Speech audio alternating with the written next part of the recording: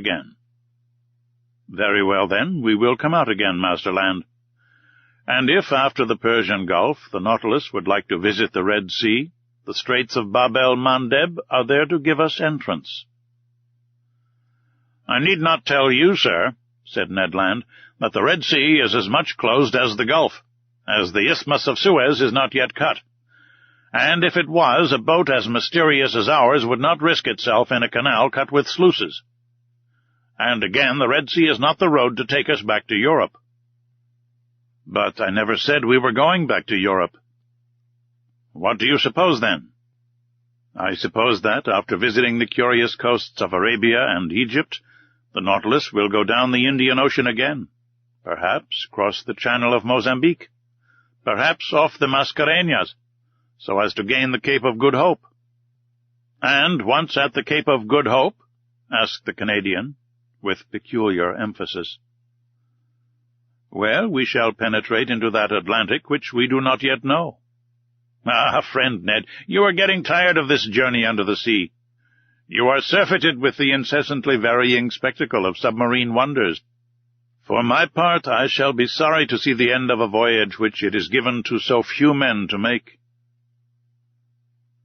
For 4 days till the 3rd of February, the Nautilus scoured the Sea of Oman, at various speeds and at various depths. It seemed to go at random, as if hesitating as to which road it should follow, but we never passed the Tropic of Cancer. In quitting this sea, we sighted Muscat for an instant, one of the most important towns of the country of Oman. I admired its strange aspect, surrounded by black rocks upon which its white houses and forts stood in relief. I saw the rounded domes of its mosques, the elegant points of its minarets, its fresh and verdant terraces. But it was only a vision. The Nautilus soon sank under the waves of that part of the sea. We passed along the Arabian coast of Marah and Hadramaut for a distance of 6 miles, its undulating line of mountains being occasionally relieved by some ancient ruin. The 5th of February we at last entered the Gulf of Aden, a perfect funnel which introduced into the neck of Bab el-Mandeb, through which the Indian waters entered the Red Sea. The 6th of February the Nautilus floated in sight of Aden, perched upon a promontory which a narrow isthmus joins to the mainland, a kind of inaccessible Gibraltar, the fortifications of which were rebuilt by the English after taking possession in 1839. I caught a glimpse of the octagon minarets of this town, which was at one time the richest commercial magazine on the coast. I certainly thought that Captain Nemo, arrived at this point, would back out again. But I was mistaken, for he did no such thing, much to my surprise. The next day, the 7th of February, we entered the Straits of Bab el-Mandeb, the name of which, in the Arab tongue, means the Gate of Tears. To 20 miles in breadth, it is only 32 in length. And, for the Nautilus, starting at full speed, the crossing was scarcely the work of an hour. But I saw nothing, not even the island of Perim, with which the British government has fortified the position of Aden. There were too many English or French steamers of the line of Suez to Bombay, Calcutta to Melbourne, and from Bourbon to the Mauritius, furrowing this narrow passage for the Nautilus to venture to show itself. So it remained prudently below. At last, about noon, we were in the waters of the Red Sea. I would not even seek to understand the caprice which had decided Captain Nemo upon entering the Gulf. But I quite approved of the Nautilus entering it. Its speed was lessened. Sometimes it kept on the surface, sometimes it dived to avoid a vessel, and thus I was able to observe the upper and lower parts of this curious sea. The 8th of February, from the first dawn of day, Mocha came in sight, now a ruined town, whose walls would fall at a gunshot, yet which shelters here and there some verdant date trees. Once an important city, containing 6 public markets and 26 mosques, and whose walls, defended by 14 forts, formed a girdle of 2 miles in circumference. The Nautilus then approached the African shore, where the depth of the sea was greater. There, between 2 waters clear as crystal, Through the open panels, we were allowed to contemplate the beautiful bushes of brilliant coral and large blocks of rock, clothed with the splendid fur of green variety of sites and landscapes along these sandbanks and algae and fuci. What an indescribable spectacle! And what variety of sites and landscapes along these sandbanks and volcanic islands which bound the Libyan coast! But where these shrubs appeared in all their beauty was on the eastern coast, which the Nautilus soon gained. It was on the coast of Tehama, for there not only did this display of zoophytes flourish beneath the level of the sea, but they also formed picturesque interlacings which unfolded themselves about 60 feet above the surface, more capricious but less highly colored than those whose freshness was kept up by the vital power of the waters. What charming hours I passed thus at the window of the saloon! What new specimens of submarine flora and fauna did I admire under the brightness of our electric lantern! The 9th of February the Nautilus floated in the broadest part of the Red Sea, which is comprised between Suakin, on the west coast, and Komfida, on the east coast, with a diameter of 90 miles. That day at noon, after the bearings were taken, Captain Nemo mounted the platform, where I happened to be, and I was determined not to let him go down again without at least pressing him regarding his ulterior projects. As soon as he saw me, he approached and graciously offered me a cigar. "Well, sir, does this Red Sea please you? Have you sufficiently observed the wonders it covers, its fishes, its zoophytes, its parterres of sponges, and its forests of coral? Did you catch a glimpse of the towns on its borders?" "Yes, Captain Nemo," I replied, "and the Nautilus is wonderfully fitted for such a study." "Ah, it is an intelligent boat." "Yes, sir, intelligent and invulnerable. It fears neither the terrible tempests of the Red Sea, nor its currents, nor its sandbanks." "Certainly," said I. "This sea is quoted as one of the worst, and in the time of the ancients, if I am not mistaken, its reputation was detestable." "Detestable, Monsieur Aronnax. The Greek and Latin historians do not speak favorably of it, and Strabo says it is very dangerous during the Etesian winds and in the rainy season. The Arabian Edrisi portrays it under the name of the Gulf of Kulzum, and relates that vessels perish there in great numbers on the sandbanks, and that no one would risk sailing in the night. It is, he pretends, a sea subject to fearful hurricanes, strewn with inhospitable islands, and which offers nothing good either on its surface or in its depths." "One may see," I replied, "that these historians never sailed on board the Nautilus." "Just so," replied the captain, smiling. "And in that respect moderns are not more advanced than the ancients. It required many ages to find out the mechanical power of steam. Who knows if in another 100 years we may not see a second Nautilus? Progress is slow, Monsieur Aronnax." "It is true," I answered. "Your boat is at least a century before its time, perhaps an era. What a misfortune that the secret of such an invention should die with its inventor." Captain Nemo did not reply. After some minutes' silence, he continued. "You were speaking of the opinions of ancient historians upon the dangerous navigation of the Red Sea." "It is true," said I. "But were not their fears exaggerated?" "Yes and no, Monsieur Aronnax," replied Captain Nemo, who seemed to know the Red Sea by heart. "That which is no longer dangerous for a modern vessel, well-rigged, strongly built, and master of its own course, thanks to obedient steam, offered all sorts of perils to the ships of the ancients. Picture to yourself those first navigators venturing in ships made of planks sewn with the cords of the palm tree, saturated with the grease of the sea-dog, and covered with powdered resin. They had not even instruments wherewith to take their bearings, and they went by guess amongst currents of which they scarcely knew anything. Under such conditions, shipwrecks were and must have been numerous. But in our time, steamers running between Suez and the South Seas have nothing more to fear from the fury of this gulf, in spite of contrary trade winds. The captain and passengers do not prepare for their departure by offering propitiatory sacrifices. and on their return they no longer go ornamented with wreaths and gilt fillets to thank the gods in the neighboring temple." "I agree with you," said I, "and steam seems to have killed all gratitude in the hearts of sailors. But, Captain, since you seem to have especially studied this sea, can you tell me the origin of its name?" "There exist several explanations on the subject, Monsieur Aronnax. Would you like to know the opinion of a chronicler of the 14th century?" "Willingly." "This fanciful writer pretends that its name was given to it after the passage of the Israelites, when Pharaoh perished in the waves which closed at the voice of Moses." "A poet's explanation, Captain Nemo," I replied, "but I cannot content myself with that. I ask you for your personal opinion." "Here it is, Monsieur Aronnax. According to my idea, we must see in this appellation of the Red Sea a translation of the Hebrew word Edom. And if the ancients gave it that name, it was on account of the particular color of its waters."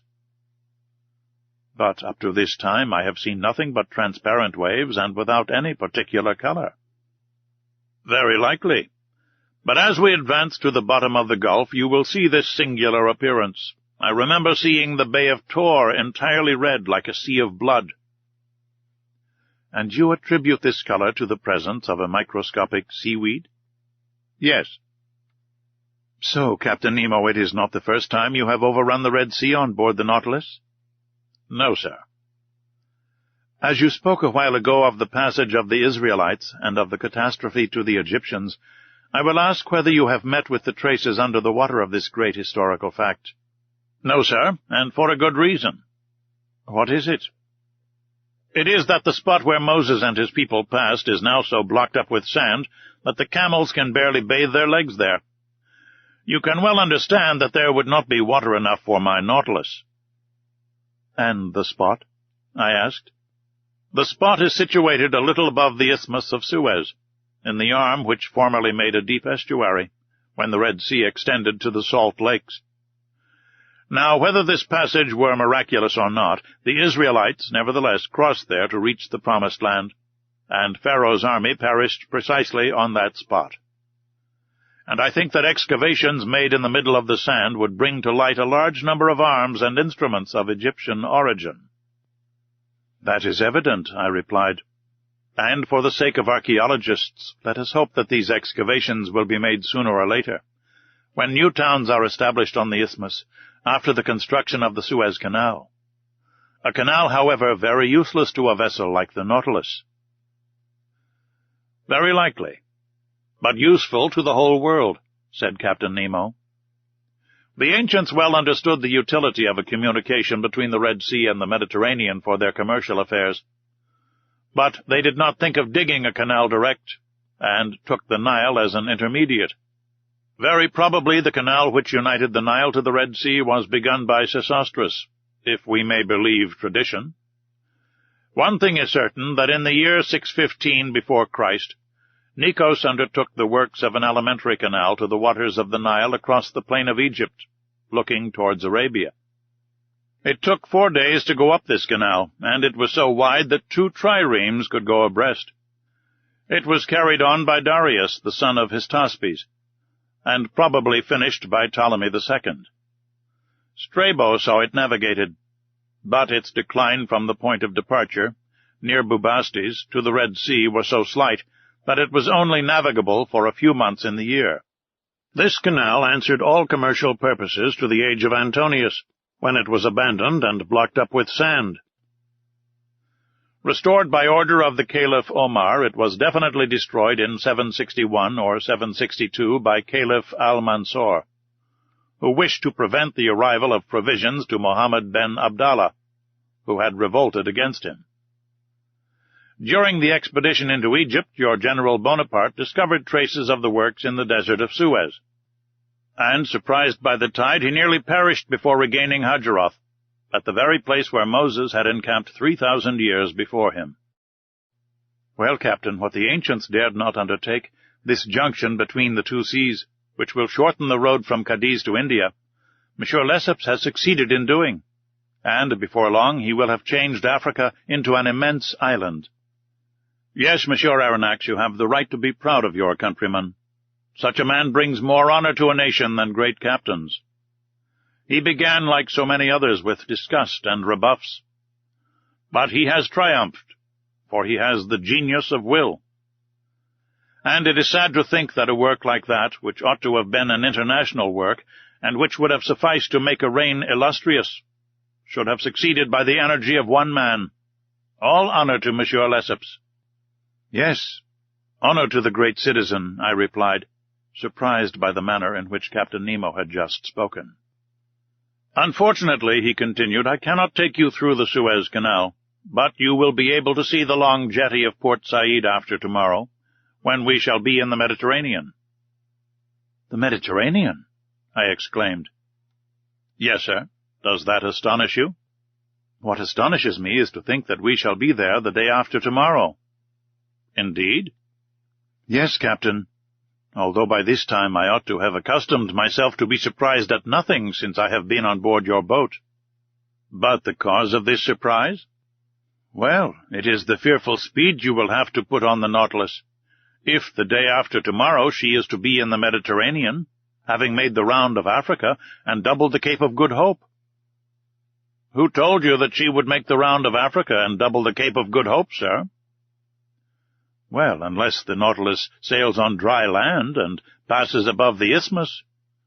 Or beneath it, Monsieur Aronnax. Beneath it? Certainly, replied Captain Nemo quietly. A long time ago nature made under this tongue of land what man has this day made on its surface. What? Such a passage exists? Yes, a subterranean passage which I have named the Arabian Tunnel. It takes us beneath Suez and opens into the Gulf of Pelusium. But this isthmus is composed of nothing but quicksands. To a certain depth. But at 55 yards only, there is a solid layer of rock. Did you discover this passage by chance? I asked, more and more surprised. Chance and reasoning, sir. And by reasoning even more than by chance. Not only does this passage exist, but I have profited by it several times. Without that, I should not have ventured this day into the impassable Red Sea. I noticed that in the Red Sea and in the Mediterranean there existed a certain number of fishes of a kind perfectly identical. Certain of the fact, I asked myself, was it possible that there was no communication between the two seas? If there was, the subterranean current must necessarily run from the Red Sea to the Mediterranean, from the sole cause of difference of level. I caught a large number of fishes in the neighborhood of Suez. I passed a copper ring through their tails and threw them back into the sea. Some months later, on the coast of Syria, I caught some of my fish ornamented with the ring. Thus the communication between the two was proved. I then sought for it with my Nautilus.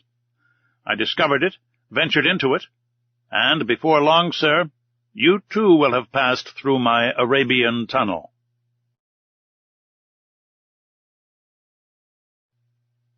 Chapter 5.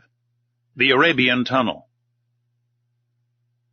That same evening, in 21 degrees 30 minutes north latitude, the Nautilus floated on the surface of the sea, approaching the Arabian coast. I saw Jeddah, the most important counting-house of Egypt, Syria, Turkey, and India.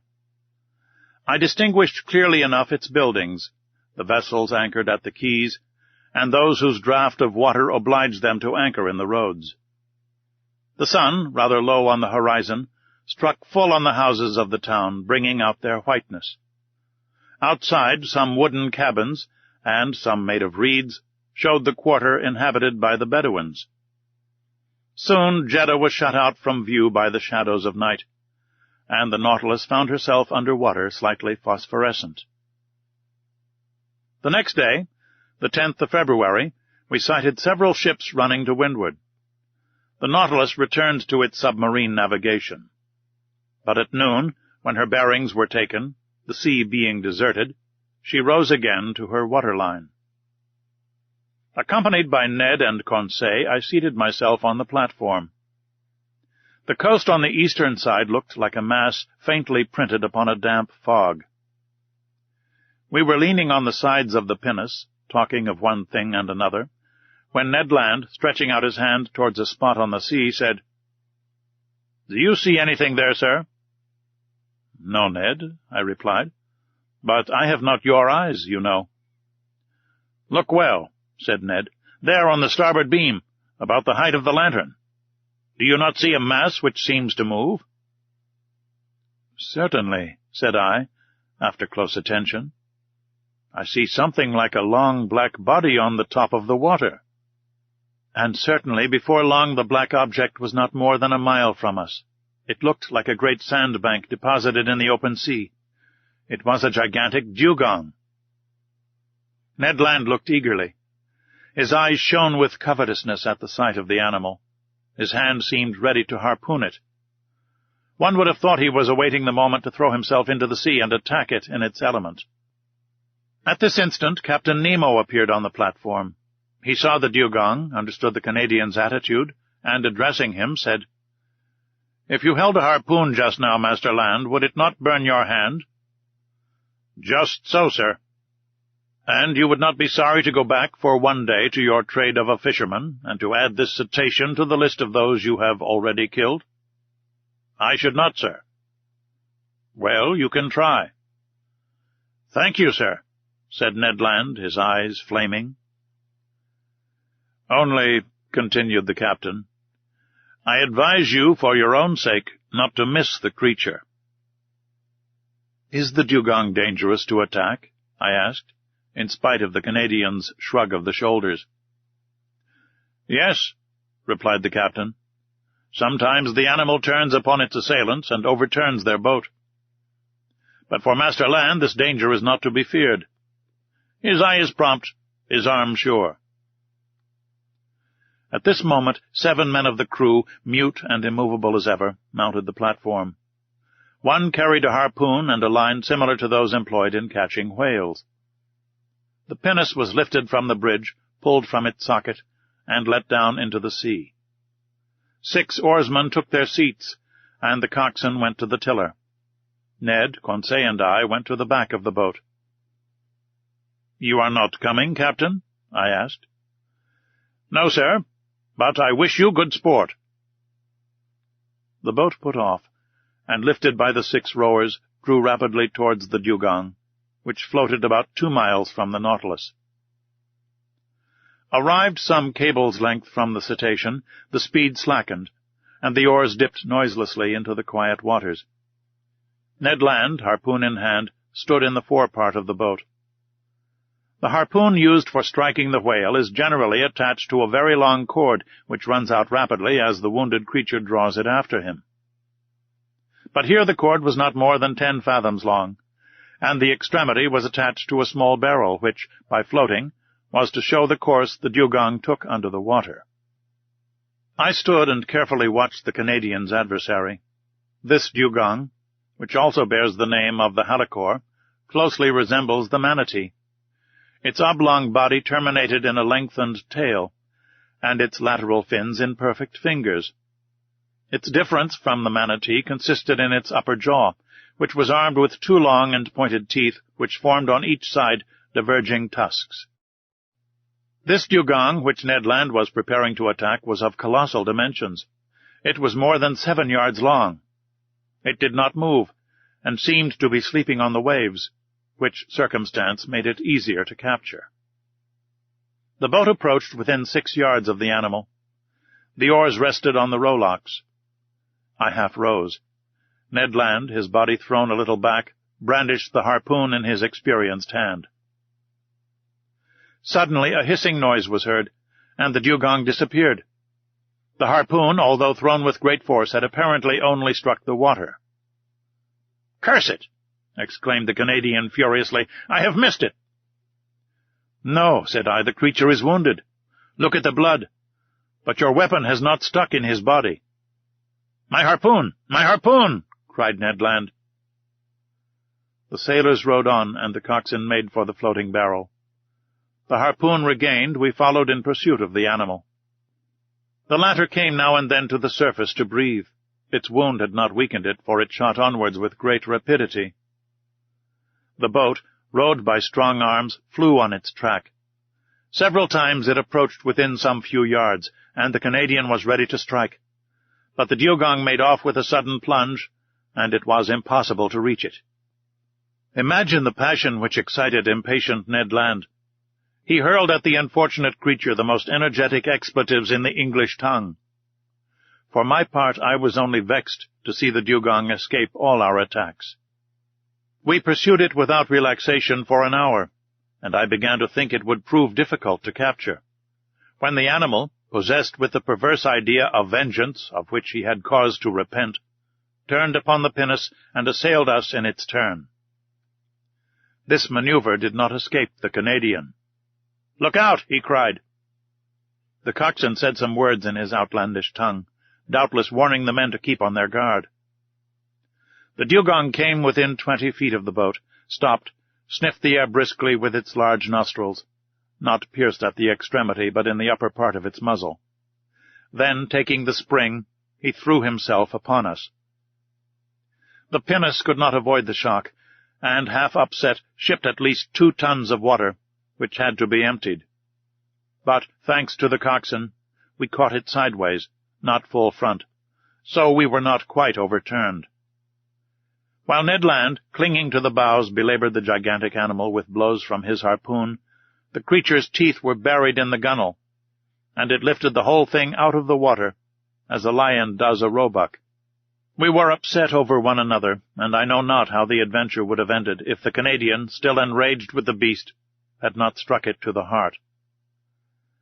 I heard its teeth grind on the iron plate, and the dugong disappeared, carrying the harpoon with him. But the barrel soon returned to the surface, and shortly after the body of the animal turned on its back. The boat came up with it, took it in tow, and made straight for the Nautilus.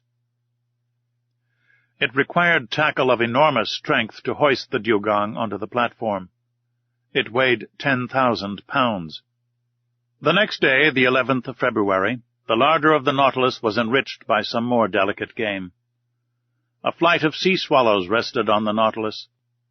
It was a species of the Sterna nilotica, peculiar to Egypt.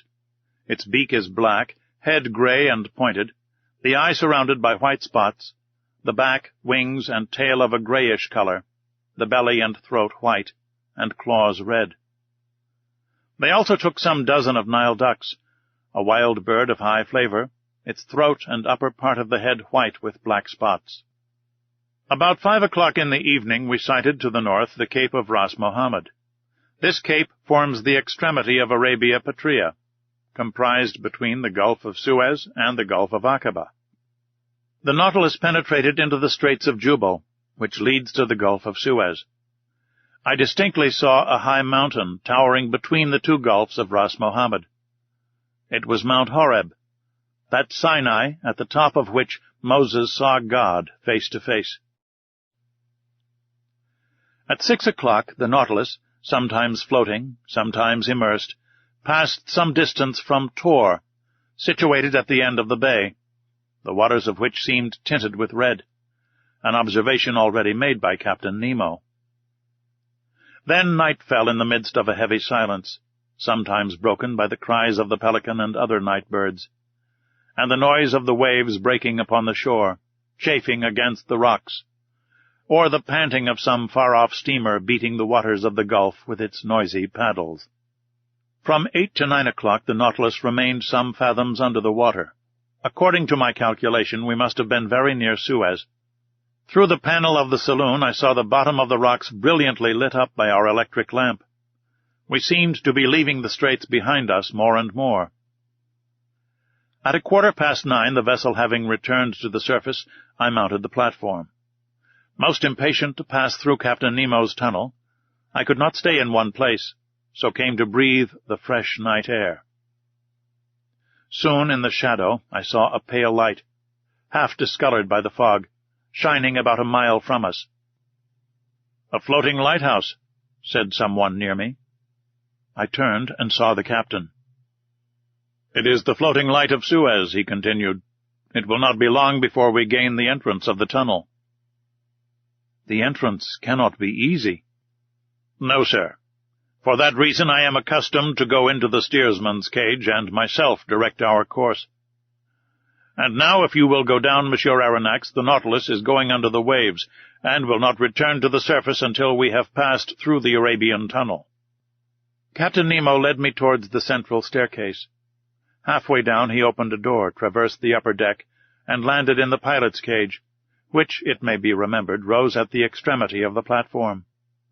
It was a cabin measuring 6 feet square, very much like that occupied by the pilot on the steamboats of the Mississippi or Hudson. In the midst worked a wheel, placed vertically, and caught to the tiller rope, which ran to the back of the Nautilus. 4 light ports with lenticular glasses, let in a groove in the partition of the cabin, allowed the man at the wheel to see in all directions. This cabin was dark, but soon my eyes accustomed themselves to the obscurity, and I perceived the pilot, a strong man, with his hands resting on the spokes of the wheel. Outside, the sea appeared vividly lit up by the lantern, which shed its rays from the back of the cabin to the other extremity of the platform.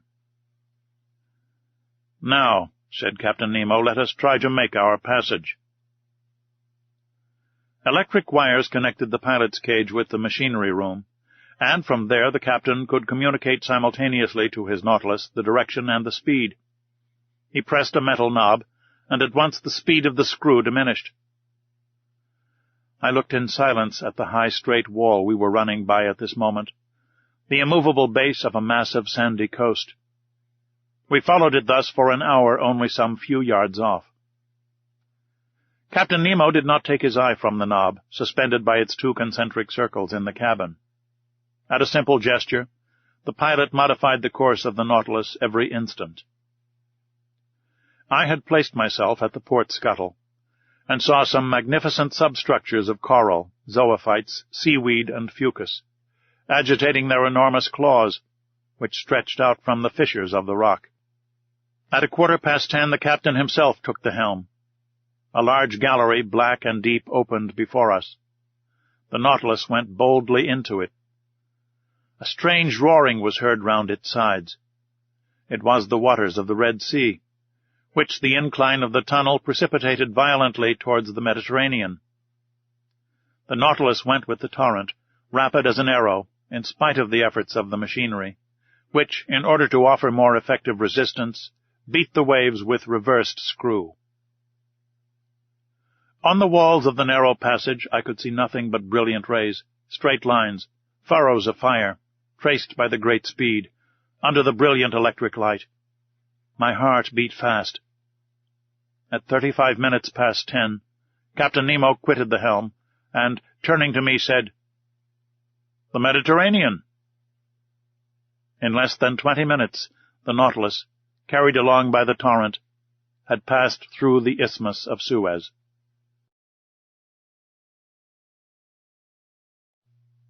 Chapter 6. The Grecian Archipelago. The next day, the 12th of February, at the dawn of day, the Nautilus rose to the surface. I hastened onto the platform. 3 miles to the south, the dim outline of Pelusium was to be seen. A torrent had carried us from one sea to another. About 7 o'clock, Ned and Conseil joined me. "Well, Sir Naturalist," said the Canadian in a slightly jovial tone, "and the Mediterranean?" "We are floating on its surface, friend Ned." "What?" said Conseil. "This very night?" "Yes, this very night. In a few minutes we have passed this impassable isthmus."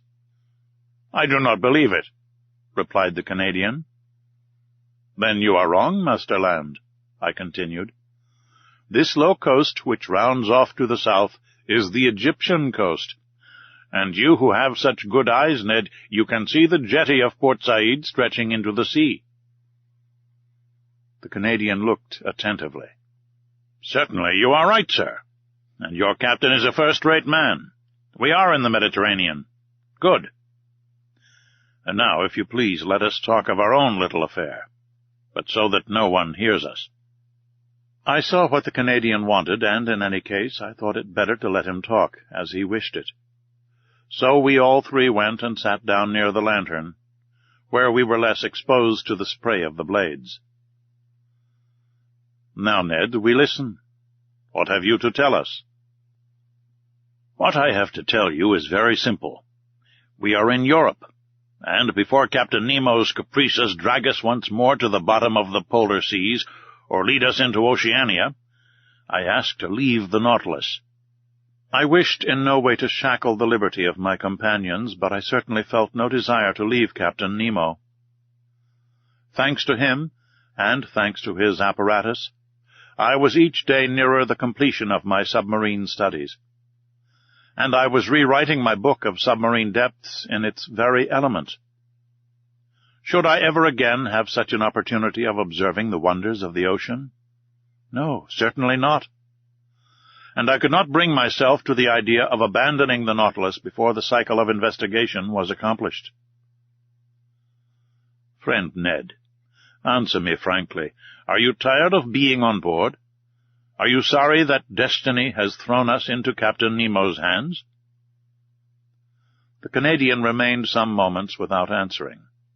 Then, crossing his arms, he said, "Frankly, I do not regret this journey under the seas.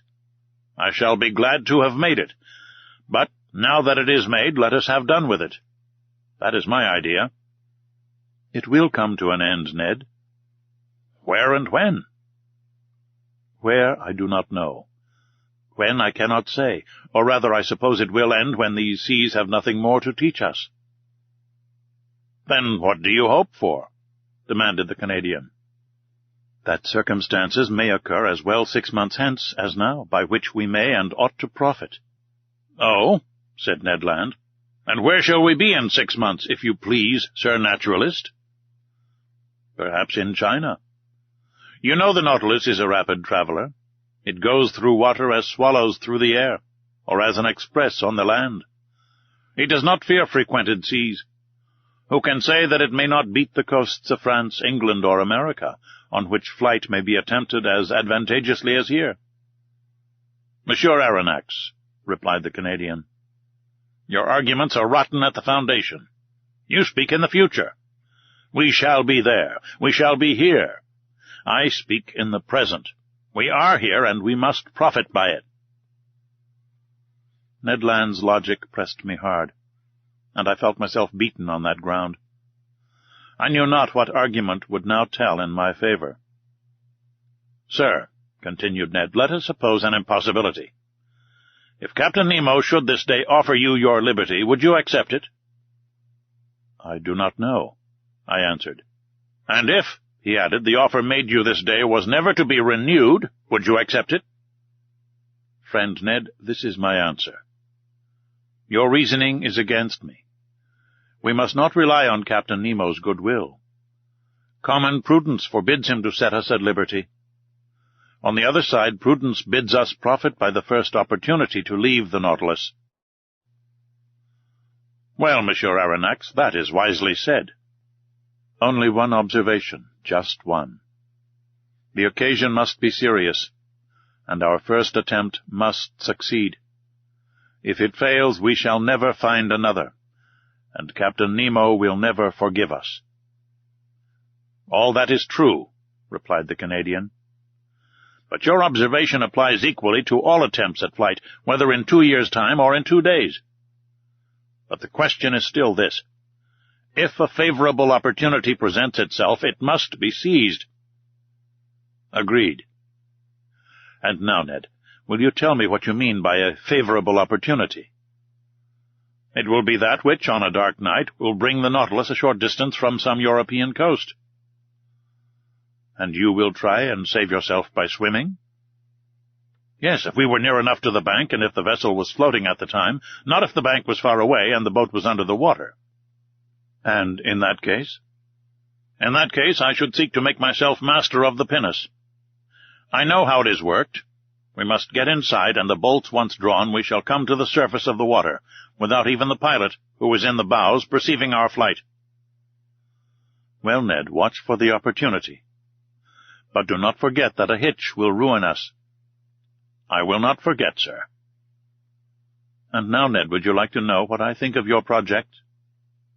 "Certainly, Monsieur Aronnax. Well, I do not say I hope, I think that this favorable opportunity will never present itself. Why not? Because Captain Nemo cannot hide from himself that we have not given up all hope of regaining our liberty, and he will be on his guard, above all, in the seas and in the sight of European coasts.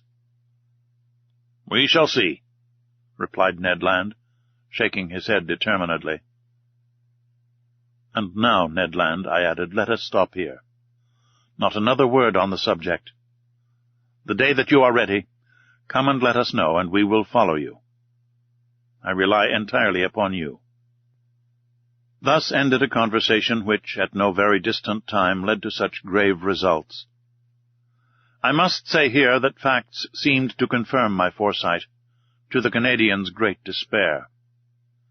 Did Captain Nemo distrust us in these frequented seas? Or did he only wish to hide himself from the numerous vessels, of all nations, which ploughed the Mediterranean?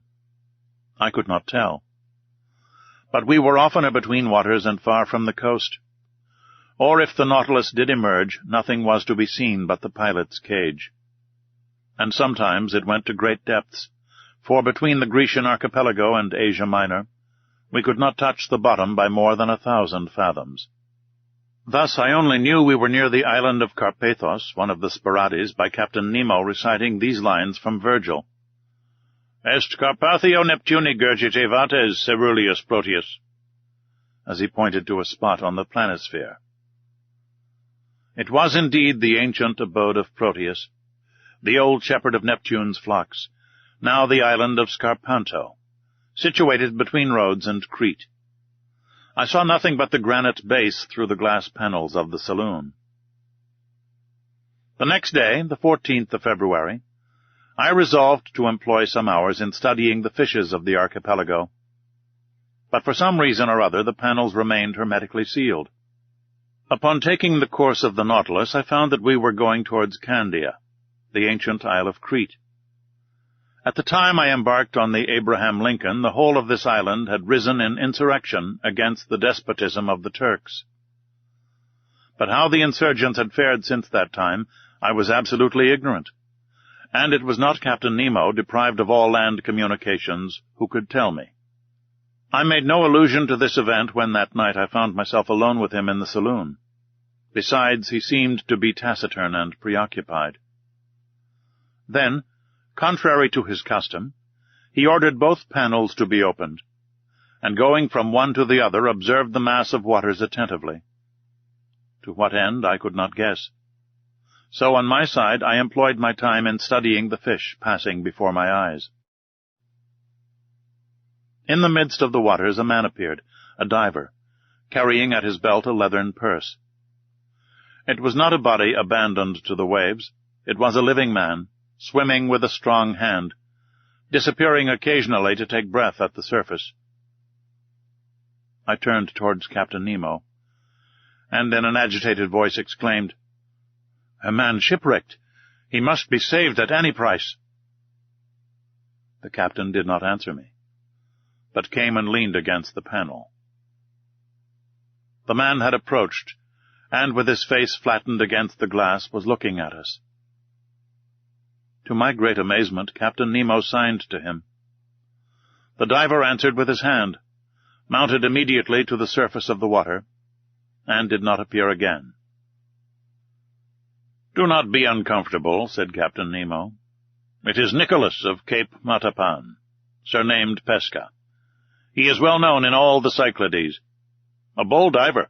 Water is his element. And he lives more in it than on land, going continually from one island to another, even as far as Crete." "You know him, Captain?" "Why not, Monsieur Aronnax?" Saying which, Captain Nemo went towards a piece of furniture standing near the left panel of the saloon. Near this piece of furniture I saw a chest bound with iron, on the cover of which was a copper plate, bearing the cipher of the Nautilus with its device. At that moment the captain, without noticing my presence, opened the piece of furniture, a sort of strong-box, which held a great many ingots. They were ingots of gold. From whence came this precious metal, which represented an enormous sum? Where did the captain gather this gold from? And what was he going to do with it? I did not say one word. I looked. Captain Nemo took the ingots one by one, and arranged them methodically in the chest, which he filled entirely. I estimated the contents at more than 4,000 pounds weight of gold, that is to say, nearly 200,000 pounds. The chest was securely fastened, and the captain wrote an address on the lid, in characters which must have belonged to modern Greece. This done, Captain Nemo pressed a knob, the wire of which communicated with the quarters of the crew. 4 men appeared, and, not without some trouble, pushed the chest out of the saloon. Then I heard them hoisting it up the iron staircase by means of pulleys. At that moment, Captain Nemo turned to me. "And you were saying, sir?" said he. "I was saying nothing, Captain." "Then, sir, if you will allow me, I will wish you good night." Whereupon he turned and left the saloon. I returned to my room much troubled, as one may believe. I vainly tried to sleep. I sought the connecting link between the apparition of the diver and the chest filled with gold. Soon I felt by certain movements of pitching and tossing that the Nautilus was leaving the depths and returning to the surface. Then I heard steps upon the platform, and I knew they were unfastening the pinnace and launching it upon the waves. For one instant it struck the side of the Nautilus. Then all noise ceased. 2 hours after, the same noise, the same going and coming was renewed. The boat was hoisted on board, replaced in its socket, and the Nautilus again plunged under the waves. So these millions had been transported to their address. To what point of the continent? Who was Captain Nemo's correspondent? The next day I related to Conseil and the Canadian the events of the night, which had excited my curiosity to the highest degree. My companions were not less surprised than myself. "But where does he take his millions to?" asked Ned Land. To that there was no possible answer. I returned to the saloon after having breakfast and set to work. Till 5 o'clock in the evening I employed myself in arranging my notes. At that moment, ought I to attribute it to some peculiar idiosyncrasy, I felt so great a heat that I was obliged to take off my coat. It was strange, for we were under low latitudes, and even then the Nautilus, submerged as it was, ought to experience no change of temperature. I looked at the manometer. It showed a depth of 60 feet, to which atmospheric heat could never attain. I continued my work, but the temperature rose to such a pitch as to be intolerable. Could there be fire on board? I asked myself. I was leaving the saloon when Captain Nemo entered. He approached the thermometer, consulted it, and, turning to me, said, 42 degrees. "I have noticed it, Captain," I replied. "And if it gets much hotter, we cannot bear it." "Oh, sir, it will not get better if we do not wish it." "You can reduce it as you please, then?" "No, but I can go farther from the stove which produces it." "It is outward, then?" "Certainly, we are floating in a current of boiling water." "Is it possible?" I exclaimed. "Look." The panels opened, and I saw the sea entirely white all round. A sulphurous smoke was curling amid the waves, which boiled like water in a copper. I placed my hand on one of the panes of glass, but the heat was so great that I quickly took it off again. "Where are we?" I asked. "Near the island of Santorin, sir," replied the captain. "I wish to give you a sight of the curious spectacle of a submarine eruption." "I thought," said I, "that the formation of these new islands was ended." "Nothing is ever ended in the volcanic parts of the sea," replied Captain Nemo, "and the globe is always being worked by subterranean fires. Already, in the 19th year of our era, according to Cassiodorus and Pliny, a new island, Theia, the Divine, appeared in the very place where these islets have recently been formed. Then they sank under the waves, to rise again in the year 69, when they again subsided. Since that time to our days the Plutonian work has been suspended. But on the 3rd of February, 1866, a new island, which they named George Island, emerged from the midst of the sulphurous vapor near Nea Kamenni, and settled again the 6th of the same month. 7 days after, the 13th of February, the island of Aphroessa appeared, leaving between Nea Kamenni and itself a canal 10 yards broad. I was in these seas when the phenomenon occurred, and I was able, therefore, to observe all the different phases. The island of Aphroessa, of round form, measured 300 feet in diameter and 30 feet in height. It was composed of black and vitreous lava, mixed with fragments of feldspar. And lastly, on the 10th of March, a smaller island, called Reka, showed itself near Nea Kamenni, and since then these three have joined together, forming but one and the same island. "And the canal in which we are at this moment?" I asked. "Here it is," replied Captain Nemo, showing me a map of the archipelago. "You see, I have marked the new islands." I returned to the glass. The Nautilus was no longer moving. The heat was becoming unbearable. The sea, which till now had been white, was red, owing to the presence of salts of iron. In spite of the ships being hermetically sealed, an insupportable smell of sulphur filled the saloon, and the brilliancy of the electricity was entirely extinguished by bright scarlet flames. I was in a bath. I was choking. I was broiled. "We can remain no longer in this boiling water," said I to the captain. "It would not be prudent," replied the impassive Captain Nemo. An order was given. The Nautilus tacked about and left the furnace it could not brave with impunity. A quarter of an hour after, we were breathing fresh air on the surface. The thought then struck me that, if Ned Land had chosen this part of the sea for our flight, we should never have come alive out of this sea of fire. The next day, the 16th of February, we left the basin which, between Rhodes and Alexandria, is reckoned about 1,500 fathoms in depth, and the Nautilus, passing some distance from Cerigo, quitted the Grecian archipelago after having doubled Cape Matapan. Chapter 7. The Mediterranean in 48 Hours. The Mediterranean, the blue sea par excellence, the great sea of the Hebrews, the sea of the Greeks, the Mare Nostrum of the Romans, bordered by orange trees, aloes, cacti, and sea pines, embalmed with the perfume of the myrtle, surrounded by rude mountains, saturated with pure and transparent air, but incessantly worked by underground fires. A perfect battlefield in which Neptune and Pluto still dispute the empire of the world. It is upon these banks, and on these waters, says Michelet, that man is renewed in one of the most powerful climates of the globe. But, beautiful as it was, I could only take a rapid glance at the basin whose superficial area is 2 million of square yards. Even Captain Nemo's knowledge was lost to me, for this puzzling person did not appear once during our passage at full speed. I estimated the course which the Nautilus took under the waves of the sea at about 600 leagues, and it was accomplished in 48 hours.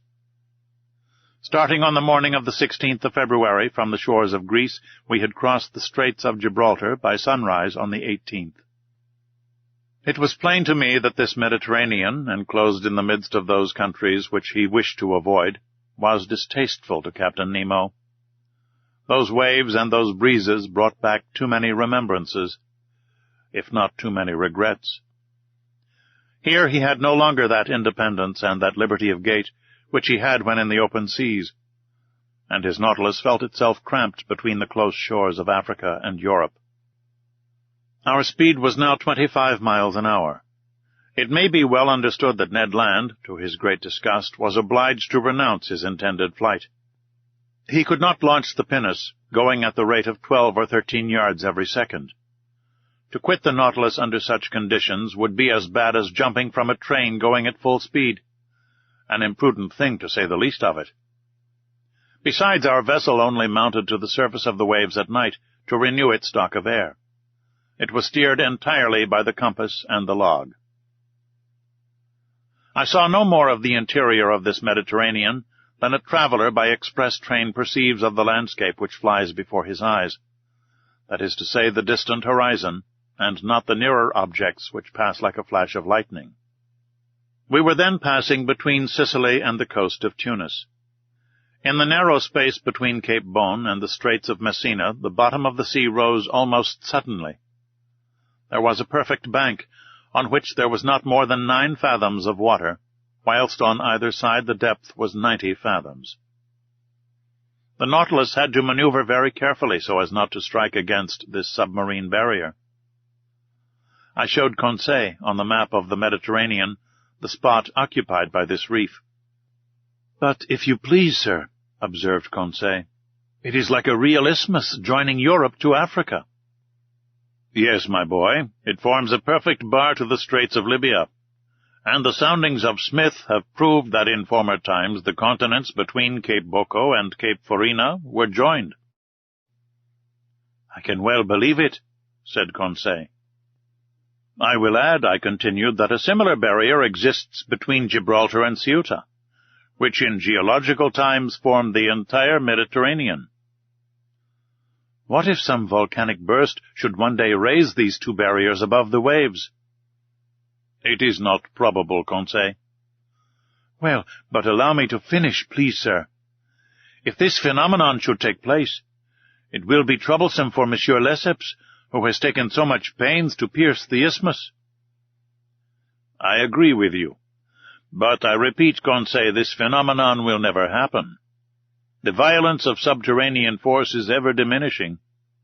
Volcanoes, so plentiful in the first days of the world, are being extinguished by degrees. The internal heat is weakened. The temperature of the lower strata of the globe is lowered by a perceptible quantity every century to the detriment of our globe. For its heat is its life." "But the sun?" "The sun is not sufficient, Conseil. Can it give heat to a dead body?" "Not that I know of." "Well, my friend, this earth will one day be that cold corpse. It will become uninhabitable, and uninhabited like the moon, which has long since lost all its vital heat." "In how many centuries?" "In some hundreds of thousands of years, my boy." "Then," said Conseil, "we shall have time to finish our journey. That is, if Ned Land does not interfere with it." And Conseil, reassured, returned to the study of the bank, which the Nautilus was skirting at a moderate speed. During the night of the 16th and 17th of February, we had entered the second Mediterranean basin, the greatest depth of which was 1,450 fathoms. The Nautilus, by the action of its crew, slid down the inclined planes and buried itself in the lowest depths of the sea. On the 18th of February, about 3 o'clock in the morning, we were at the entrance of the Straits of Gibraltar. There once existed 2 currents, an upper one, long since recognized, which conveys the waters of the ocean into the basin of the Mediterranean, and a lower countercurrent, which reasoning has now shown to exist. Indeed, the volume of water in the Mediterranean, incessantly added to by the waves of the Atlantic and by rivers falling into it, would each year raise the level of this sea, for its evaporation is not sufficient to restore the equilibrium. As it is not so, we must necessarily admit the existence of an undercurrent, which empties into the basin of the Atlantic through the Straits of Gibraltar the surplus waters of the Mediterranean. A fact indeed. And it was this countercurrent by which the Nautilus profited. It advanced rapidly by the narrow pass. For one instant I caught a glimpse of the beautiful ruins of the Temple of Hercules, buried in the ground, according to Pliny, and with the low island which supports it. And a few minutes later, we were floating on the Atlantic.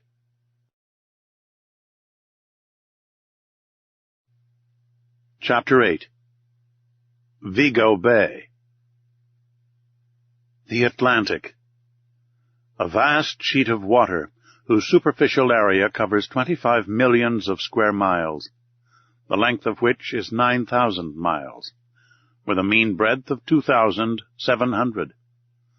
An ocean whose parallel winding shores embrace an immense circumference, watered by the largest rivers of the world, the St. Lawrence, the Mississippi, the Amazon, the Plata, the Orinoco, the Niger, the Senegal, the Elbe, the Loire, and the Rhine, which carry water from the most civilized as well as from the most savage countries. Magnificent field of water, incessantly plowed by vessels of every nation, sheltered by the flags of every nation, and which terminates in those two terrible points so dreaded by mariners, Cape Horn and the Cape of Tempests. The Nautilus was piercing the water with its sharp spur, after having accomplished nearly 10,000 leagues in 3 months and a half, a distance greater than the great circle of the earth. Where were we going now, and what was reserved for the future? The Nautilus, leaving the Straits of Gibraltar, had gone far out. It returned to the surface of the waves, and our daily walks on the platform were restored to us. I mounted at once, accompanied by Ned Land and Conseil. At a distance of about 12 miles, Cape St. Vincent was dimly to be seen, forming the southwestern point of the Spanish peninsula. A strong southerly gale was blowing. The sea was swollen and billowy. It made the Nautilus rock violently. It was almost impossible to keep one's foot on the platform, which the heavy rolls of the sea beat over every instant. So we descended after inhaling some mouthfuls of fresh air. I returned to my room, Conseil to his cabin, but the Canadian, with a preoccupied air, followed me. Our rapid passage across the Mediterranean had not allowed him to put his project into execution, and he could not help showing his disappointment. When the door of my room was shut, he sat down and looked at me silently. "Friend Ned," said I understand you, but you cannot reproach yourself. To have attempted to leave the Nautilus under the circumstances would have been folly." Ned Land did not answer. His compressed lips and frowning brow showed with him the violent possession this fixed idea had taken of his mind. "Let us see," I continued. "We need not despair yet. We are going up the coast of Portugal again. France and England are not far off, where we can easily find refuge. Now, if the Nautilus, on leaving the Straits of Gibraltar, had gone to the south, if it had carried us towards regions where there were no continents, I should share your uneasiness. But we know now that Captain Nemo does not fly from civilized seas, and in some days I think you can act with security." Ned Land still looked at me fixedly. At length his fixed lips parted, and he said, "It is for tonight." I drew myself up suddenly. I was, I admit, little prepared for this communication. I wanted to answer the Canadian, but words would not come. "We agreed to wait for an opportunity," continued Ned Land, "and the opportunity has arrived. This night we shall be but a few miles from the Spanish coast. It is cloudy. The wind blows freely. I have your word, Monsieur Aronnax, and I rely upon you." As I was silent, the Canadian approached me. "Tonight, at 9 o'clock, said he. "I have warned Conseil. At that moment Captain Nemo will be shut up in his room, probably in bed. Neither the engineers nor the ship's crew can see us. Conseil and I will gain the central staircase, and you, Monsieur Aronnax, will remain in the library 2 steps from us, waiting my signal. The oars, the mast, and the sail are in the canoe. I have even succeeded in getting some provisions. I have procured an English wrench to unfasten the bolts which attach it to the shell of the Nautilus. So all is ready, till tonight." "The sea is bad." "That I allow," replied the Canadian, "but we must risk that. Liberty is worth paying for. Besides, the boat is strong, and a few miles with a fair wind to carry us is no great thing. Who knows but by tomorrow we may be 100 leagues away. Let circumstances only favor us, and by 10 or 11 o'clock we shall have landed on some spot of terra firma, alive or dead. But adieu now, till tonight." With these words the Canadian withdrew, leaving me almost dumb. I had imagined that, the chance gone, I should have time to reflect and discuss the matter. My obstinate companion had given me no time. And after all, what could I have said to him? Ned Land was perfectly right. There was almost the opportunity to profit by. Could I retract my word and take upon myself the responsibility of compromising the future of my companions? Tomorrow Captain Nemo might take us far from all land. At that moment a rather loud hissing noise told me that the reservoirs were filling, and that the Nautilus was sinking under the waves of the Atlantic. A sad day I passed between the desire of regaining my liberty of action and of abandoning the wonderful Nautilus, and leaving my submarine studies incomplete. What dreadful hours I passed thus, sometimes seeing myself and companions safely landed, sometimes wishing, in spite of my reason, that some unforeseen circumstance would prevent the realization of Ned Land's project. Twice I went to the saloon. I wished to consult the compass. I wished to see if the direction the Nautilus was taking was bringing us nearer or taking us farther from the coast. But no, the Nautilus kept in Portuguese waters. I must therefore take my part and prepare for flight. My luggage was not heavy, my notes nothing more. As to Captain Nemo, I asked myself what he would think of our escape, what trouble, what wrong it might cause him, and what he might do in case of its discovery or failure. Certainly I had no cause to complain of him. On the contrary, never was hospitality freer than his.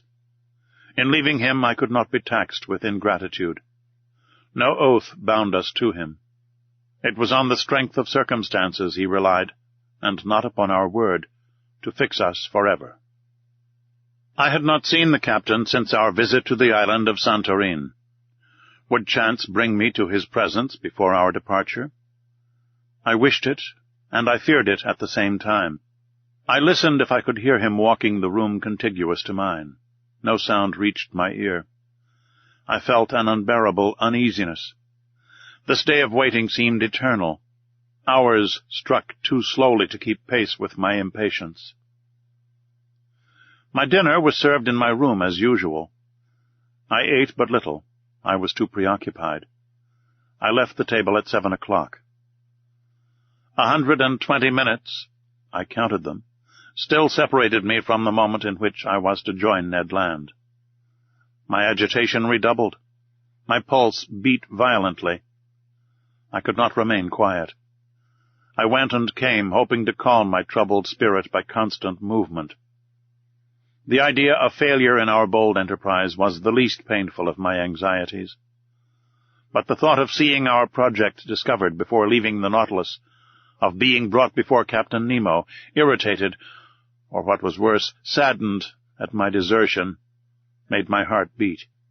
I wanted to see the saloon for the last time. I descended the stairs and arrived in the museum, where I had passed so many useful and agreeable hours. I looked at all its riches, all its treasures, like a man on the eve of an eternal exile, who was leaving never to return. These wonders of nature, these masterpieces of art, amongst which for so many days my life had been concentrated, I was going to abandon them forever. I should like to have taken a last look through the windows of the saloon into the waters of the Atlantic, but the panels were hermetically closed, and a cloak of steel separated me from that ocean which I had not yet explored. In passing through the saloon, I came near the door let into the angle which opened into the captain's room. To my great surprise, this door was ajar. I drew back involuntarily. If Captain Nemo should be in his room, he could see me. But hearing no sound, I drew nearer. The room was deserted. I pushed open the door and took some steps forward. Still the same monk-like severity of aspect. Suddenly the clock struck 8. The first beat of the hammer on the bell awoke me from my dreams. I trembled as if an invisible eye had plunged into my most secret thoughts, and I hurried from the room. There my eye fell upon the compass. Our course was still north. The log indicated moderate speed, the manometer a depth of about 60 feet. I returned to my room, clothed myself warmly, sea boots, an otterskin cap, a great coat of byssus lined with sealskin. I was ready. I was waiting. The vibration of the screw alone broke the deep silence which reigned on board. I listened attentively. Would no loud voice suddenly inform me that Ned Land had been surprised in his projected flight? A mortal dread hung over me, and I vainly tried to regain my accustomed coolness. At a few minutes to 9, I put my ear to the captain's door. No noise. I left my room and returned to the saloon, which was half in obscurity, but deserted. I opened the door communicating with the library. The same insufficient light, the same solitude. I placed myself near the door leading to the central staircase, and there waited for Ned Land's signal. At that moment the trembling of the screw sensibly diminished. Then it stopped entirely. The silence was now only disturbed by the beatings of my own heart. Suddenly a slight shock was felt, and I knew that the Nautilus had stopped at the bottom of the ocean. My uneasiness increased. The Canadian's signal did not come. I felt inclined to join Ned Land and beg of him to put off his attempt. I felt that we were not sailing under our usual conditions. At this moment the door of the large saloon opened, and Captain Nemo appeared. He saw me, and without further preamble began in an amiable tone of voice. "Ah, sir, I have been looking for you. Do you know the history of Spain?" Now, one might know the history of one's own country by heart, but in the condition I was at the time, with troubled mind and head quite lost, I could not have said a word of it. "Well," continued Captain Nemo, "you heard my question. Do you know the history of Spain?" "Very slightly," I answered. "Well, here are learned men having to learn," said the captain. "Come, sit down, and I will tell you a curious episode in this history." "Sir, listen well," said he. "This history will interest you on one side, for it will answer a question which doubtless you have not been able to solve." "I listen, Captain," said I, not knowing what my interlocutor was driving at, and asking myself if this incident was bearing on our projected flight. "Sir, if you have no objection, we will go back to 1702. You cannot be ignorant that your king, Louis XIV., thinking that the gesture of a potentate was sufficient to bring the Pyrenees under his yoke, had imposed the Duke of Anjou, his grandson, on the Spaniards. This prince reigned more or less badly under the name of Philip V, and had a strong party against him abroad. Indeed, the preceding year the royal houses of Holland, Austria, and England had concluded a treaty of alliance at The Hague, with the intention of plucking the crown of Spain from the head of Philip V, and placing it on that of an archduke to whom they prematurely gave the title of Charles III. Spain must resist this coalition, but she was almost entirely unprovided with either soldiers or sailors. However, money would not fail them, provided that their galleons, laden with gold and silver from America, once entered their ports. And about the end of 1702 they expected a rich convoy which France was escorting with a fleet of 23 vessels, commanded by Admiral Chateau-Renaud, for the ships of the coalition were already beating the Atlantic. This convoy was to go to Cadiz, but the Admiral, hearing that an English fleet was cruising in those waters, resolved to make for a French port. The Spanish commanders of the convoy objected to this decision. They wanted to be taken to a Spanish port, and if not to Cadiz, into Vigo Bay, situated on the northwest coast of Spain, and which was not blocked. Admiral Chateau-Renaud had the rashness to obey this injunction, and the galleons entered Vigo Bay. Unfortunately, it formed an open road which could not be defended in any way. They must therefore hasten to unload the galleons before the arrival of the combined fleet, and time would not have failed them had not a miserable question of rivalry suddenly arisen. "You are following the chain of events?" asked Captain Nemo. "Perfectly," said I, not knowing the end proposed by this historical lesson. "I will continue. This is what passed. The merchants of Cadiz had a privilege by which they had the right of receiving all merchandise coming from the West Indies. Now, to disembark these ingots at the port of Vigo was depriving them of their rights. They complained at Madrid, and obtained the consent of the weak-minded Philip that the convoy, without discharging its cargo, should remain sequestered in the roads of Vigo until the enemy had disappeared. But whilst coming to this decision on the 22nd of October, 1702, the English vessels arrived in Vigo Bay, when Admiral Chateau Renaud, in spite of inferior forces, fought bravely. But, seeing that the treasure must fall into the enemy's hands, he burnt and scuttled every galleon, which went to the bottom with their immense riches. Captain Nemo stopped. I admit I could not see yet why this history should interest me. "Well?" I asked. "Well, Monsieur Aronnax," replied Captain Nemo, "we are in that Vigo Bay, and it rests with yourself whether you will penetrate its mysteries." The captain rose, telling me to follow him. I had had time to recover. I obeyed. The saloon was dark, but through the transparent glass the waves were sparkling.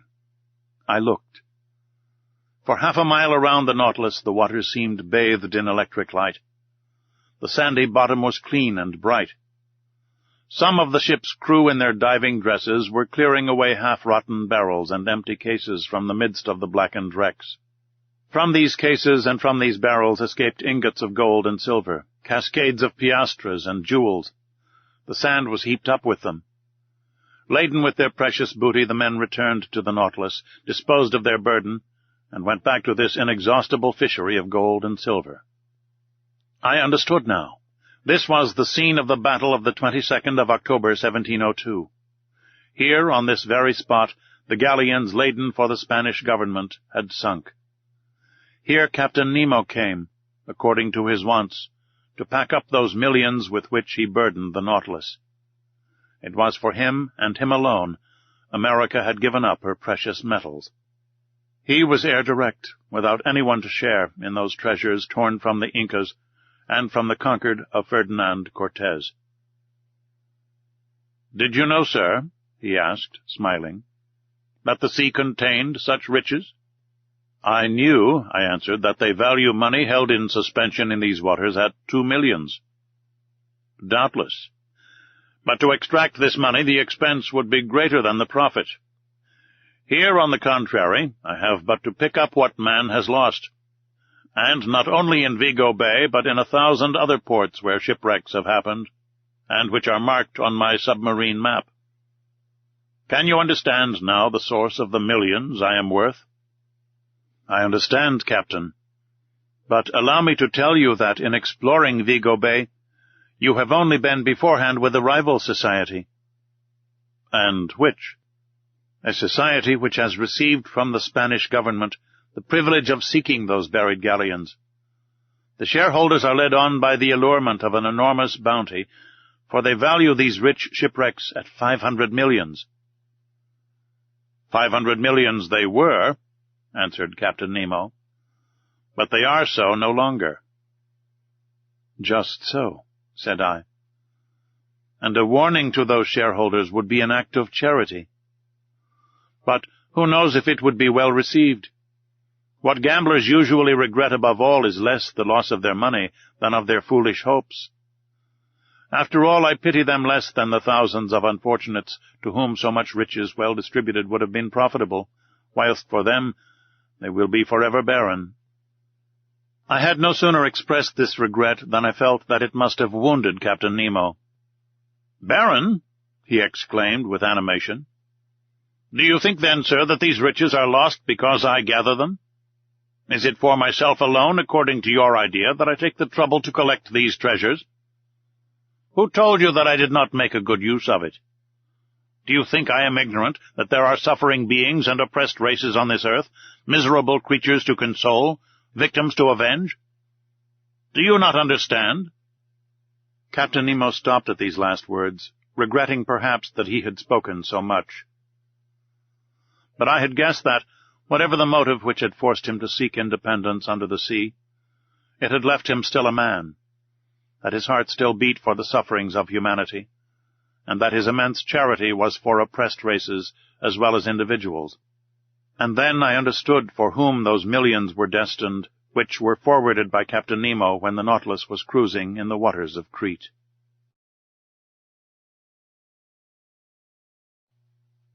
Chapter 9.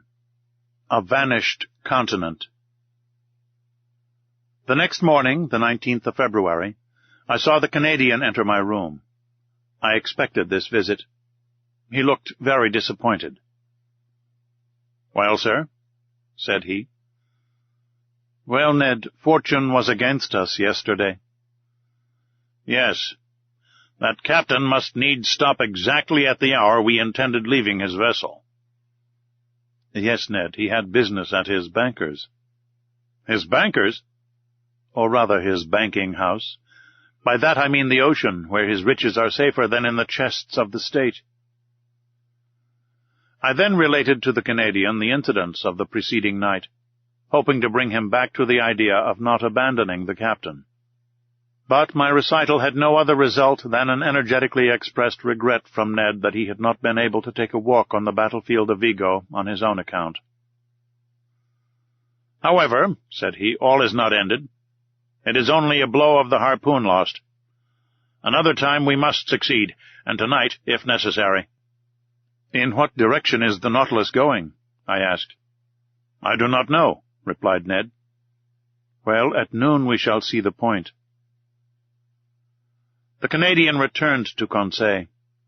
As soon as I was dressed, I went into the saloon. The compass was not reassuring.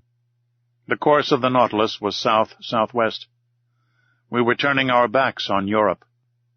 I waited with some impatience till the ship's place was pricked on the chart. At about 11:30 the reservoirs were emptied, and our vessel rose to the surface of the ocean.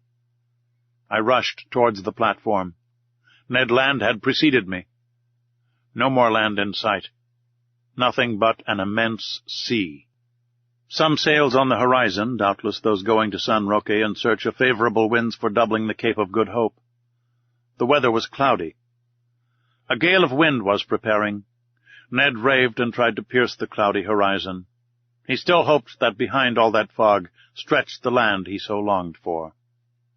At noon the sun showed itself for an instant. The second profited by this brightness to take its height. Then, the sea becoming more billowy, we descended, and the panel closed.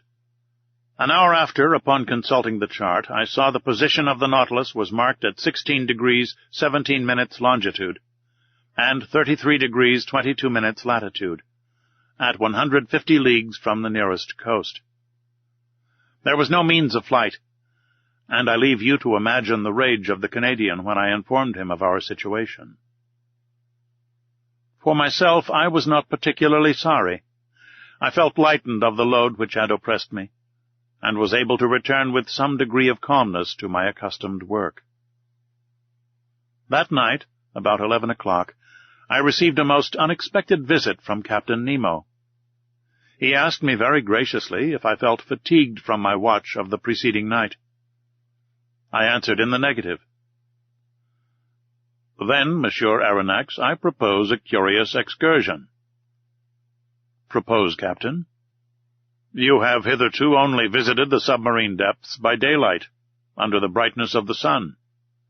Would it suit you to see them in the darkness of the night?" "Most willingly."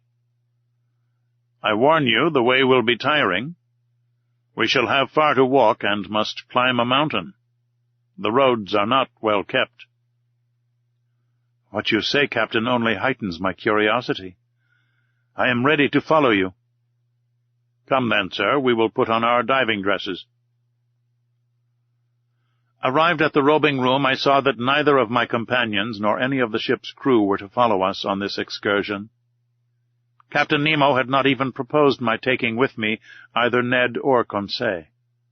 In a few moments we had put on our diving dresses. They placed on our backs the reservoirs, abundantly filled with air, but no electric lamps were prepared. I called the captain's attention to the fact. "They will be useless," he replied. I thought I had not heard aright, but I could not repeat my observation, for the captain's head had already disappeared in its metal case. I finished harnessing myself. I felt them put an iron-pointed stick into my hand, and some minutes later, after going through the usual form, we set foot on the bottom of the Atlantic at a depth of 150 fathoms. Midnight was near. The waters were profoundly dark, but Captain Nemo pointed out in the distance a reddish spot, a sort of large light shining brilliantly about 2 miles from the Nautilus. What this fire might be, what could feed it, why and how it lit up the liquid mass, I could not say. In any case, it did light our way, vaguely, it is true, but I soon accustomed myself to the peculiar darkness, and I understood, under such circumstances, the uselessness of the Ruhmkorff apparatus. As we advanced, I heard a kind of pattering above my head. The noise redoubling, sometimes producing a continual shower, I soon understood the cause. It was rain falling violently, and crisping the surface of the waves. Instinctively the thought flashed across my mind that I should be wet through. By the water. In the midst of the water. I could not help laughing at the odd idea. But indeed, in the thick diving dress, the liquid element is no longer felt, and one only seems to be in an atmosphere somewhat denser than the terrestrial atmosphere. Nothing more. After half an hour's walk, the soil became stony. Medusae, microscopic crustacea, and pennachules lit it slightly with their phosphorescent gleam. I caught a glimpse of pieces of stone covered with millions of zoophytes and masses of seaweed. My feet often slipped upon this sticky carpet of seaweed, and without my iron-tipped stick I should have fallen more than once. In turning round, I could still see the whitish lantern of the Nautilus beginning to pale in the distance. But the rosy light which guided us increased and lit up the horizon. The presence of this fire under water puzzled me in the highest degree. Was I going towards a natural phenomenon as yet unknown to the savants of the earth? Or even, for this thought crossed my brain, had the hand of man aught to do with this conflagration? Had he fanned this flame? Was I to meet in these depths companions and friends of Captain Nemo, whom he was going to visit, and who, like him, led this strange existence? Should I find down there a whole colony of exiles who, weary of the miseries of this earth, had sought and found independence in the deep ocean? All these foolish and unreasonable ideas pursued me. And in this condition of mind, overexcited by the succession of wonders continually passing before my eyes, I should not have been surprised to meet at the bottom of the sea one of those submarine towns of which Captain Nemo dreamed. Our road grew lighter and lighter. The white glimmer came in rays from the summit of a mountain about 800 feet high. But what I saw was simply a reflection developed by the clearness of the waters. The source of this inexplicable light was a fire on the opposite side of the mountain. In the midst of this stony maze furrowing the bottom of the Atlantic, Captain Nemo advanced without hesitation. He knew this dreary road. Doubtless he had often traveled over it, and could not lose himself. I followed him with unshaken confidence. He seemed to me like a genie of the sea, and as he walked before me, I could not help admiring his stature, which was outlined in black on the luminous horizon. It was 1 a.m. when we arrived at the first slopes of the mountain, but to gain access to them we must venture through the difficult paths of a vast copse. Yes, a copse of dead trees, without leaves, without sap, trees petrified by the action of the water, and here and there overtopped by gigantic pines. It was like a coal-pit still standing, holding by the roots to the broken soil, and whose branches, like fine black paper cuttings, showed distinctly on the watery ceiling. Picture to yourself a forest in the Hartz, hanging onto the sides of the mountain, but a forest swallowed up. The paths were encumbered with seaweed and fucus, between which grovelled a whole world of crustacea. I went along, climbing the rocks, striding over extended trunks, breaking the sea bindweed, which hung from one tree to the other, and frightening the fishes, which flew from branch to branch. Pressing onward, I felt no fatigue. I followed my guide, who was never tired. What a spectacle! How can I express it? How paint the aspect of those woods and rocks in this medium? Their underparts dark and wild, the upper colored with red tints, by that light which the reflecting powers of the waters doubled. We climbed rocks which fell directly after with gigantic bounds and the low growling of an avalanche. To right and left ran long, dark galleries where sight was lost. Here opened vast glades which the hand of man seemed to have worked, and I sometimes asked myself if some inhabitant of these submarine regions would not suddenly appear to me. But Captain Nemo was still mounting. I could not stay behind. I followed boldly. My stick gave me good help. A false step would have been dangerous on the narrow passes sloping down to the sides of the gulfs. But I walked with firm step, without feeling any giddiness. Now I jumped a crevice, the depth of which would have made me hesitate had it been among the glaciers on the land. Now I ventured on the unsteady trunk of a tree thrown across from one abyss to the other, without looking under my feet, having only eyes to admire the wild sights of this region. There, monumental rocks, leaning on their regularly cut bases, seemed to defy all laws of equilibrium. From between their stony knees, trees sprang, like a jet under heavy pressure, and upheld others which upheld them. Natural towers, large scarps, cut perpendicularly like a curtain, inclined at an angle which the laws of gravitation could never have tolerated in terrestrial regions.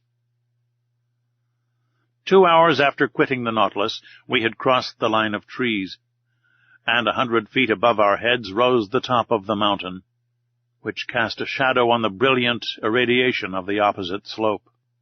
Some petrified shrubs ran fantastically here and there. Fishes got up under our feet like birds in the long grass. The massive rocks were rent with impenetrable fractures, deep grottos, and unfathomable holes, at the bottom of which formidable creatures might be heard moving. My blood curdled when I saw enormous antennae blocking my road, or some frightful claw closing with a noise in the shadow of some cavity. Millions of luminous spots shone brightly in the midst of the darkness. They were the eyes of giant crustacea crouched in their holes, giant lobsters setting themselves up like halberdiers, and moving their claws with the clicking sound of pincers, titanic crabs pointed like a gun on its carriage, and frightful-looking octopi, interweaving their tentacles like a living nest of serpents. We had now arrived on the first platform, where other surprises awaited me. Before us lay some picturesque ruins, which betrayed the hand of man and not that of the Creator. There were vast heaps of stone, amongst which might be traced the vague and shadowy forms of castles and temples, clothed with a world of blossoming zoophytes, and over which, instead of ivy, seaweed and fucus threw a thick vegetable mantle. But what was this portion of the globe which had been swallowed by cataclysms? Who had placed those rocks and stones like cromlechs of prehistoric times? Where was I? Whither had Captain Nemo's fancy hurried me? I would fain have asked him. Not being able to, I stopped him. I seized his arm. But, shaking his head and pointing to the highest point of the mountain, he seemed to say, "Come along, come higher." I followed, and in a few minutes I had climbed to the top, which for a circle of 10 yards commanded the whole mass of rock. I looked down the side we had just climbed. The mountain did not rise more than 700 or 800 feet above the level of the plain. But on the opposite side it commanded from twice that height the depths of this part of the Atlantic. My eyes ranged far over a large space lit by a violent fulguration. In fact, the mountain was a volcano. At 50 feet above the peak, in the midst of a rain of stones and scoriae, a large crater was vomiting forth torrents of lava, which fell in a cascade of fire into the bosom of the liquid mass. Thus situated, this volcano lit the lower plain like an immense torch, even to the extreme limits of the horizon. I said that the submarine crater threw up lava, but no flames. Flames require the oxygen of the air to feed upon and cannot be developed under water.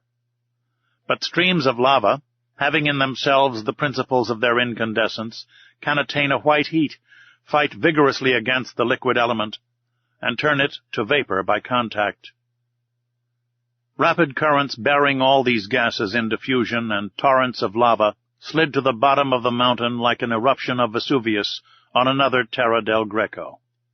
There indeed, under my eyes, ruined, destroyed, lay a town, its roofs open to the sky, its temples fallen, its arches dislocated, its columns lying on the ground, from which one would still recognize the massive character of Tuscan architecture. Further on, some remains of a gigantic aqueduct. Here the high base of an acropolis, with the floating outline of a Parthenon. There traces of a quay, as if an ancient port had formerly abutted on the borders of the ocean, and disappeared with its merchant vessels and its war galleys. Farther on again, long lines of sunken walls and broad deserted streets. A perfect Pompeii escaped beneath the waters. Such was the sight that Captain Nemo brought before my eyes. Where was I? Where was I? I must know at any cost. I tried to speak, but Captain Nemo stopped me by a gesture, and picking up a piece of chalkstone, advanced to a rock of black basalt, and traced the one word, Atlantis. What a light shot through my mind! Atlantis! The Atlantis of Plato, that continent denied by Origen and Humboldt, who placed its disappearance amongst the legendary tales. I had it there now before my eyes, bearing upon it the unexceptionable testimony of its catastrophe. The region thus engulfed was beyond Europe, Asia, and Libya, beyond the columns of Hercules, where those powerful people, the Atlantides, lived, against whom the first wars of ancient Greeks were waged. Thus, led by the strangest destiny, I was treading underfoot the mountains of this continent, touching with my hand those ruins 1,000 generations old and contemporary with the geological epochs. I was walking on the very spot where the contemporaries of the first man had walked. Whilst I was trying to fix in my mind every detail of this grand landscape, Captain Nemo remained motionless, as if petrified in mute ecstasy, leaning on a mossy stone. Was he dreaming of those generations long since disappeared? Was he asking them the secret of human destiny? Was it here this strange man came to steep himself in historical recollections, and live again this ancient life, he who wanted no modern one? What would I not have given to know his thoughts, to share them, to understand them? We remained for an hour at this place, contemplating the vast plains under the brightness of the lava, which was sometimes wonderfully intense. Rapid tremblings ran along the mountain caused by internal bubblings. Deep noises, distinctly transmitted through the liquid medium, were echoed with majestic grandeur. At this moment, the moon appeared through the mass of waters and threw her pale rays on the buried continent. It was but a gleam, but what an indescribable effect! The captain rose, cast one last look on the immense plain, and then bade me follow him. We descended the mountain rapidly, and the mineral forest once passed, I saw the lantern of the Nautilus shining like a star. The captain walked straight to it, and we got on board as the first rays of light whitened the surface of the ocean.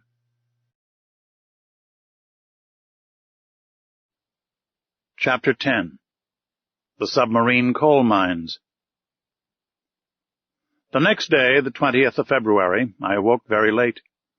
The fatigues of the previous night had prolonged my sleep until 11 o'clock. I dressed quickly and hastened to find the course the Nautilus was taking. The instruments showed it to be still toward the south, with a speed of 20 miles an hour and a depth of 50 fathoms. The species of fishes here did not differ much from those already noticed. There were rays of giant size, 5 yards long, and endowed with great muscular strength, which enabled them to shoot above the waves. Sharks of many kinds, amongst others one 15 feet long, with triangular sharp teeth, and whose transparency rendered it almost invisible in the water.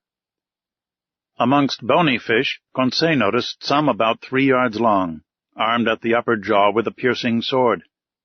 Other bright-colored creatures, known in the time of Aristotle by the name of the sea dragon, which are dangerous to capture on account of the spikes on their back. About 4 o'clock, the soil, generally composed of a thick mud mixed with petrified wood, changed by degrees, and it became more stony, and seemed strewn with conglomerate and pieces of basalt, with a sprinkling of lava. I thought that a mountainous region was succeeding the long plains, and accordingly, after a few evolutions of the Nautilus, I saw the southerly horizon blocked by a high wall which seemed to close all exit. Its summit evidently passed the level of the ocean. It must be a continent, or at least an island, one of the Canaries or of the Cape Verde Islands. The bearings not being yet taken, perhaps designedly, I was ignorant of our exact position. In any case, such a wall seemed to me to mark the limits of that Atlantis, of which we had in reality passed over only the smallest part. Much longer should I have remained at the window, admiring the beauties of sea and sky, but the panels closed. At this moment the Nautilus arrived at the side of this high perpendicular wall. What it would do I could not guess. I returned to my room. It no longer moved. I laid myself down with the full intention of waking after a few hours' sleep. But it was 8 o'clock the next day when I entered the saloon. I looked at the manometer. It told me that the Nautilus was floating on the surface of the ocean. Besides, I heard steps on the platform. I went to the panel. It was open. But instead of broad daylight, as I expected, I was surrounded by profound darkness. Where were we? Was I mistaken? Was it still night? No, not a star was shining, and night has not that utter darkness. I knew not what to think, when a voice near me said, "Is that you, Professor?" "Ah, Captain," I answered. "Where are we?" "Underground, sir." "Underground?" I exclaimed. "And the Nautilus floating still?" "It always floats." "But I do not understand." "Wait a few minutes. Our lantern will be lit, and if you like light places, you will be satisfied." I stood on the platform and waited. The darkness was so complete that I could not even see Captain Nemo. But looking to the zenith, exactly above my head, I seemed to catch an undecided gleam, a kind of twilight, filling a circular hole. At this instant the lantern was lit, and its vividness dispelled the faint light. I closed my dazzled eyes for an instant, and then looked again. The Nautilus was stationary, floating near a mountain which formed a sort of quay. The lake, then, supporting it, was a lake imprisoned by a circle of walls, measuring 2 miles in diameter and 6 in circumference. Its level, the manometer showed, could only be the same as the outside level, for there must necessarily be a communication between the lake and the sea. The high partitions, leaning forward on their base, grew into a vaulted roof bearing the shape of an immense funnel turned upside down, the height being about 500 or 600 yards. At the summit was a circular orifice, by which I had caught the slight gleam of light, evidently daylight. "Where are we?" I asked. "In the very heart of an extinct volcano, the interior of which has been invaded by the sea after some great convulsion of the earth. Whilst you were sleeping, Professor, the Nautilus penetrated to this lagoon by a natural canal, which opens about 10 yards beneath the surface of the ocean. This is its harbor of refuge, a sure, commodious, and mysterious one, sheltered from all gales. Show me, if you can, on the coasts of any of your continents or islands, a road which can give such perfect refuge from all storms." "Certainly," I replied. "You are in safety here, Captain Nemo. Who could reach you in the heart of a volcano?" "But Did I not see an opening at its summit? Yes, its crater, formerly filled with lava, vapor, and flames, and which now gives entrance to the life-giving air we breathe. But what is this volcanic mountain? It belongs to one of the numerous islands with which this sea is strewn. To vessels, a simple sandbank. To us, an immense cavern. Chance led me to discover it, and chance served me well. But of what use is this refuge, Captain? The Nautilus wants no port. No, sir, but it wants electricity to make it move, and the wherewithal to make the electricity. Sodium to feed the elements, coal from which to get the sodium, and a coal mine to supply the coal. And exactly on this spot the sea covers entire forests embedded during the geological periods, now mineralized and transformed into coal. For me they are an inexhaustible mine. Your men follow the trade of miners here, then, Captain? Exactly so. These mines extend under the waves like the mines of Newcastle. Here, in their diving dresses, pickaxe and shovel in hand, my men extract the coal, which I do not even ask from the mines of the earth. When I burn this combustible for the manufacture of sodium, the smoke, escaping from the crater of the mountain, gives it the appearance of a still active volcano. And we shall see your companions at work? No, not this time at least, for I am in a hurry to continue our submarine tour of the earth. So I shall content myself with drawing from the reserve of sodium I already possess. The time for loading is 1 day only, and we continue our voyage. So if you wish to go over the cavern and make the round of the lagoon, you must take advantage of today, Monsieur Aronnax. I thanked the captain and went to look for my companions, who had not yet left their cabin. I invited them to follow me without saying where we were. They mounted the platform. Conseil, who was astonished at nothing, seemed to look upon it as quite natural that he should wake under a mountain, after having fallen asleep under the waves. But Ned Land thought of nothing but finding whether the cavern had any exit. After breakfast, about 10 o'clock, we went down onto the mountain. "Here we are, once more on land," said Conseil. "I do not call this land," said the Canadian, "and besides we are not on it, but beneath it." Between the walls of the mountains and the waters of the lake lay a sandy shore which, at its greatest breadth, measured 500 feet. On this soil one might easily make the tour of the lake.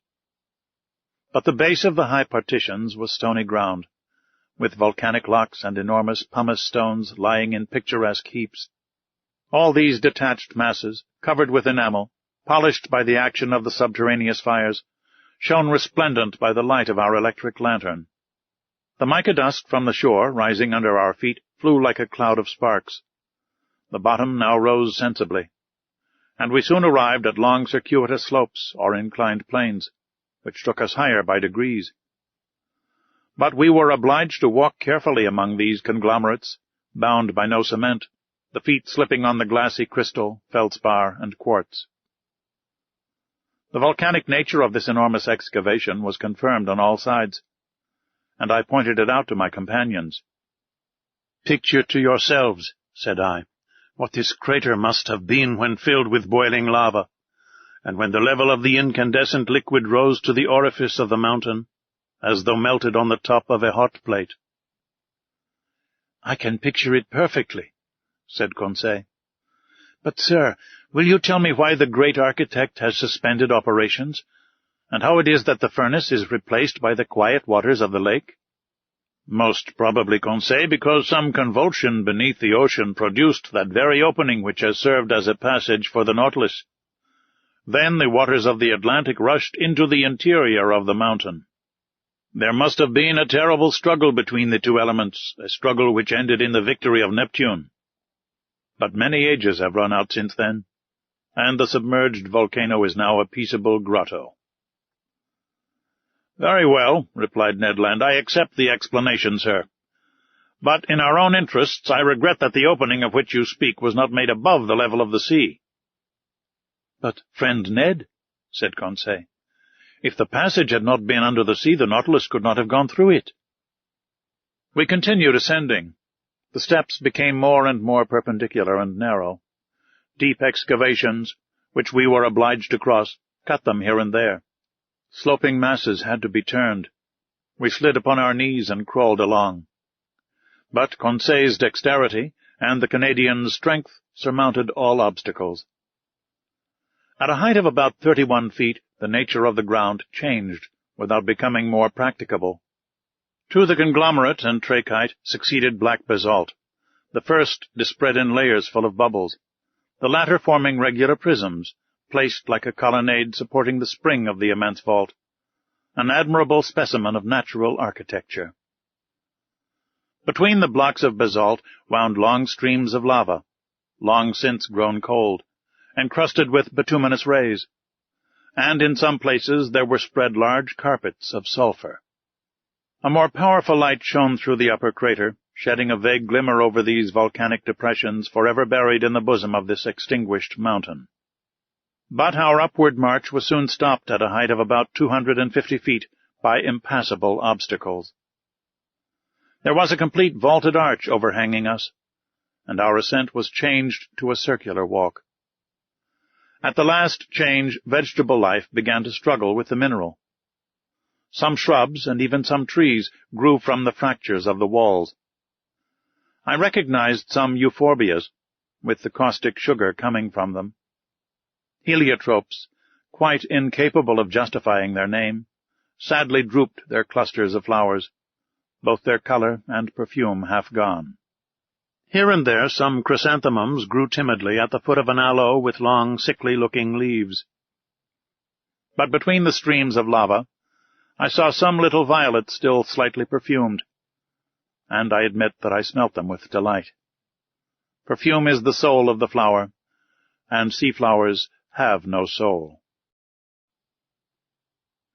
We had arrived at the foot of some sturdy dragon trees, which had pushed aside the rocks with their strong roots, when Ned Land exclaimed, "Ah, sir, a hive, a hive!"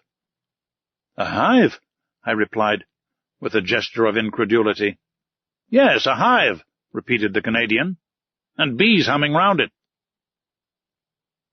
I approached, and was bound to believe my own eyes. There at a hole bored in one of the dragon trees were some thousands of these ingenious insects, so common in all the Canaries, and whose produce is so much esteemed. Naturally enough, the Canadian wished to gather the honey, and I could not well oppose his wish. A quantity of dry leaves mixed with sulphur he lit with a spark from his flint, and he began to smoke out the bees. The humming ceased by degrees, and the hive eventually yielded several pounds of the sweetest honey, with which Ned Land filled his haversack. "When I have mixed this honey with the paste of the breadfruit," said he, "I shall be able to offer you a succulent cake." "Upon my word," said Conseil, "it will be gingerbread." "Never mind the gingerbread," said I. "Let us continue our interesting walk." At every turn of the path we were following, the lake appeared in all its length and breadth. The lantern lit up the whole of its peaceable surface, which knew neither ripple nor wave.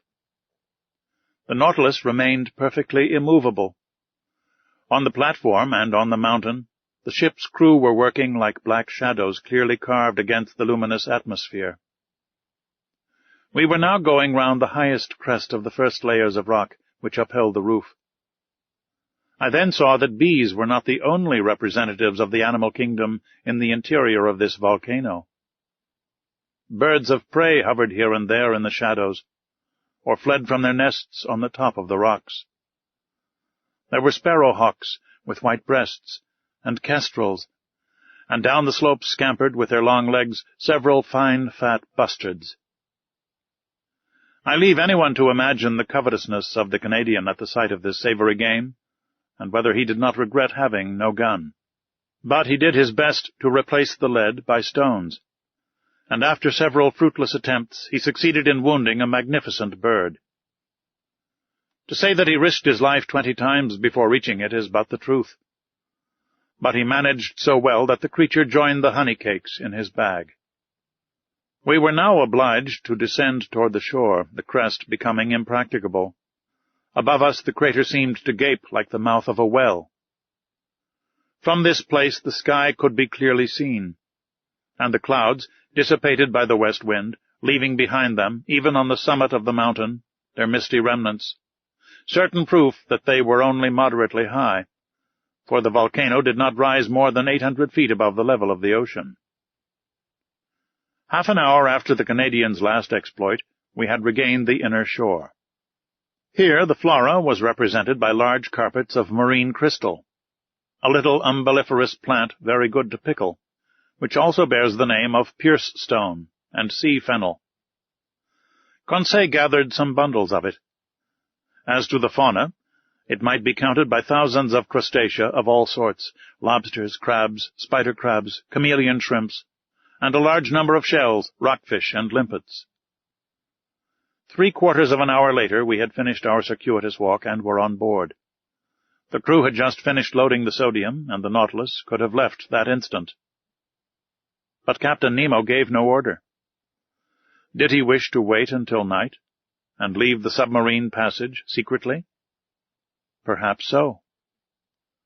Whatever it might be, the next day the Nautilus, having left its port, steered clear of all land at a few yards beneath the waves of the Atlantic. Chapter 11. The Sargasso Sea. That day the Nautilus crossed a singular part of the Atlantic Ocean.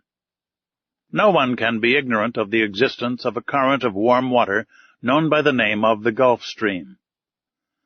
After leaving the Gulf of Florida, we went in the direction of Spitzbergen. But before entering the Gulf of Mexico, about 45 degrees of north latitude, this current divides into two arms, the principal one going towards the coast of Ireland and Norway, whilst the second bends to the south about the height of the Azores. Then, touching the African shore, and describing a lengthened oval, returns to the Antilles. This second arm, it is rather a collar than an arm, surrounds with its circles of warm water that portion of the cold, quiet, immovable ocean called the Sargasso Sea, a perfect lake in the open Atlantic. It takes no less than 3 years for the great current to pass round it. Such was the region the Nautilus was now visiting. A perfect meadow, a close carpet of seaweed, fucus, and tropical berries, so thick and so compact that the stem of a vessel could hardly tear its way through it. And Captain Nemo, not wishing to entangle his screw in this herbaceous mass, kept some yards beneath the surface of the waves. The name Sargasso comes from the Spanish word sargazo, which signifies kelp. This kelp, or berry plant, is the principal formation of this immense bank.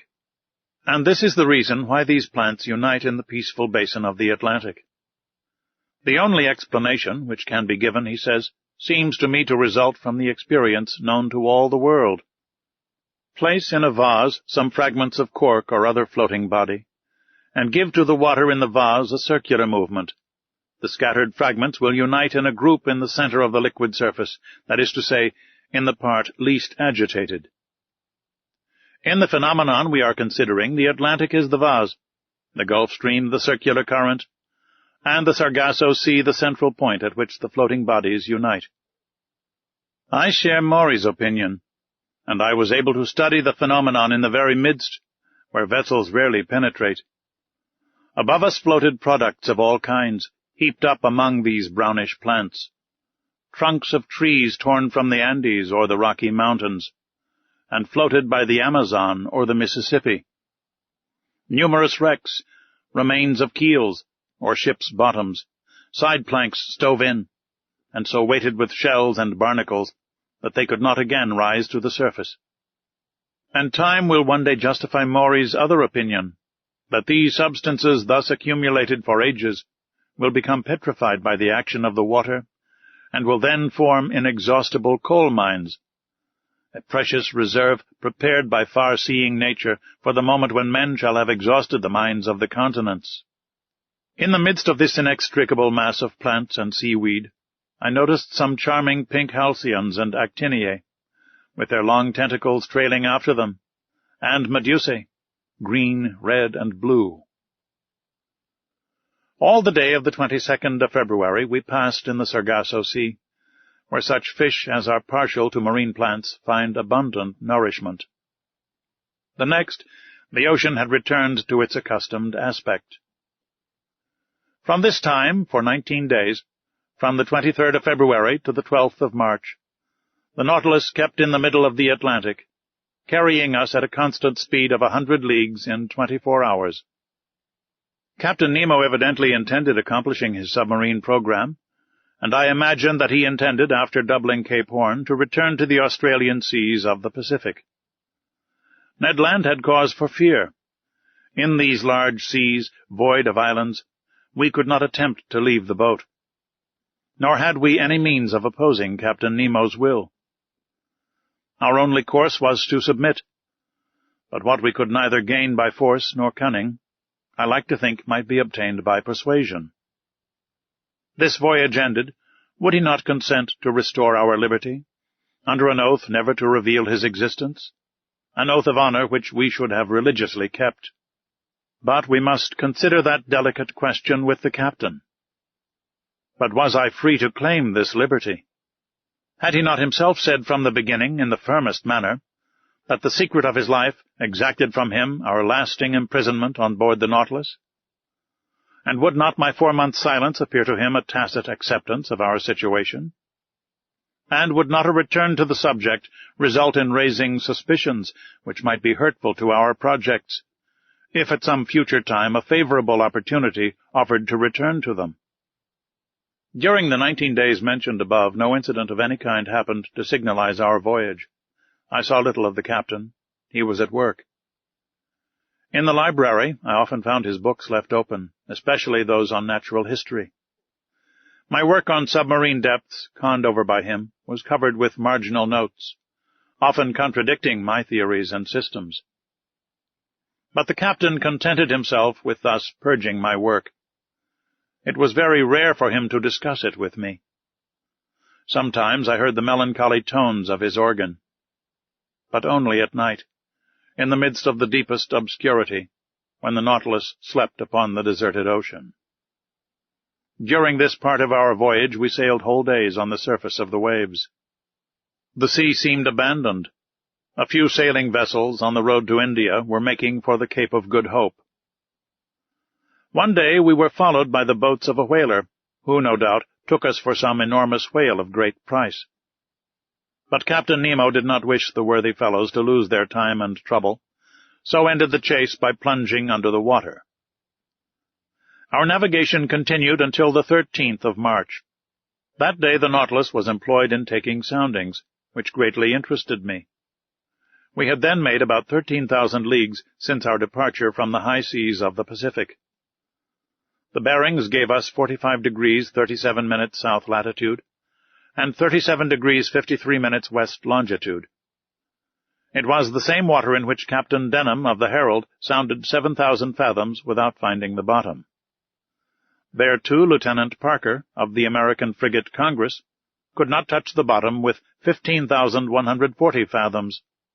Captain Nemo intended seeking the bottom of the ocean by a diagonal sufficiently lengthened by means of lateral planes placed at an angle of 45 degrees with the waterline of the Nautilus.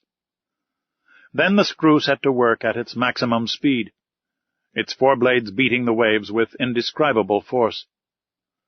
Under this powerful pressure, the hull of the Nautilus quivered like a sonorous cord, and sank regularly under the water. At 7,000 fathoms I saw some blackish tops rising from the midst of the waters, but these summits might belong to high mountains like the Himalayas or Mont Blanc, even higher, and the depth of the abyss remained incalculable. The Nautilus descended still lower, in spite of the great pressure. I felt the steel plates tremble at the fastenings of the bolts.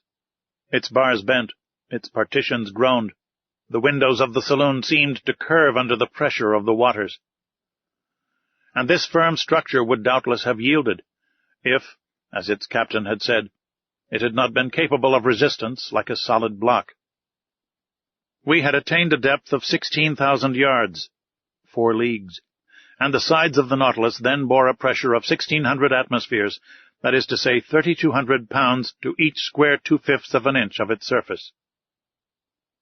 "What a situation to be in," I exclaimed, "to overrun these deep regions where man has never trod. Look, Captain, Look at these magnificent rocks, these uninhabited grottos, these lowest receptacles of the globe, where life is no longer possible. What unknown sights are here? Why should we be unable to preserve a remembrance of them? Would you like to carry away more than the remembrance? Said Captain Nemo. What do you mean by those words? I mean to say that nothing is easier than to make a photographic view of this submarine region.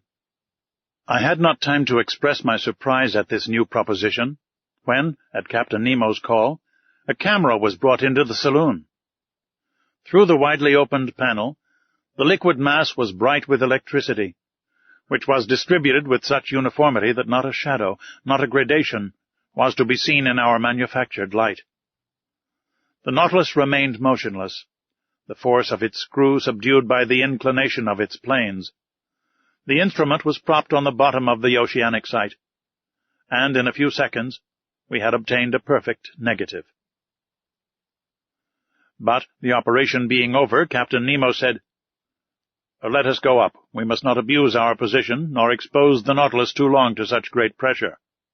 "Go up again," I exclaimed. "Hold well on." I had not time to understand why the captain cautioned me thus, when I was thrown forward onto the carpet. At a signal from the captain, its screw was shipped, and its blades raised vertically. The Nautilus shot into the air like a balloon, rising with stunning rapidity, and cutting the mass of waters with a sonorous agitation. Nothing was visible, and in 4 minutes it had shot through the 4 leagues which separated it from the ocean, and after emerging like a flying fish, fell, making the waves rebound to an enormous height.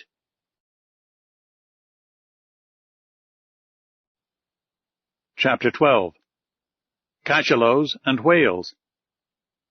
During the nights of the 13th and 14th of March, the Nautilus returned to its southerly course. I fancied that, when on a level with Cape Horn, he would turn the helm westward, in order to beat the Pacific seas, and so complete the tour of the world. He did nothing of the kind, but continued on his way to the southern regions. Where was he going to? To the pole? It was madness. I began to think that the captain's temerity justified Ned Land's fears. For some time past, the Canadian had not spoken to me of his projects of flight. He was less communicative, almost silent.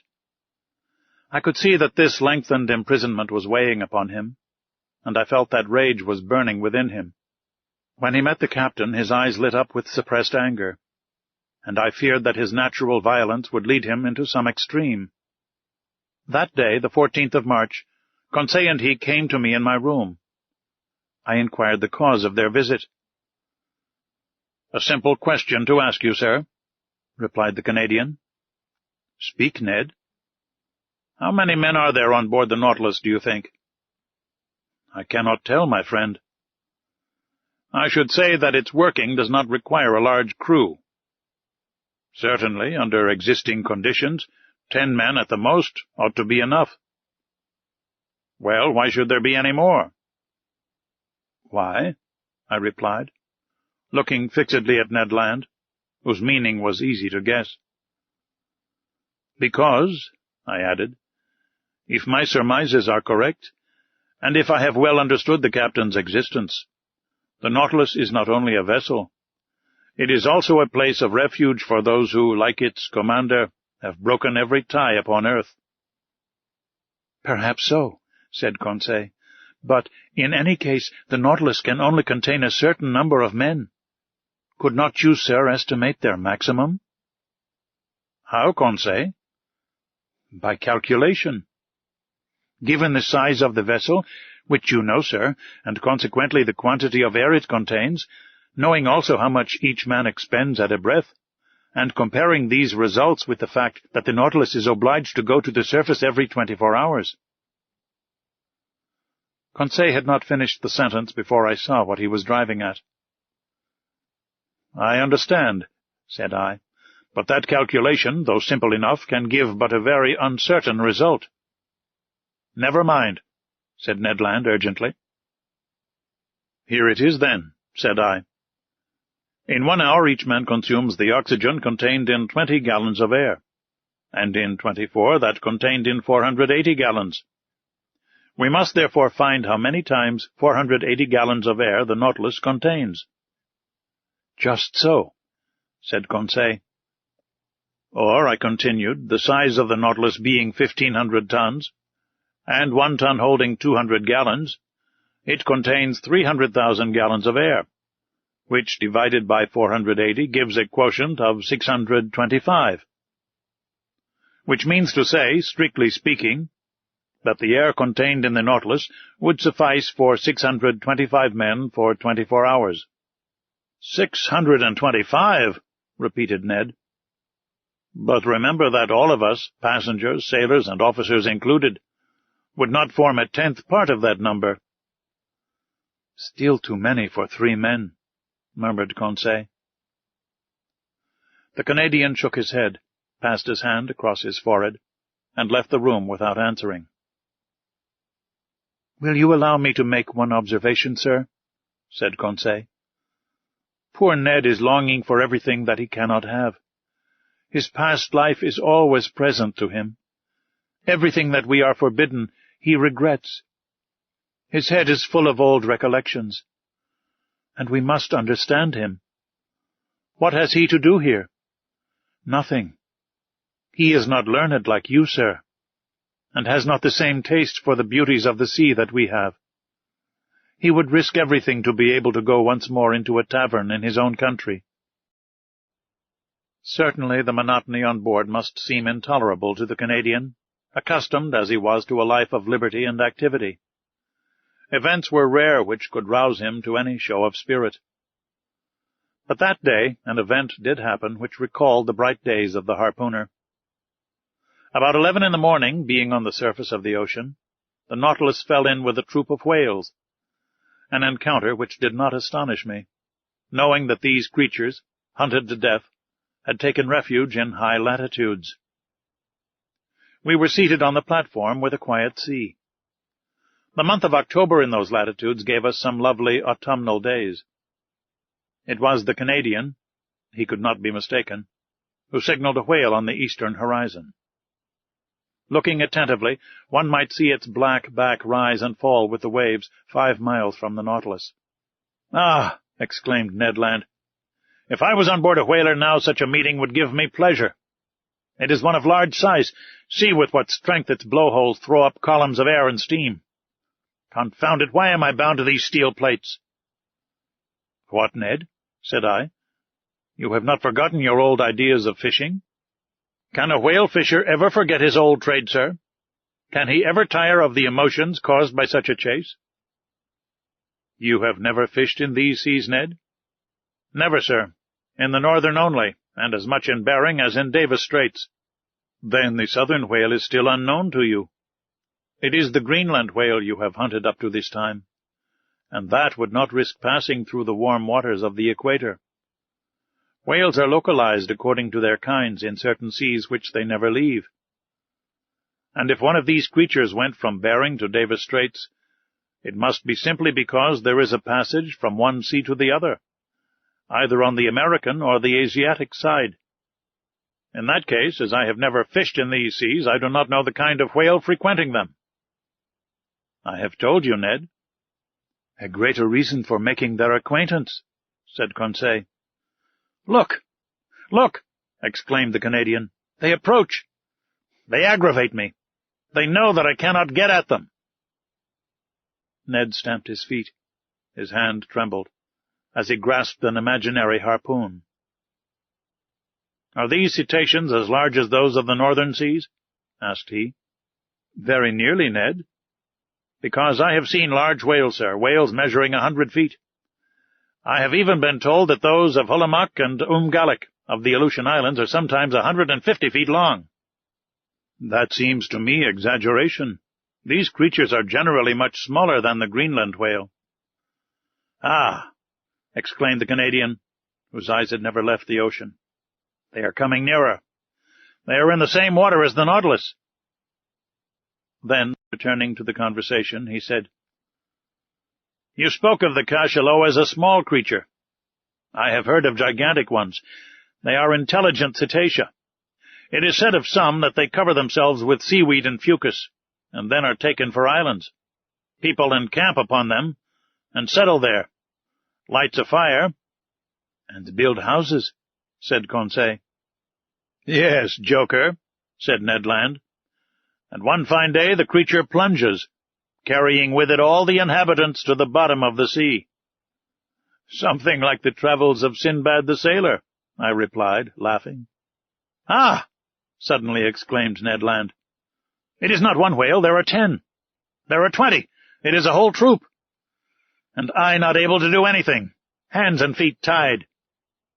But, friend Ned, said Conseil, why do you not ask Captain Nemo's permission to chase them? Conseil had not finished his sentence when Ned Land had lowered himself through the panel to seek the captain. A few minutes afterwards, the two appeared together on the platform. Captain Nemo watched the troop of cetacea playing on the waters about a mile from the Nautilus. "They are southern whales," said he. "There goes the fortune of a whole fleet of whalers." "Well, sir," asked the Canadian, "can I not chase them, if only to remind me of my old trade of harpooner?" "And to what purpose?" replied Captain Nemo. "Only to destroy. We have nothing to do with the whale oil on board." "But, sir," continued the Canadian, "in the Red Sea you allowed us to follow the dugong." "Then it was to procure fresh meat for my crew. Here it would be killing for killing's sake. I know that is a privilege reserved for man, but I do not approve of such murderous pastime. In destroying the southern whale, like the Greenland whale, an inoffensive creature, your traders do a culpable action, Master Land. They have already depopulated the whole of Baffin's Bay, and are annihilating a class of useful animals. Leave the unfortunate cetacea alone. They have plenty of natural enemies, cachalots, swordfish, and sawfish, without you troubling them." The captain was right. The barbarous and inconsiderate greed of these fishermen will one day cause the disappearance of the last whale in the ocean. Ned Land whistled Yankee Doodle between his teeth, thrust his hands into his pockets, and turned his back upon us. But Captain Nemo watched the troop of cetacea, and, addressing me, said, "I was right in saying that whales had natural enemies enough, without counting man. These will have plenty to do before long. Do you see, Monsieur Aronnax, about 8 miles to leeward, those blackish moving points?" "Yes, Captain," I replied.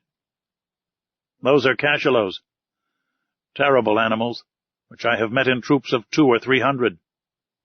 As to those, they are cruel, mischievous creatures. They would be right in exterminating them." The Canadian turned quickly at the last words. "Well, Captain," said he, "it is still time, in the interest of the whales." "It is useless to expose oneself, Professor. The Nautilus will disperse them. It is armed with a steel spur as good as Master Land's harpoon, I imagine." The Canadian did not put himself out enough to shrug his shoulders. Attack cetacea with blows of a spur? Who had ever heard of such a thing? "Wait, Monsieur Aronnax," said Captain Nemo. "We will show you something you have never yet seen. We have no pity for these ferocious creatures. They are nothing but mouth and teeth." Mouth and teeth. No one could better describe the macrocephalous cachalot, which is sometimes more than 75 feet long. Its enormous head occupies 1/3 of its entire body. Better armed than the whale, whose upper jaw is furnished only with whalebone, it is supplied with 25 large tusks, about 8 inches long, cylindrical and conical at the top, each weighing 2 pounds. It is in the upper part of this enormous head, in great cavities divided by cartilages, that is to be found from 600 to 800 pounds of that precious oil called spermaceti. The cachalot is a disagreeable creature, more tadpole than fish, according to Frédol's description. It is badly formed, the whole of its left side being, if we may say it, a failure, and being only able to see with its right eye.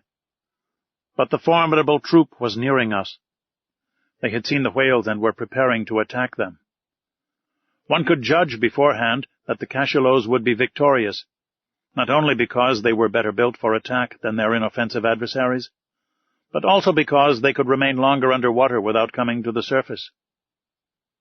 There was only just time to go to the help of the whales. The Nautilus went under water. Conseil, Ned Land, and I took our places before the window in the saloon, and Captain Nemo joined the pilot in his cage to work his apparatus as an engine of destruction. Soon I felt the beatings of the screw quicken, and our speed increased. The battle between the cachalots and the whales had already begun when the Nautilus arrived. They did not at first show any fear at the sight of this new monster joining in the conflict, but they soon had to guard against its blows. What a battle! The Nautilus was nothing but a formidable harpoon brandished by the hand of its captain. It hurled itself against the fleshy mass, passing through from one part to the other, leaving behind it two quivering halves of the animal. It could not feel the formidable blows from their tails upon its sides, nor the shock which it produced itself much more. One cachalot killed, it ran at the next, tacked on the spot that it might not miss its prey, going forwards and backwards, answering to its helm, plunging when the cetacean dived into the deep waters, coming up with it when it returned to the surface, striking it front or sideways, cutting or tearing in all directions and at any pace, piercing it with its terrible spur. What carnage! What a noise on the surface of the waves! What sharp hissing, and what snorting peculiar to these enraged animals! In the midst of these waters, generally so peaceful, their tails made perfect billows. For 1 hour this wholesale massacre continued, from which the cachalots could not escape. Several times 10 or 12 united tried to crush the Nautilus by their weight. From the window we could see their enormous mouths, studded with tusks, and their formidable eyes. Ned Land could not contain himself. He threatened and swore at them. We could feel them clinging to our vessel like dogs worrying a wild boar in a copse. But the Nautilus, working its screw, carried them here and there, or to the upper levels of the ocean, without caring for their enormous weight, nor the powerful strain on the vessel. At length the mass of cachalots broke up. The waves became quiet, and I felt that we were rising to the surface. The panel opened, and we hurried onto the platform. The sea was covered with mutilated bodies. A formidable explosion could not have divided and torn this fleshy mass with more violence.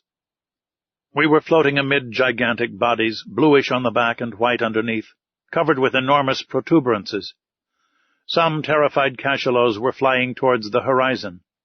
The waves were dyed red for several miles, and the Nautilus floated in a sea of blood. Captain Nemo joined us. "Well, Master Land?" said he. "Well, sir," replied the Canadian, whose enthusiasm had somewhat calmed. "It is a terrible spectacle, certainly. But I am not a butcher. I am a hunter, and I call this a butchery." "It is a massacre of mischievous creatures," replied the captain, "and the Nautilus is not a butcher's knife." "I like my harpoon better," said the Canadian. "Every one to his own," answered the captain, looking fixedly at Ned Land. I feared he would commit some act of violence, which would end in sad consequences. But his anger was turned by the sight of a whale which the Nautilus had just come up with. The creature had not quite escaped from the cachalot's teeth. I recognized the southern whale by its flat head, which is entirely black. Anatomically, it is distinguished from the white whale and the North Cape whale by the 7 cervical vertebrae, and it has 2 more ribs than its cousins. The unfortunate cetacean was lying on its side, riddled with holes from the bites, and quite dead. From its mutilated fin still hung a young whale which it could not save from the massacre. Its open mouth let the water flow in and out, murmuring like the waves breaking on the shore. Captain Nemo steered close to the corpse of the creature. 2 of his men mounted its side, and I saw, not without surprise, that they were drawing from its breasts all the milk which they contained, that is to say, about 2 or 3 tons. The captain offered me a cup of the milk, which was still warm. I could not help showing my repugnance to the drink, but he assured me that it was excellent, and not to be distinguished from cow's milk. I tasted it, and was of his opinion. It was a useful reserve to us, for in the shape of salt butter or cheese, it would form an agreeable variety from our ordinary food. From that day I noticed with uneasiness that Ned Land's ill will towards Captain Nemo increased, and I resolved to watch the Canadian's gestures closely.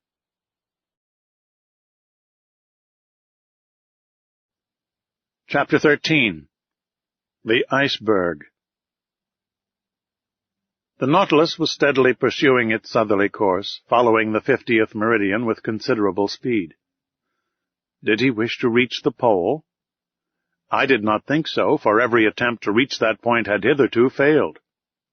Again the season was far advanced, for in the Antarctic regions the 13th of March corresponds with the 13th of September of northern regions, which begin at the equinoctial season.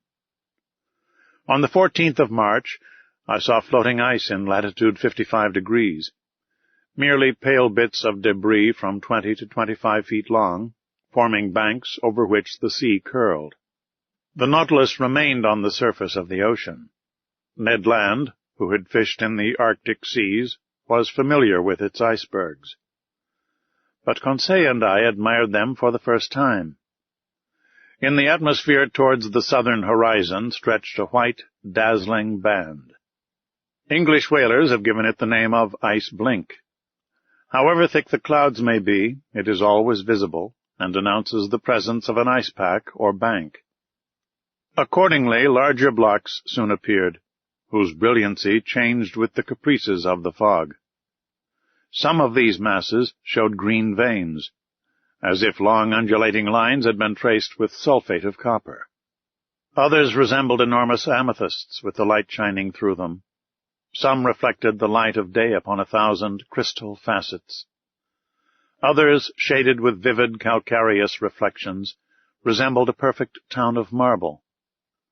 The more we neared the south, the more these floating islands increased both in number and importance.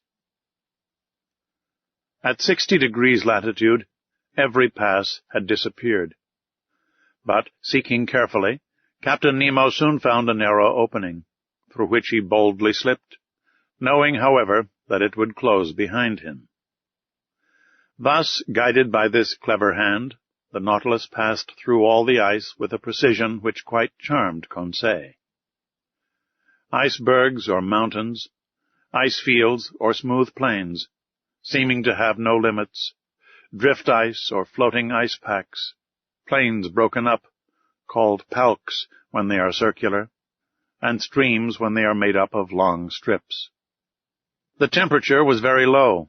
The thermometer exposed to the air marked 2 or 3 degrees below zero, but we were warmly clad with fur at the expense of the sea bear and seal.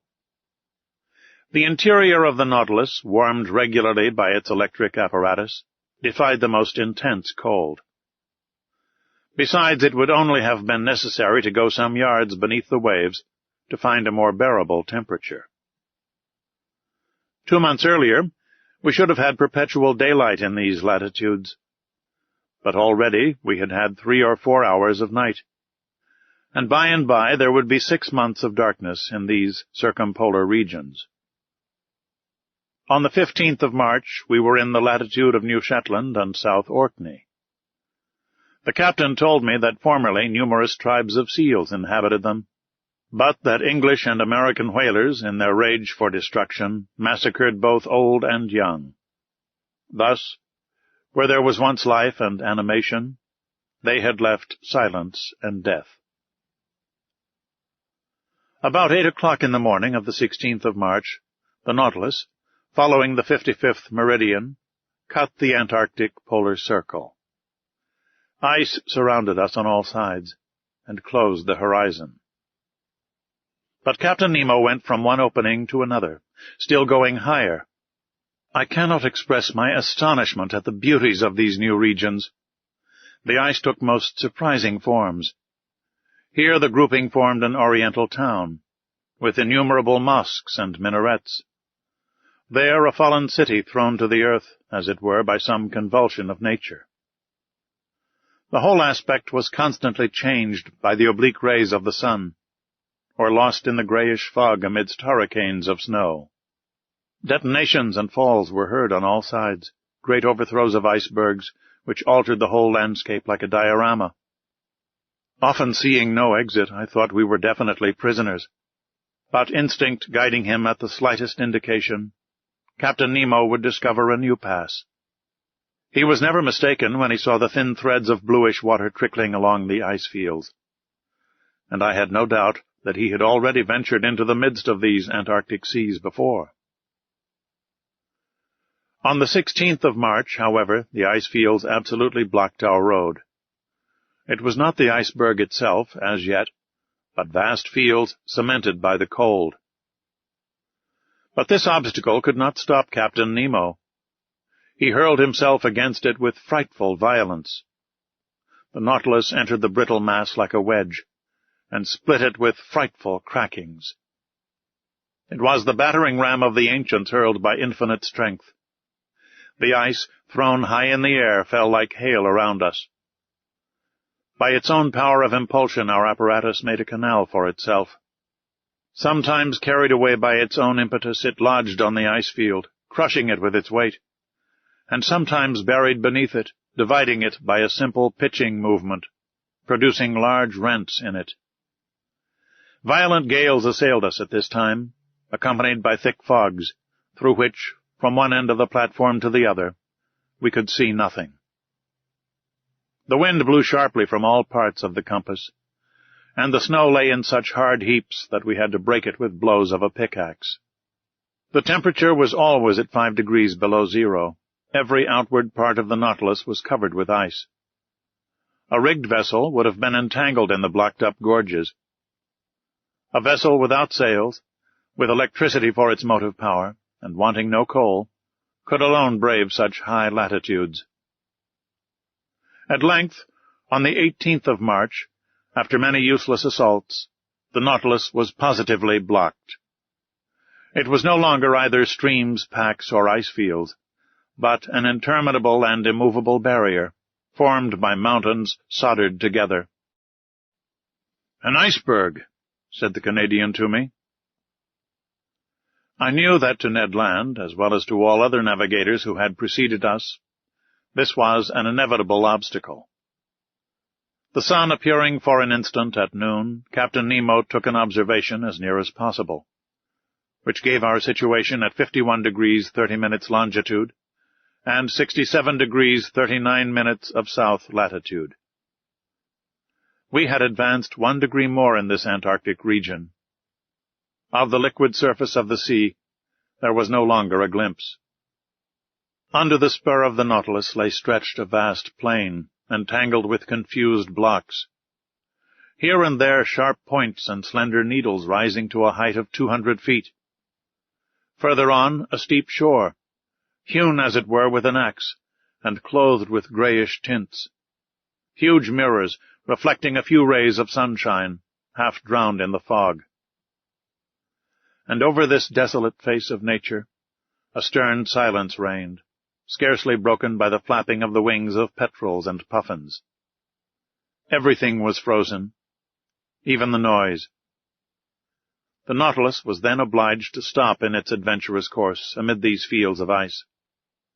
In spite of our efforts, in spite of the powerful means employed to break up the ice, the Nautilus remained immovable.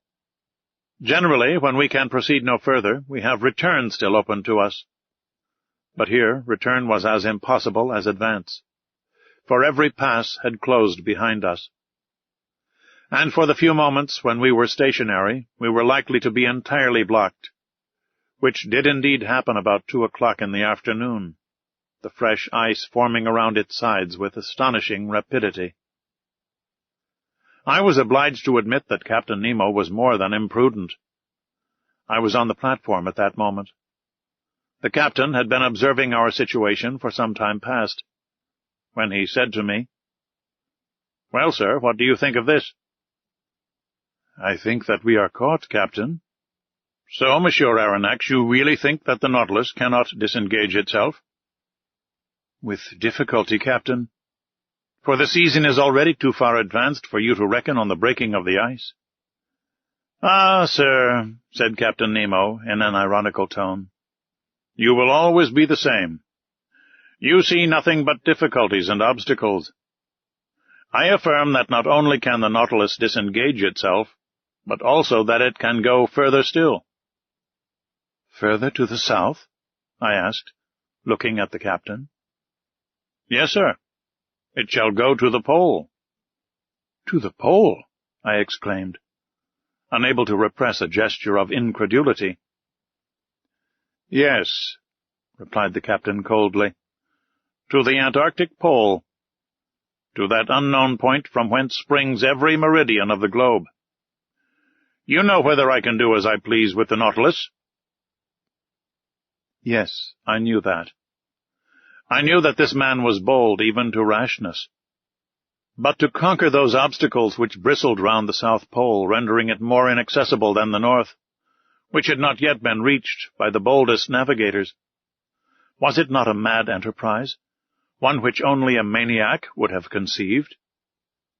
It then came into my head to ask Captain Nemo if he had ever discovered that pole which had never yet been trodden by a human creature.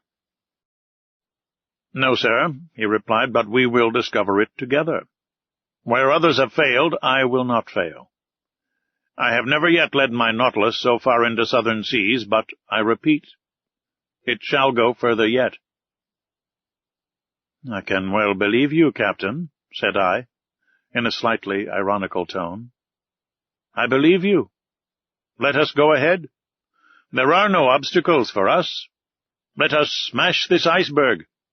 Let us blow it up, and if it resists, let us give the Nautilus wings to fly over it. Over it, sir, said Captain Nemo quietly. No, not over it, but under it. Under it? I exclaimed, a sudden idea of the captain's project flashing upon my mind. I understood. The wonderful qualities of the Nautilus were going to serve us in this superhuman enterprise. I see we are beginning to understand one another, sir, said the captain, half smiling. You begin to see the possibility, I should say the success, of this attempt. That which is impossible for an ordinary vessel is easy to the Nautilus. If a continent lies before the pole, it must stop before the continent. But if, on the contrary, the pole is washed by open sea, it will go even to the pole. Certainly, said I, carried away by the captain's reasoning. If the surface of the sea is solidified by the ice, the lower depths are free by the providential law which has placed the maximum of density of the waters of the ocean 1 degree higher than freezing point. And if I am not mistaken, the portion of this iceberg which is above the water is as 1:4 to that which is below. Very nearly, sir. For 1 foot of iceberg above the sea, there are 3 below it. If these ice mountains are not more than 300 feet above the surface, they are not more than 900 beneath. And what are 900 feet to the Nautilus? Nothing, sir. It could even seek at greater depths that uniform temperature of seawater, and there brave with impunity the 30 or 40 degrees of surface cold. Just so, sir. Just so, I replied, getting animated. The only difficulty, continued Captain Nemo, is that of remaining several days without renewing our provision of air. Is that all? The Nautilus has vast reservoirs. We can fill them, and they will supply us with all the oxygen we want. Well thought of, Monsieur Aronnax, replied the captain, smiling. But, not wishing you to accuse me of rashness, I will first give you all my objections. Have you any more to make? Only one. It is possible, if the sea exists at the South Pole, that it may be covered, and consequently we shall be unable to come to the surface. Good, sir. But do you forget that the Nautilus is armed with a powerful spur? And could we not send it diagonally against these fields of ice, which would open at the shocks? Ah, sir, you are full of ideas today. Besides, Captain," I added enthusiastically, "why should we not find the sea open at the South Pole as well as at the North? The frozen poles of the earth do not coincide, either in the southern or in the northern regions. And until it is proved to the contrary, we may suppose either a continent or an ocean free from ice at these 2 points of the globe." "I think so too, Monsieur Aronnax," replied Captain Nemo.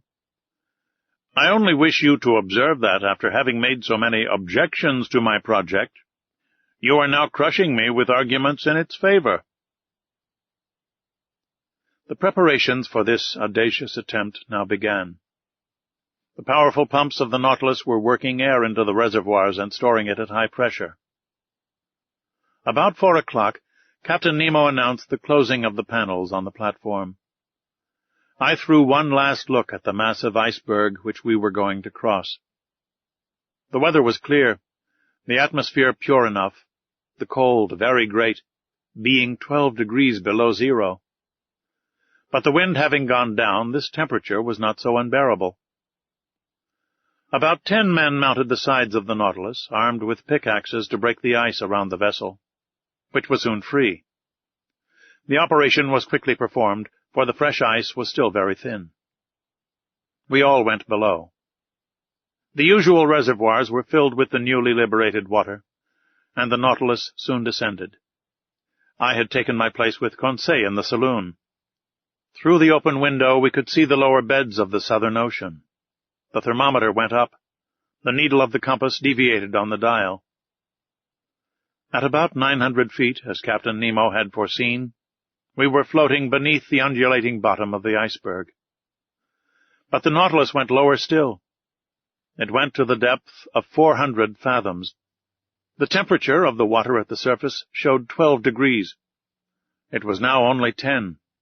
We had gained 2. I need not say the temperature of the Nautilus was raised by its heating apparatus to a much higher degree. Every maneuver was accomplished with wonderful precision. "We shall pass it, if you please, sir," said Conseil. "I believe we shall," I said, in a tone of firm conviction. In this open sea the Nautilus had taken its course direct to the pole, without leaving the 52nd meridian. From 67 degrees 30 minutes to 90 degrees, 22 degrees and a half of latitude remained to travel. That is about 500 leagues. The Nautilus kept up a mean speed of 26 miles an hour, the speed of an express train. If that was kept up, in 40 hours we should reach the pole. For a part of the night the novelty of the situation kept us at the window. The sea was lit with the electric lantern, but it was deserted. Fishes did not sojourn in these imprisoned waters. They only found there a passage to take them from the Antarctic Ocean to the open polar sea. Our pace was rapid. We could feel it by the quivering of the long steel body. About 2 in the morning I took some hours' repose, and Conseil did the same. In crossing the waist, I did not meet Captain Nemo. I supposed him to be in the pilot's cage. The next morning, the 19th of March, I took my post once more in the saloon. The electric log told me that the speed of the Nautilus had been slackened. It was then going towards the surface, but prudently emptying its reservoirs very slowly. My heart beat fast. Were we going to emerge and regain the open polar atmosphere? No. A shock told me that the Nautilus had struck the bottom of the iceberg, still very thick, judging from the deadened sound. We had indeed struck, to use a sea expression, but in an inverse sense, and at 1,000 feet deep. This would give 3,000 feet of ice above us, 1,000 being above the watermark. The iceberg was then higher than at its borders. Not a very reassuring fact. Several times that day the Nautilus tried again, and every time it struck the wall which lay like a ceiling above it. Sometimes it met with but 900 yards, only 200 of which rose above the surface. It was twice the height it was when the Nautilus had gone under the waves. I carefully noted the different depths, and thus obtained a submarine profile of the chain as it was developed under the water. That night No change had taken place in our situation. Still ice between 400 and 500 yards in depth. It was evidently diminishing, but still what a thickness between us and the surface of the ocean. It was then 8. According to the daily custom on board the Nautilus, its air should have been renewed 4 hours ago. But I did not suffer much, although Captain Nemo had not yet made any demand upon his reserve of oxygen. My sleep was painful that night. Hope and fear besieged me by turns. I rose several times. The groping of the Nautilus continued. About 3 in the morning I noticed that the lower surface of the iceberg was only about 50 feet deep. 150 feet now separated us from the surface of the waters. The iceberg was by degrees becoming an ice field, the mountain a plain. My eyes never left the manometer. We were still rising diagonally to the surface, which sparkled under the electric rays. The iceberg was stretching both above and beneath into lengthening slopes. Mile after mile it was getting thinner. At length, at 6 in the morning of that memorable day, the 19th of March, the door of the saloon opened, and Captain Nemo appeared. "The sea is open," was all he said.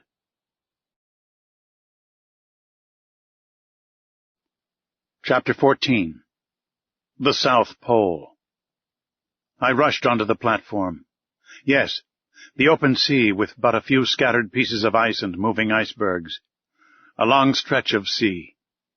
A world of birds in the air, and myriads of fishes under those waters, which varied from intense blue to olive green, according to the bottom. The thermometer marked 3 degrees centigrade above zero. It was comparatively spring, shut up as we were behind this iceberg, whose lengthened mass was dimly seen on our northern horizon.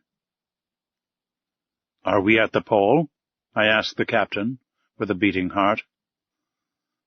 "I do not know," he replied. "At noon I will take our bearings." "But will the sun show himself through this fog?" said I, looking at the leaden sky. "However little it shows, it will be enough," replied the captain. About 10 miles south, a solitary island rose to a height of 104 yards. We made for it, but carefully, for the sea might be strewn with banks. 1 hour afterwards we had reached it. 2 hours later we had made the round of it. It measured 4 or 5 miles in circumference. A narrow canal separated it from a considerable stretch of land, perhaps a continent, for we could not see its limits. The existence of this land seemed to give some color to Maury's theory. The ingenious American has remarked that, between the South Pole and the 60th parallel, the sea is covered with floating ice of enormous size, which is never met with in the North Atlantic. From this fact he has drawn the conclusion that the Antarctic Circle encloses considerable continents, as icebergs cannot form in open sea, but only on the coasts. According to these calculations, the mass of ice surrounding the southern pole forms a vast cap, the circumference of which must be at least 2,500 miles.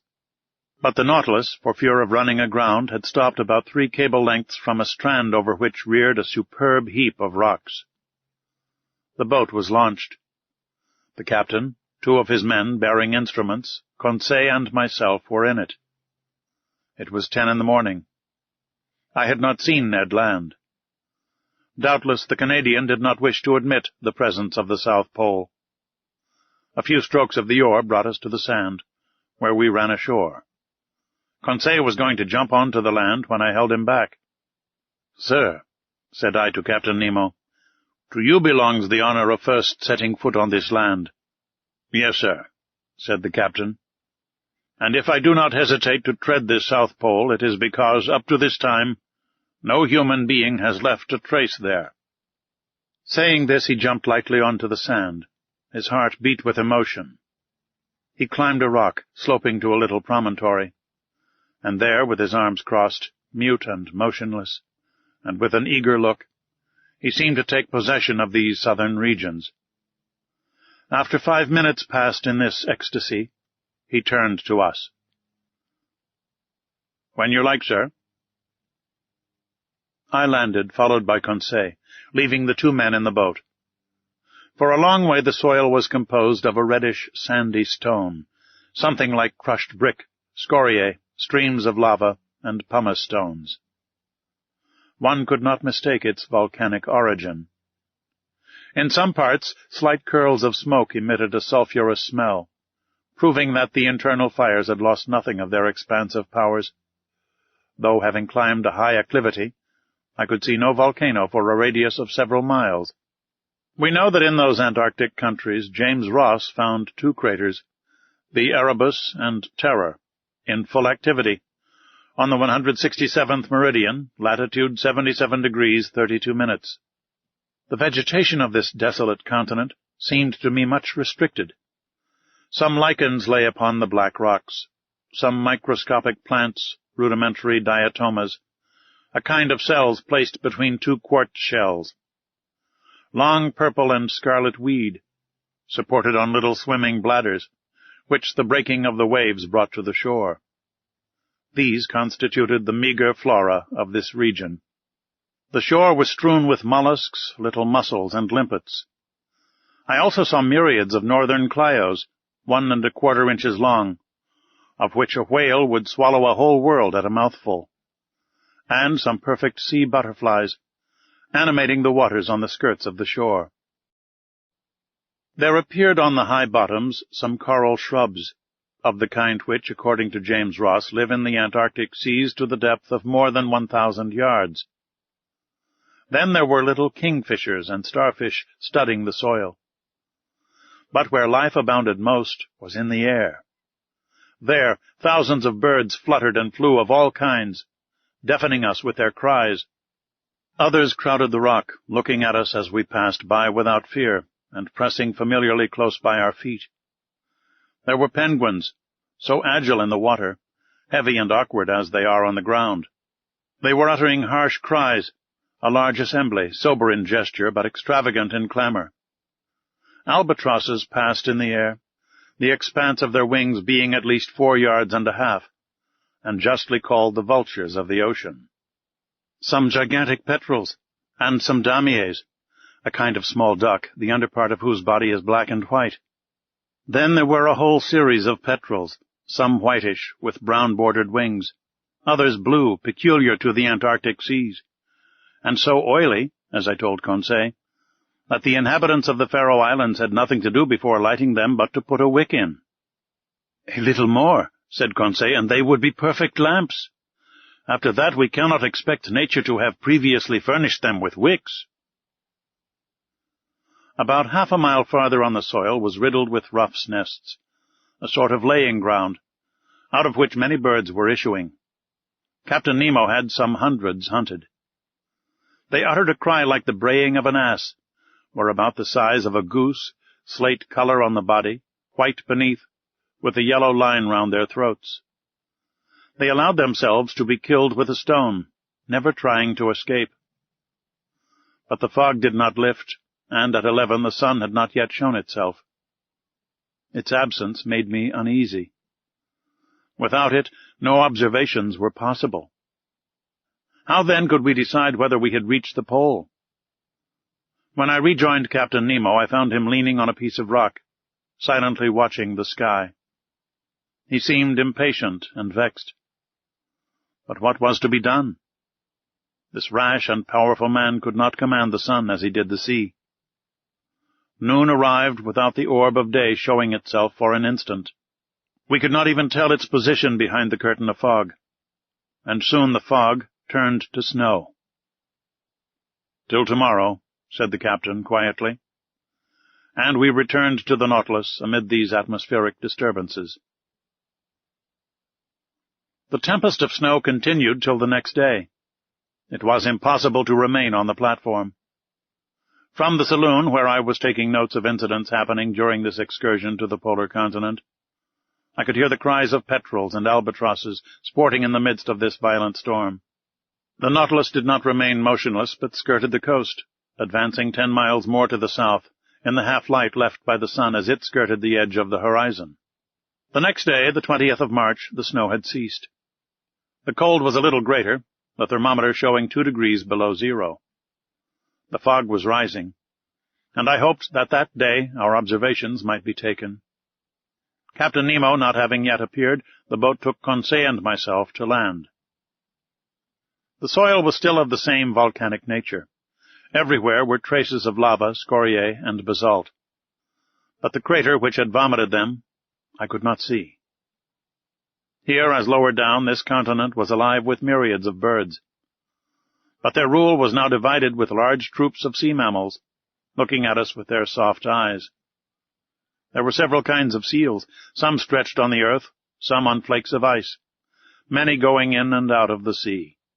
They did not flee at our approach, never having had anything to do with man, and I reckoned that there were provisions there for hundreds of vessels. "Sir," said Conseil, "will you tell me the names of these creatures?" "They are seals and morses." It was now 8 in the morning. 4 hours remained to us before the sun could be observed with advantage. I directed our steps towards a vast bay cut in the steep granite shore. There I can aver that earth and ice were lost to sight by the numbers of sea mammals covering them, and I involuntarily sought for old Proteus, the mythological shepherd who watched these immense flocks of Neptune. There were more seals than anything else, forming distinct groups, male and female, the father watching over his family, the mother suckling her little ones, some already strong enough to go a few steps. When they wished to change their place, they took little jumps, made by the contraction of their bodies, and helped awkwardly enough by their imperfect fin, which, as with the manatee, their cousins, forms a perfect forearm. I should say that in the water, which is their element, the spine of these creatures is flexible, with smooth and close skin and webbed feet. They swim admirably. In resting on the earth, they take the most graceful attitudes. Thus the ancients, observing their soft and expressive looks, which cannot be surpassed by the most beautiful look a woman can give, their clear, voluptuous eyes, their charming positions, and the poetry of their manners, metamorphosed them, the male into a Triton, and the female into a mermaid. I made Conseil notice the considerable development of the lobes of the brain in these interesting cetaceans. No mammal, except man, has such a quantity of brain matter. They are also capable of receiving a certain amount of education, are easily domesticated, and I think, with other naturalists, that if properly taught, they would be of great service as fishing dogs.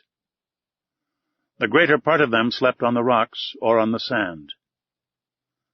Amongst these seals, properly so called, which have no external ears, in which they differ from the otter, whose ears are prominent, I noticed several varieties of seals about 3 yards long, with a white coat, bulldog heads, armed with teeth in both jaws, 4 incisors at the top and 4 at the bottom, and 2 large canine teeth in the shape of a fleur-de-lis. Amongst them glided sea elephants, a kind of seal with short, flexible trunks. The giants of this species measured 20 feet round and 10 yards and a half in length. But they did not move as we approached. "These creatures are not dangerous?" asked Conseil. "No, not unless you attack them. When they have to defend their young, their rage is terrible, and it is not uncommon for them to break the fishing boats to pieces." "They are quite right," said Conseil. "I do not say they are not." 2 miles farther on we were stopped by the promontory which shelters the bay from the southerly winds. Beyond it we heard loud bellowings, such as a troop of ruminants would produce. "Good," said Conseil, "a concert of bulls." "No, a concert of morses." "They are fighting." "They are either fighting or playing." We now began to climb the blackish rocks, amid unforeseen stumbles, and over stones which the ice made slippery. More than once I rolled over at the expense of my loins.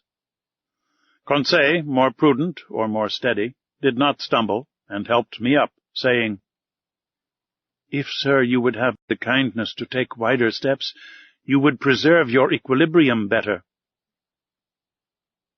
Arrived at the upper ridge of the promontory, I saw a vast white plain covered with morses. They were playing amongst themselves, and what we heard were bellowings of pleasure, not of anger. As I passed these curious animals, I could examine them leisurely, for they did not move. Their skins were thick and rugged, of a yellowish tint, approaching to red. Their hair was short and scant. Some of them were 4 yards and a quarter long. Quieter and less timid than their cousins of the north, they did not, like them, place sentinels round the outskirts of their encampment. After examining this city of morses, I began to think of returning. It was 11 o'clock, and if Captain Nemo found the conditions favorable for observations, I wished to be present at the operation. We followed a narrow pathway running along the summit of the steep shore. At 11:30 we had reached the place where we landed. The boat had run aground, bringing the captain. I saw him standing on a block of basalt, his instruments near him, his eyes fixed on the northern horizon, near which the sun was then describing a lengthened curve. I took my place beside him, and waited without speaking. Noon arrived, and as before the sun did not appear. It was a fatality. Observations were still wanting. If not accomplished tomorrow, we must give up all idea of taking any. We were indeed exactly at the 20th of March. Tomorrow, the 21st, would be the equinox. The sun would disappear behind the horizon for 6 months, and with its disappearance the long polar night would begin. Since the September equinox it had emerged from the northern horizon, rising by lengthened spirals up to the 21st of December. At this period, the summer solstice of the northern regions, it had begun to descend, and tomorrow was to shed its last rays upon them. I communicated my fears and observations to Captain Nemo. "You are right, Monsieur Aronnax," said he. "If tomorrow I cannot take the altitude of the sun, I shall not be able to do it for 6 months. But precisely because chance has led me into these seas on the 21st of March, my bearings will be easy to take, if at 12 we can see the sun." "Why, Captain?" "Because then the orb of day describes such lengthened curves that it is difficult to measure exactly its height above the horizon, and grave errors may be made with instruments." "What will you do then?"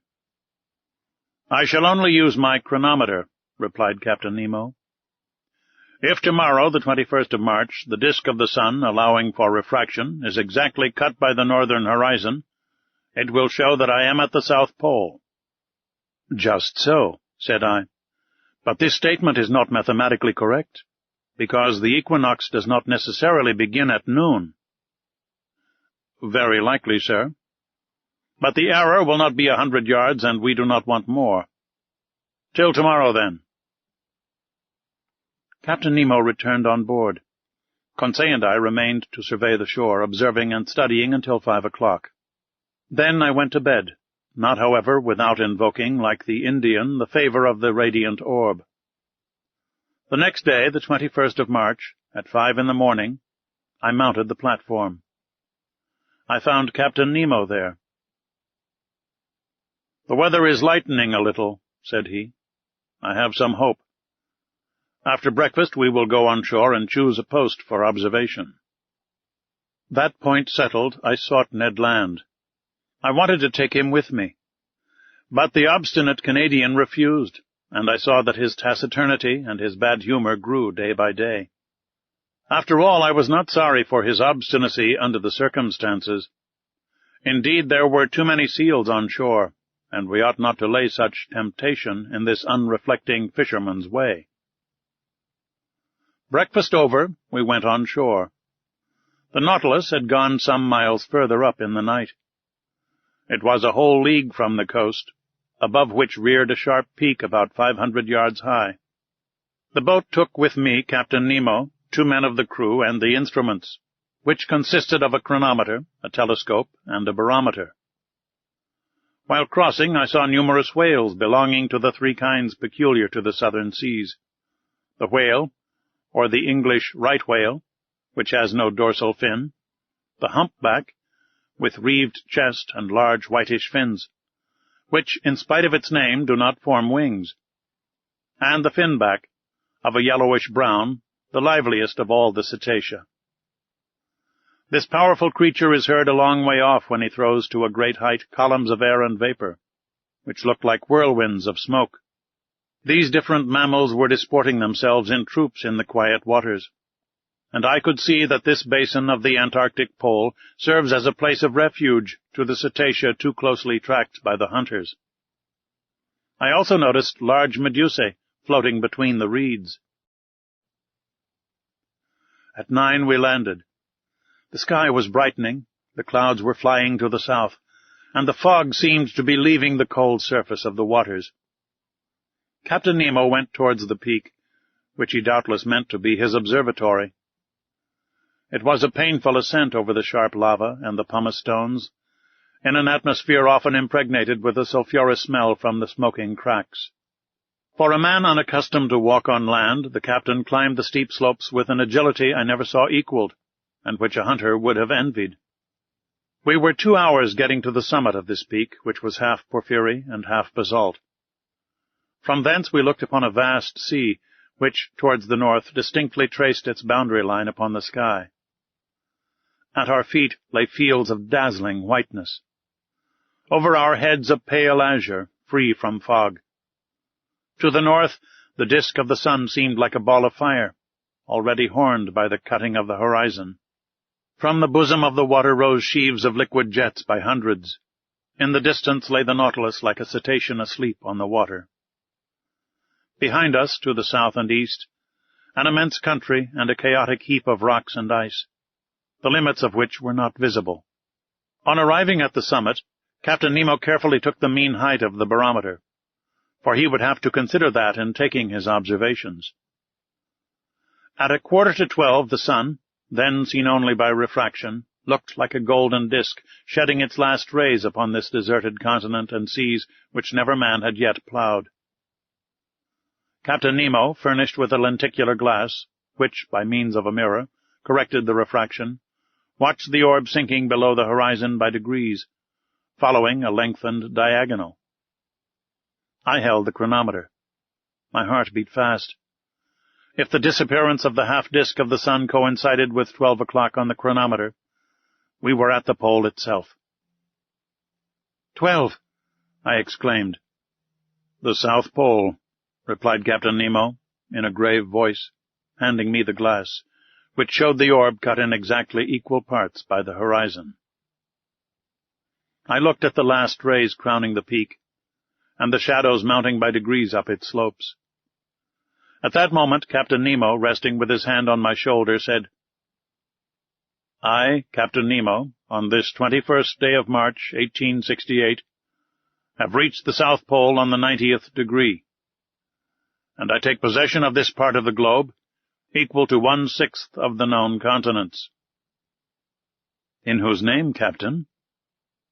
In my own, sir. Saying which, Captain Nemo unfurled a black banner, bearing an N in gold quartered on its bunting. Then, turning towards the orb of day, whose last rays lapped the horizon of the sea, he exclaimed, Adieu, sun! Disappear, thou radiant orb! Rest beneath this open sea, and let a night of 6 months spread its shadows over my new domains. Chapter 15. Accident or Incident. The next day, the 22nd of March, at 6 in the morning, preparations for departure were begun. The last gleams of twilight were melting into night. The cold was great. The constellations shone with wonderful intensity. In the zenith glittered that wondrous Southern Cross, the polar bear of Antarctic regions. The thermometer showed 120 below zero, and when the wind freshened it was most biting. Flakes of ice increased on the open water. The sea seemed everywhere alike. Numerous blackish patches spread on the surface, showing the formation of fresh ice. Evidently the southern basin, frozen during the 6 winter months, was absolutely inaccessible. What became of the whales in that time? Doubtless they went beneath the icebergs, seeking more practicable seas. As to the seals and morses, accustomed to live in a hard climate, they remained on these icy shores. These creatures have the instinct to break holes in the ice field and to keep them open. To these holes they come for breath. When the birds, driven away by the cold, have emigrated to the north, these sea mammals remain sole masters of the polar continent. But the reservoirs were filling with water, and the Nautilus was slowly descending. At 1,000 feet deep it stopped. Its screw beat the waves, and it advanced straight towards the north at a speed of 15 miles an hour. Towards night it was already floating under the immense body of the iceberg. At 3 in the morning I was awakened by a violent shock. I sat up in my bed and listened in the darkness, when I was thrown into the middle of the room. The Nautilus, after having struck, had rebounded violently. I groped along the partition and by the staircase to the saloon, which was lit by the luminous ceiling. The furniture was upset. Fortunately, the windows were firmly set and had held fast. The pictures on the starboard side, from being no longer vertical, were clinging to the paper, whilst those of the port side were hanging at least a foot from the wall. The Nautilus was lying on its starboard side perfectly motionless. I heard footsteps and a confusion of voices, but Captain Nemo did not appear. As I was leaving the saloon, Ned Land and Conseil entered. "What is the matter?" said I at once. "I came to ask you, sir," replied Conseil. "Confound it!" exclaimed the Canadian. "I know well enough. The Nautilus has struck, and judging by the way she lies, I do not think she will right herself as she did the first time in Torres Straits." "But," I asked, "has she at least come to the surface of the sea?" "We do not know," said Conseil. "It is easy to decide," I answered. I consulted the manometer. To my great surprise, it showed a depth of more than 180 fathoms. "What does that mean?" I exclaimed. "We must ask Captain Nemo," said Conseil. "But where shall we find him?" said Ned Land. "Follow me," said I to my companions. We left the saloon. There was no one in the library. At the center staircase, by the berths of the ship's crew, there was no one. I thought that Captain Nemo must be in the pilot's cage. It was best to wait. We all returned to the saloon. For 20 minutes we remained thus, trying to hear the slightest noise which might be made on board the Nautilus, when Captain Nemo entered. He seemed not to see us. His face, generally so impassive, showed signs of uneasiness. He watched the compass silently, then the manometer, and, going to the planisphere, placed his finger on a spot representing the southern seas. I would not interrupt him. But some minutes later, when he turned towards me, I said, using one of his own expressions in the Torres Straits, "An incident, Captain?" "No, sir, an accident this time." "Serious?" "Perhaps." "Is the danger immediate?" "No." "The Nautilus has stranded?" "Yes." "And this has happened how?" "From a caprice of nature, not from the ignorance of man. Not a mistake has been made in the working. But we cannot prevent equilibrium from producing its effects. We may brave human laws, but we cannot resist natural ones." Captain Nemo had chosen a strange moment for uttering this philosophical reflection. On the whole, his answer helped me little. "May I ask, sir, the cause of this accident?" "An enormous block of ice. A whole mountain has turned over," he replied. "When icebergs are undermined at their base by warmer water or reiterated shocks, their center of gravity rises, and the whole thing turns over. This is what has happened. One of these blocks, as it fell, struck the Nautilus, then, gliding under its hull, raised it with irresistible force, bringing it into beds which are not so thick, where it is lying on its side." "But can we not get the Nautilus off by emptying its reservoirs, that it might regain its equilibrium?" "That, sir, is being done at this moment. You can hear the pump working. Look at the needle of the manometer. It shows that the Nautilus is rising, but the block of ice is floating with it. And until some obstacle stops its ascending motion, our position cannot be altered. Indeed, the Nautilus still held the same position to starboard. Doubtless it would right itself when the block stopped. But at this moment, who knows if we may not be frightfully crushed between the two glassy surfaces? I reflected on all the consequences of our position. Captain Nemo never took his eyes off the manometer. Since the fall of the iceberg, the Nautilus had risen about 150 feet, but it still made the same angle with the perpendicular. Suddenly a slight movement was felt in the hold. Evidently it was righting a little. Things hanging in the saloon were sensibly returning to their normal position. The partitions were nearing the upright. No one spoke. With beating hearts we watched and felt the straightening. The boards became horizontal under our feet. 10 minutes passed. "At last we have righted," I exclaimed. "Yes," said Captain Nemo, going to the door of the saloon. "But are we floating?" I asked. "Certainly," he replied, "since the reservoirs are not empty, and when empty the Nautilus must rise to the surface of the sea." We were in open sea, but at a distance of about 10 yards, on either side of the Nautilus, rose a dazzling wall of ice. Above and beneath the same wall. Above, because the lower surface of the iceberg stretched over us like an immense ceiling. Beneath, because the overturned block, having slid by degrees, had found a resting place on the lateral walls, which kept it in that position. The Nautilus was really imprisoned in a perfect tunnel of ice, more than 20 yards in breadth, filled with quiet water. It was easy to get out of it by going either forward or backward, and then make a free passage under the iceberg, some hundreds of yards deeper. The luminous ceiling had been extinguished, but the saloon was still resplendent with intense light. It was the powerful reflection from the glass partition sent violently back to the sheets of the lantern. I cannot describe the effect of the voltaic rays upon the great blocks so capriciously cut. Upon every angle, every ridge, every facet was thrown a different light, according to the nature of the veins running through the ice. A dazzling mine of gems, particularly of sapphires, their blue rays crossing with the green of the emerald. Here and there were opal shades of wonderful softness, running through bright spots like diamonds of fire, the brilliancy of which the eye could not bear. The power of the lantern seemed increased 100-fold, like a lamp through the lenticular plates of a first-class lighthouse. "How beautiful! How beautiful!" cried Conseil. "Yes," I said, "it is a wonderful sight, is it not, Ned?"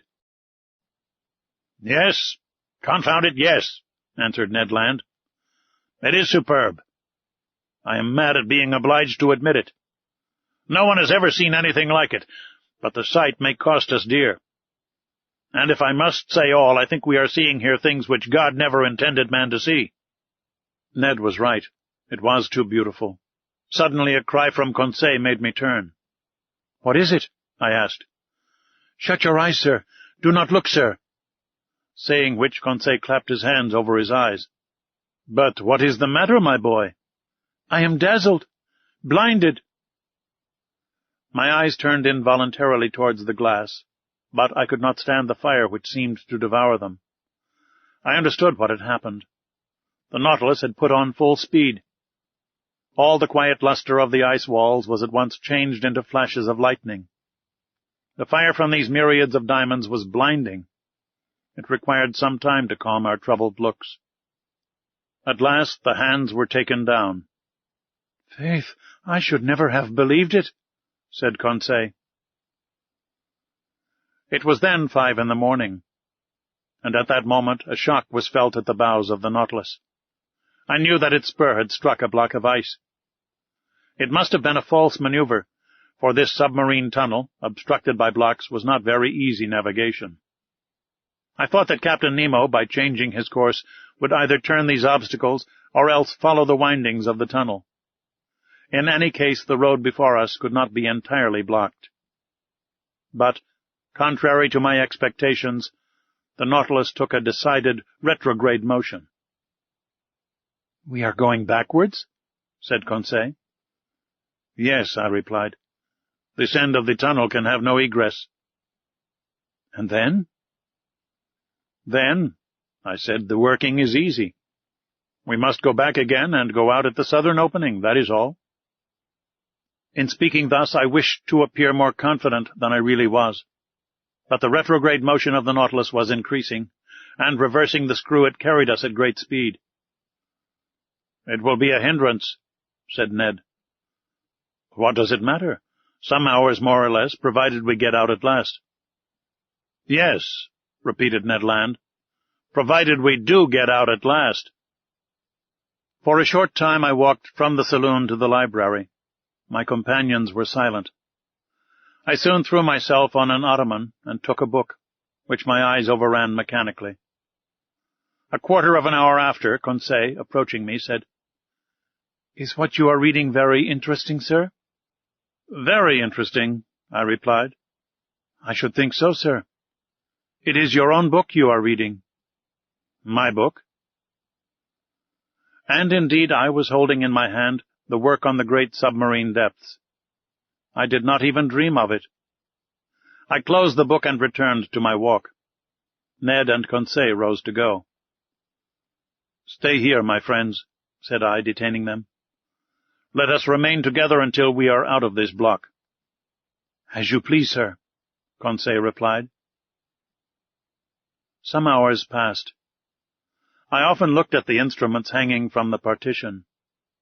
The manometer showed that the Nautilus kept at a constant depth of more than 300 yards. The compass still pointed to south. The log indicated a speed of 20 miles an hour, which, in such a cramped space, was very great. But Captain Nemo knew that he could not hasten too much, and that minutes were worth ages to us. At 25 minutes past 8, a second shock took place, this time from behind. I turned pale. My companions were close by my side. I seized Conseil's hand. Our looks expressed our feelings better than words. At this moment the captain entered the saloon. I went up to him.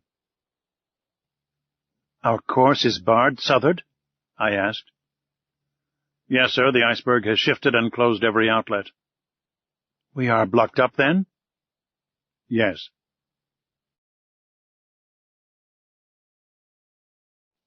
Chapter 16. Want of Air. Thus, around the Nautilus, above and below, was an impenetrable wall of ice. We were prisoners to the iceberg. I watched the captain. His countenance had resumed its habitual imperturbability. "Gentlemen," he said calmly, "there are two ways of dying in the circumstances in which we are placed." This puzzling person had the air of a mathematical professor lecturing to his pupils. "The first is to be crushed. The second is to die of suffocation. I do not speak of the possibility of dying of hunger, for the supply of provisions in the Nautilus will certainly last longer than we shall. Let us then calculate our chances." "As to suffocation, Captain," I replied, "that is not to be feared, because our reservoirs are full." "Just so. But they will only yield 2 days' supply of air. Now, for 36 hours we have been hidden under the water, and already the heavy atmosphere of the Nautilus requires renewal. In 48 hours our reserve will be exhausted." "Well, Captain, can we be delivered before 48 hours?" "We will attempt it, at least, by piercing the wall that surrounds us." "On which side?" "Sound will tell us. I am going to run the Nautilus aground on the lower bank, and my men will attack the iceberg on the side that is least thick." Captain Nemo went out. Soon I discovered by a hissing noise that the water was entering the reservoirs. The Nautilus sank slowly, and rested on the ice at a depth of 350 yards, the depth at which the lower bank was immersed. "My friends," I said, "our situation is serious, but I rely on your courage and energy." "Sir," replied the Canadian, "I am ready to do anything for the general safety." "Good, Ned. and I held out my hand to the Canadian.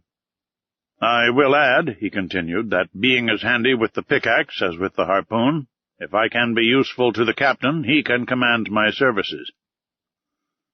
"He will not refuse your help. Come, Ned." I led him to the room where the crew of the Nautilus were putting on their cork jackets. I told the captain of Ned's proposal, which he accepted. The Canadian put on his sea costume and was ready as soon as his companions. When Ned was dressed, I re-entered the drawing-room, where the panes of glass were open, and, posted near Conseil, I examined the ambient beds that supported the Nautilus. Some instants after, we saw a dozen of the crew set foot on the bank of ice, and among them Ned Land, easily known by his stature. Captain Nemo was with them.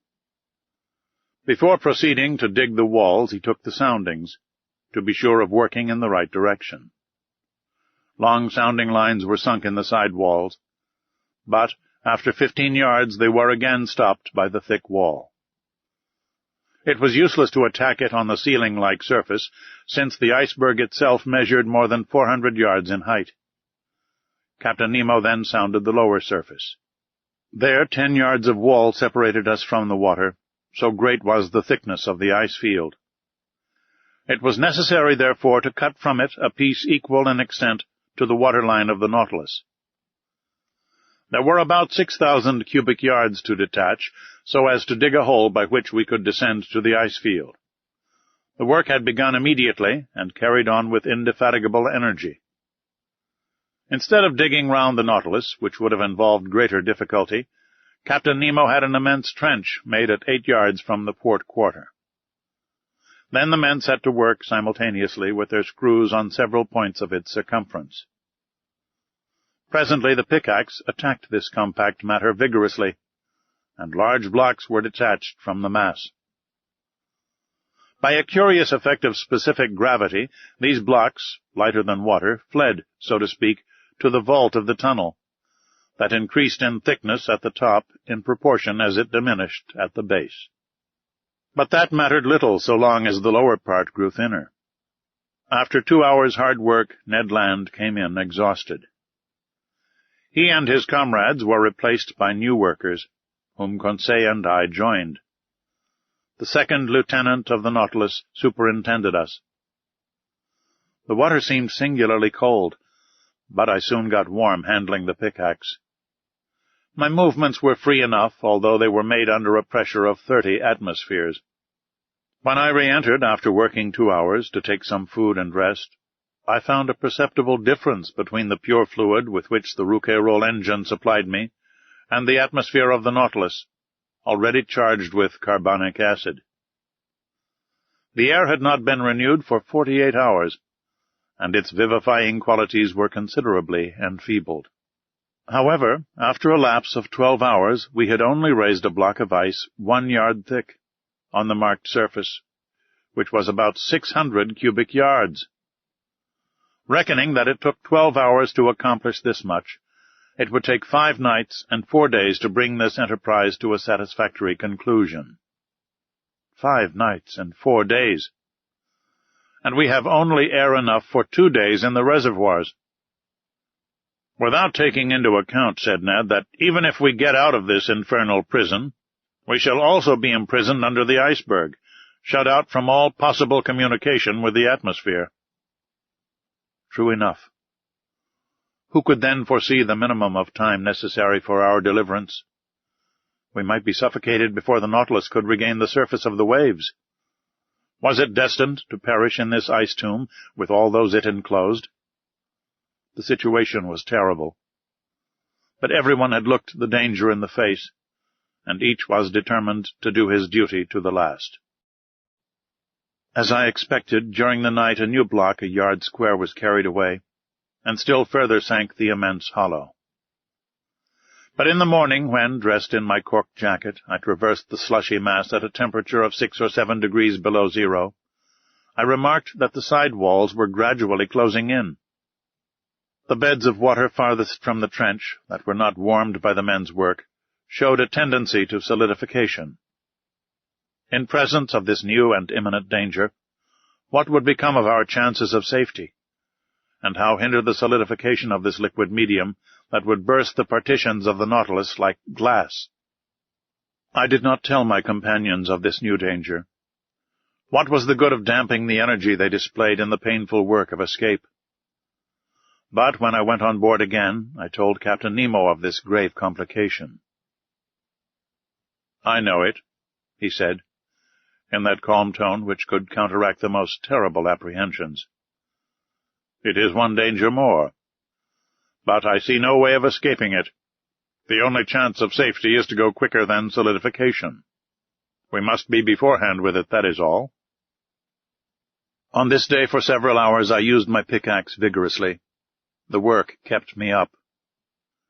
Besides, to work was to quit the Nautilus, and breathe directly the pure air drawn from the reservoirs, and supplied by our apparatus, and to quit the impoverished and vitiated atmosphere. Towards evening the trench was dug 1 yard deeper. When I returned on board, I was nearly suffocated by the carbonic acid with which the air was filled. Ah, if we had only the chemical means to drive away this deleterious gas! We had plenty of oxygen. All this water contained a considerable quantity, and by dissolving it with our powerful piles, it would restore the vivifying fluid. I had thought well over it. But of what good was that, since the carbonic acid produced by our respiration had invaded every part of the vessel? To absorb it, it was necessary to fill some jars with caustic potash, and to shake them incessantly. Now this substance was wanting on board, and nothing could replace it. On that evening, Captain Nemo ought to open the taps of his reservoirs, and let some pure air into the interior of the Nautilus. Without this precaution, we could not get rid of the sense of suffocation. The next day, March 26th, I resumed my miner's work in beginning the 5th yard. The side walls and the lower surface of the iceberg thickened visibly. It was evident that they would meet before the Nautilus was able to disengage itself. Despair seized me for an instant. My pickaxe nearly fell from my hands. What was the good of digging if I must be suffocated, crushed by the water that was turning into stone? A punishment that the ferocity of the savages even would not have invented. Just then Captain Nemo passed near me. I touched his hand and showed him the walls of our prison. The wall to port had advanced to at least 4 yards from the hull of the Nautilus. The captain understood me, and signed me to follow him. We went on board. I took off my cork jacket and accompanied him into the drawing-room. "Monsieur Aronnax, we must attempt some desperate means, or we shall be sealed up in this solidified water as in cement." "Yes, but what is to be done?" "Ah, if my Nautilus were strong enough to bear this pressure without being crushed." "Well?"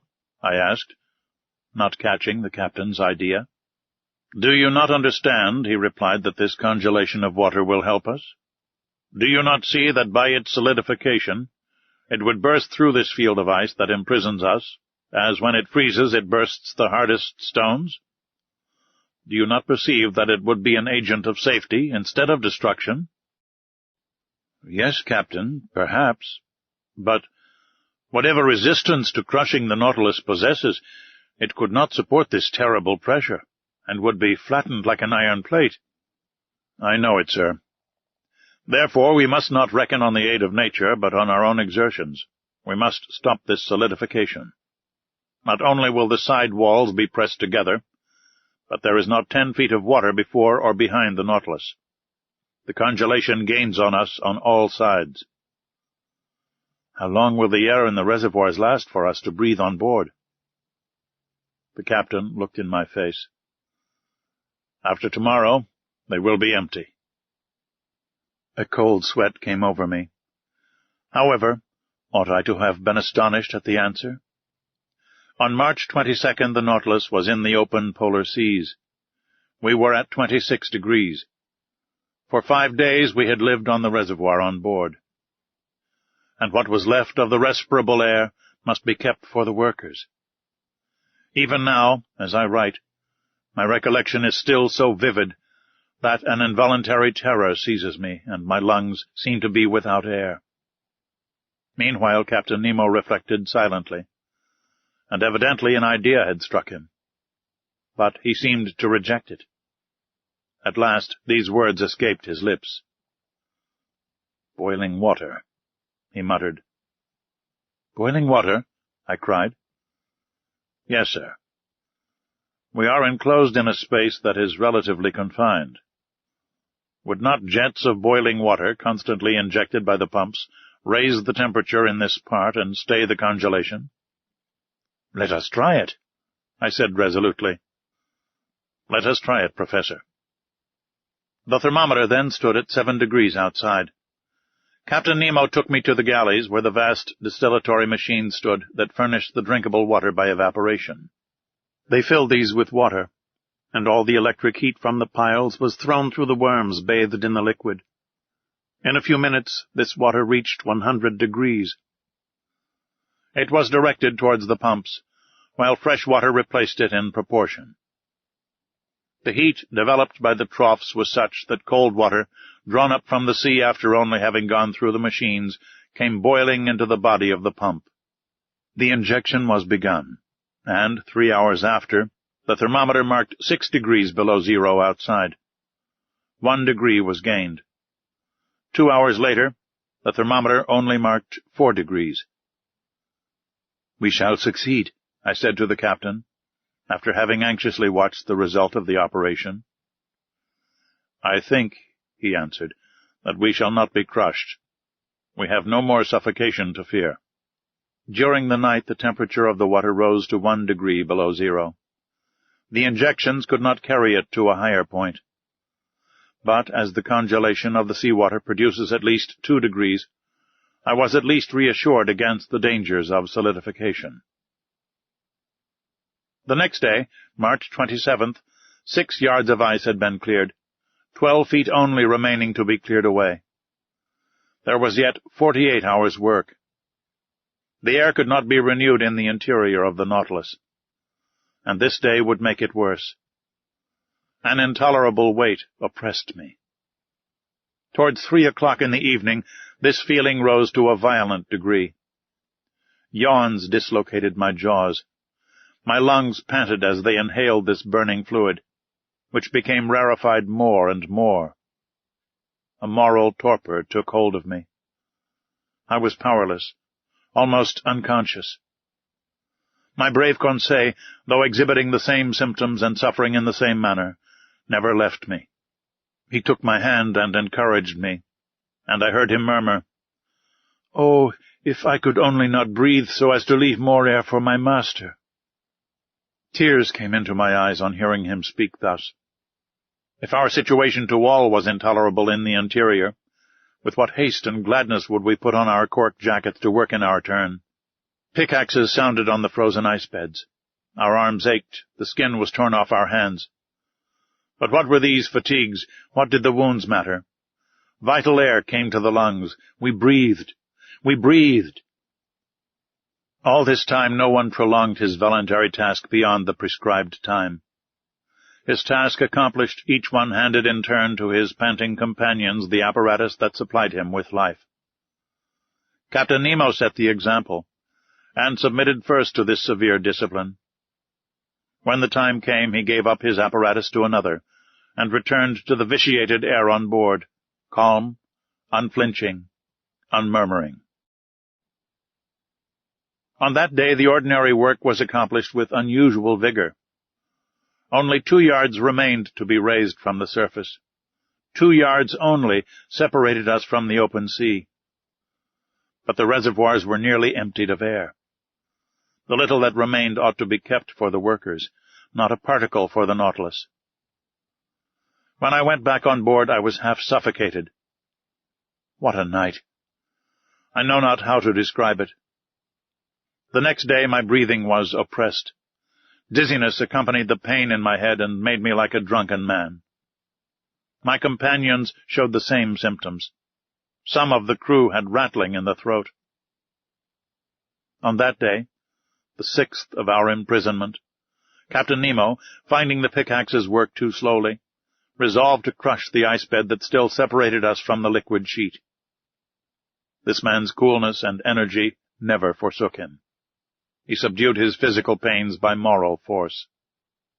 By his orders the vessel was lightened, that is to say, raised from the ice bed by a change of specific gravity. When it floated, they towed it so as to bring it above the immense trench made on the level of the waterline. Then, filling his reservoirs of water, he descended and shut himself up in the hole. Just then all the crew came on board, and the double door of communication was shut.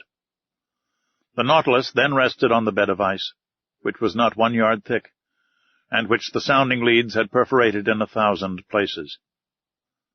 The taps of the reservoirs were then opened, and 100 cubic yards of water was let in, increasing the weight of the Nautilus to 1,800 tons. We waited. We listened, forgetting our sufferings in hope. Our safety depended on this last chance. Notwithstanding the buzzing in my head, I soon heard the humming sound under the hull of the Nautilus. The ice cracked with a singular noise, like tearing paper, and the Nautilus sank. "We are off," murmured Conseil in my ear. I could not answer him. I seized his hand and pressed it convulsively. All at once, carried away by its frightful overcharge, the Nautilus sank like a bullet under the waters. That is to say, it fell as if it was in a vacuum. Then all the electric force was put on the pumps, that soon began to let the water out of the reservoirs. After some minutes, our fall was stopped. Soon, too, the manometer indicated an ascending movement. The screw, going at full speed, made the iron hull tremble to its very bolts, and drew us towards the north. But if this floating under the iceberg is to last another day before we reach the open sea, I shall be dead first. Half stretched upon a divan in the library, I was suffocating. My face was purple, my lips blue, my faculties suspended. I neither saw nor heard. All notion of time had gone from my mind.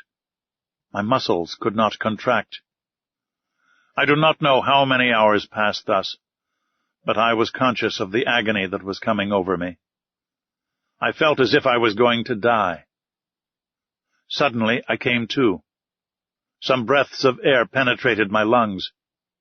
Had we risen to the surface of the waves? Were we free of the iceberg? No. Ned and Conseil, my two brave friends, were sacrificing themselves to save me. Some particles of air still remained at the bottom of one apparatus. Instead of using it, they had kept it for me, and while they were being suffocated, they gave me life, drop by drop. I wanted to push back the thing. They held my hands, and for some moments I breathed freely. I looked at the clock. It was 11 in the morning. It ought to be the 28th of March. The Nautilus went at a frightful pace, 40 miles an hour. It literally tore through the water.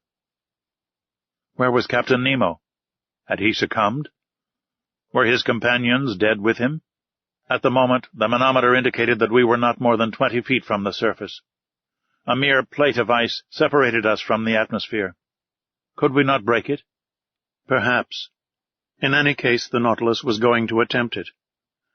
I felt that it was in an oblique position, lowering the stern and raising the bows. The introduction of water had been the means of distributing its equilibrium. Then, impelled by its powerful screw, it attacked the ice field from beneath like a formidable battering ram. It broke it by backing and then rushing forward against the field, which gradually gave way, and at last, dashing suddenly against it, shot forwards on the ice field, that crushed beneath its weight. The panel was opened, one might say torn off, and the pure air came in abundance to all parts of the Nautilus.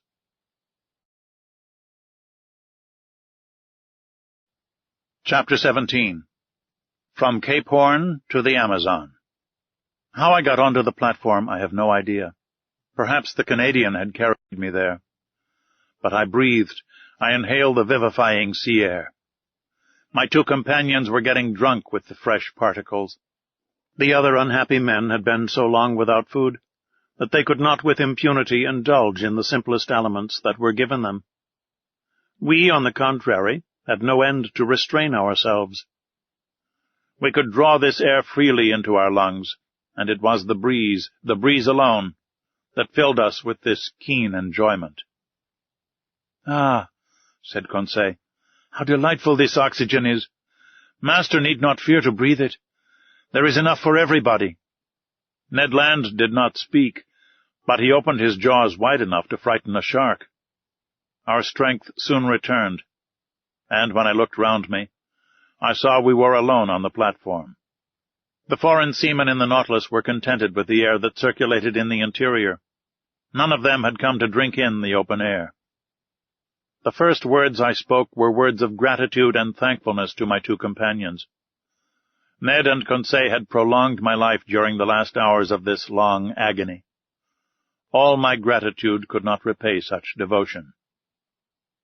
"My friends," said I, "we are bound one to the other forever, and I am under infinite obligations to you."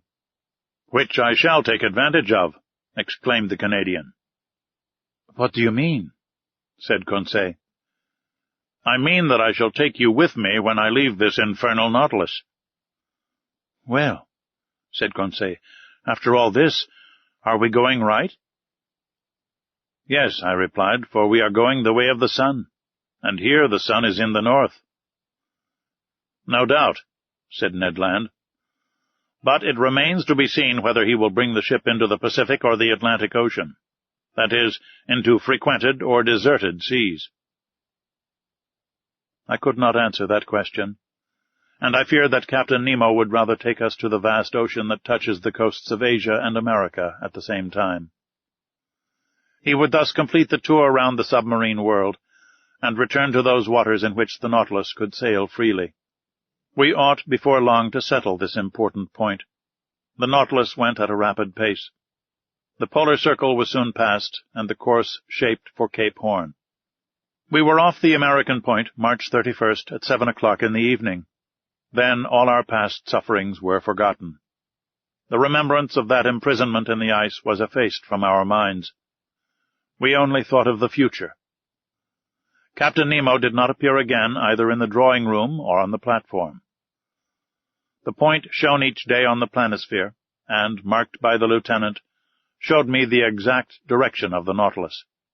Now, on that evening, it was evident, to my great satisfaction, that we were going back to the north by the Atlantic. The next day, April 1st, when the Nautilus ascended to the surface some minutes before noon, we sighted land to the west.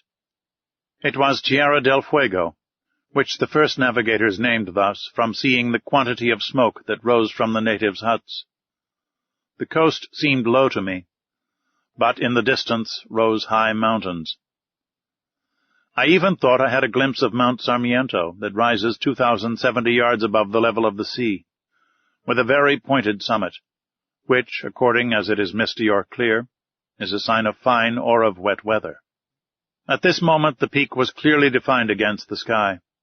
The Nautilus, diving again under the water, approached the coast, which was only some few miles off.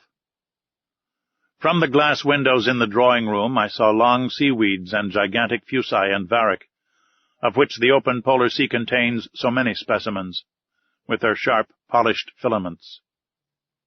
They measured about 300 yards in length, real cables, thicker than one's thumb, and having great tenacity, they are often used as ropes for vessels.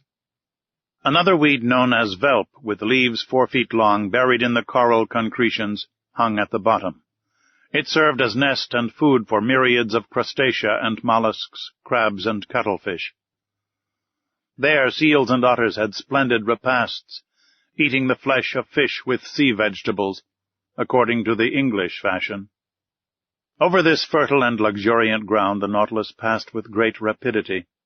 Towards evening it approached the Falkland group, the rough summits of which I recognized the following day. The depth of the sea was moderate. On the shores our nets brought in beautiful specimens of seaweed, and particularly a certain fucus, the roots of which were filled with the best mussels in the world. Geese and ducks fell by dozens on the platform, and soon took their places in the pantry on board. When the last heights of the Falklands had disappeared from the horizon, the Nautilus sank to between 20 and 25 yards, and followed the American coast. Captain Nemo did not show himself. Until the 3rd of April we did not quit the shores of Patagonia, sometimes under the ocean, sometimes at the surface. The Nautilus passed beyond the large estuary formed by the Uruguay. Its direction was northwards, and followed the long windings of the coast of South America. We had then made 1,600 miles since our embarkation in the seas of Japan. About 11 o'clock in the morning the Tropic of Capricorn was crossed on the 37th meridian, and we passed Cape Frio standing out to sea. Captain Nemo, to Ned Land's great displeasure, did not like the neighborhood of the inhabited coasts of Brazil, for we went at a giddy speed. Not a fish, not a bird of the swiftest kind could follow us, and the natural curiosities of these seas escaped all observation. This speed was kept up for several days, and in the evening of the 9th of April we sighted the most westerly point of South America that forms Cape San Roque. But then the Nautilus swerved again, and sought the lowest depth of a submarine valley which is between this cape and Sierra Leone on the African coast. This valley bifurcates to the parallel of the Antilles, and terminates at the mouth by the enormous depression of 9,000 yards. In this place the geological basin of the ocean forms, as far as the Lesser Antilles, a cliff to 3.5 miles perpendicular in height, and at the parallel of the Cape Verde Islands, another wall not less considerable, that encloses thus all the sunk continent of the Atlantic. The bottom of this immense valley is dotted with some mountains, that give to these submarine places a picturesque aspect. I speak, moreover, from the manuscript charts that were in the library of the Nautilus, charts evidently due to Captain Nemo's hand, and made after his personal observations. For 2 days the desert and deep waters were visited by means of the inclined planes. The Nautilus was furnished with long diagonal broadsides which carried it to all elevations. But on the 11th of April it rose suddenly, and land appeared at the mouth of the Amazon River, a vast estuary, the embouchure of which is so considerable that it freshens the sea-water for the distance of several leagues. Chapter 18. The Squid. For several days the Nautilus kept off from the American coast. Evidently it did not wish to risk the tides of the Gulf of Mexico or of the Sea of the Antilles. April 16th we sighted Martinique and Guadeloupe from a distance of about 30 miles. I saw their tall peaks for an instant. The Canadian, who counted on carrying out his projects in the Gulf by either landing or hailing one of the numerous boats that coast from one island to another, was quite disheartened. Flight would have been quite practicable, if Ned Land had been able to take possession of the boat without the captain's knowledge. But in the open sea it could not be thought of. The Canadian, Conseil, and I had a long conversation on this subject. For 6 months we had been prisoners on board the Nautilus. We had traveled 17,000 leagues, and, as Ned Land said, there was no reason why it should come to an end. We could hope nothing from the captain of the Nautilus, but only from ourselves. Besides, for some time past he had become graver, more retired, less sociable. He seemed to shun me. I met him rarely. Formerly he was pleased to explain the submarine marvels to me. Now he left me to my studies, and came no more to the saloon. What change had come over him? For what cause? For my part, I did not wish to bury with me my curious and novel studies. I had now the power to write the true book of the sea, and this book, sooner or later, I wished to see daylight. The land nearest us was the archipelago of the Bahamas. There rose high submarine cliffs covered with large weeds. It was about 11 o'clock when Ned Land drew my attention to a formidable pricking, like the sting of an ant, which was produced by means of large seaweeds. "Well," I said, "these are proper caverns for squid. and I should not be astonished to see some of these monsters." "What?" said Conseil. "Cuttlefish? Real cuttlefish of the cephalopod class?" "No," I said. "Squid of huge dimensions." "I will never believe that such animals exist," said Ned. "Well," said Conseil, with the most serious air in the world, "I remember perfectly to have seen a large vessel drawn under the waves by an octopus's arm." "You saw that?" said the Canadian. "Yes, Ned." "With your own eyes?" "With my own eyes." "Where, pray, might that be?" "At Saint-Malo," answered Conseil. "In the port?" said Ned, ironically. "No, in a church," replied Conseil. "In a church?" cried the Canadian. "Yes, friend Ned. In a picture representing the squid in question." "Good!" said Ned Land, bursting out laughing. "He is quite right," I said. "I have heard of this picture. But the subject represented is taken from a legend, and you know what to think of legends in the matter of natural history. Besides, when it is a question of monsters, the imagination is apt to run wild. Not only is it supposed that these squid can draw down vessels, but a certain Olaus Magnus speaks of an octopus a mile long that is more like an island than an animal. It is also said that the Bishop of Nidros was building an altar on an immense rock. Mass finished, the rock began to walk, and returned to the sea. The rock was a squid.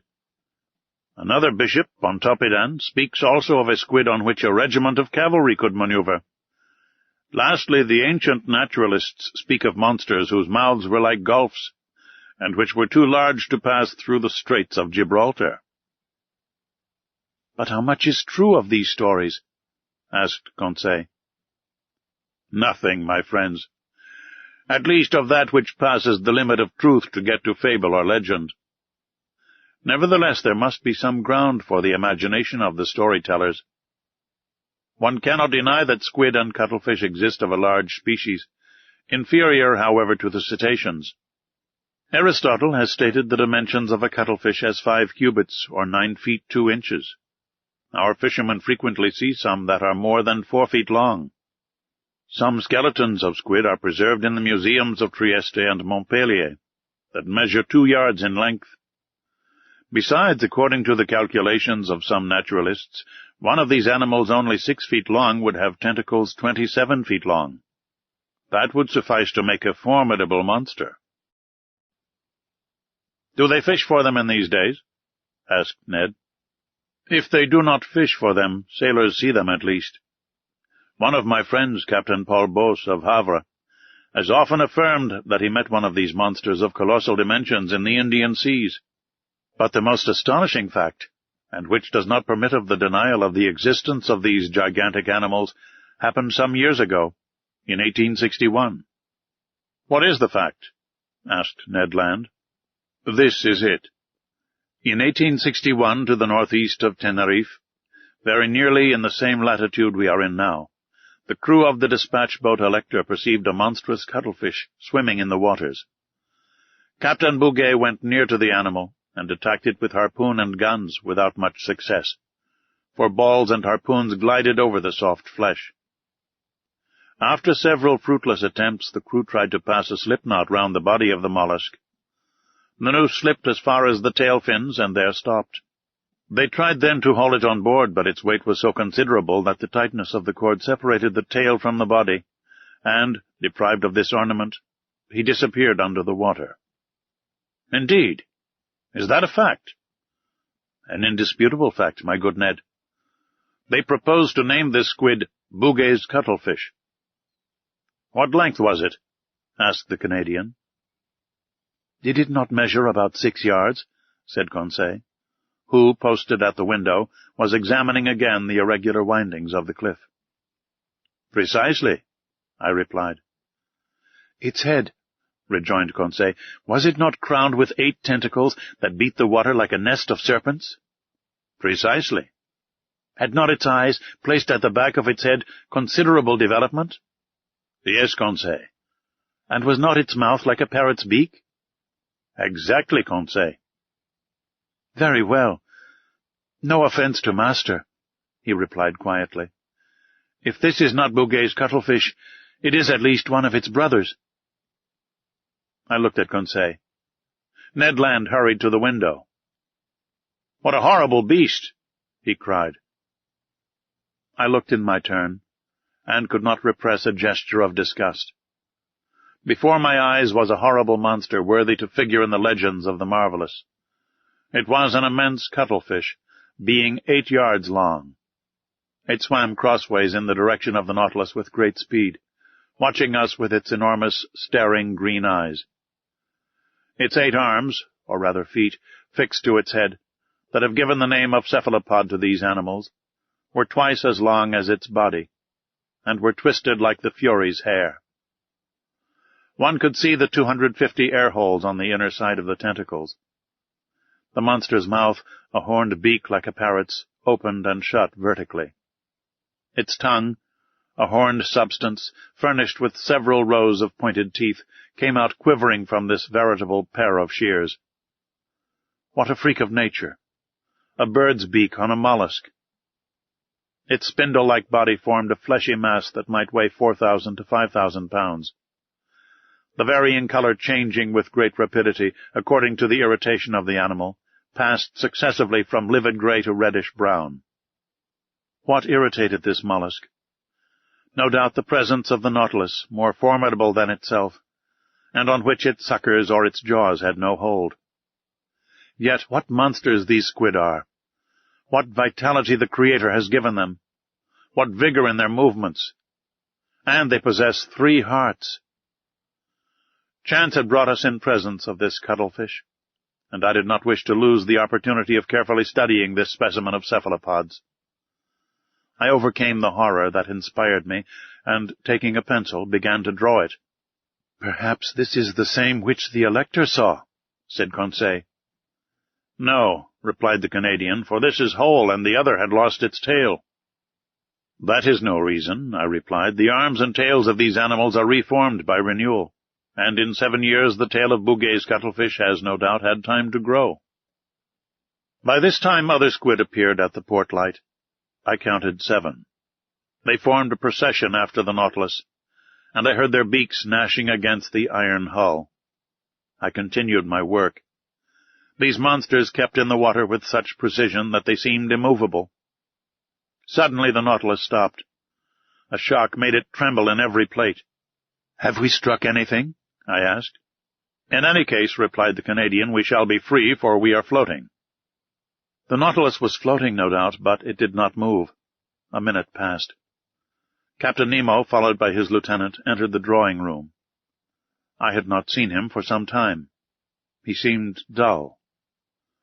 Without noticing or speaking to us, he went to the panel, looked at the squid, and said something to his lieutenant. The latter went out. Soon the panels were shut. The ceiling was lighted. I went towards the captain. "A curious collection of squid?" I said.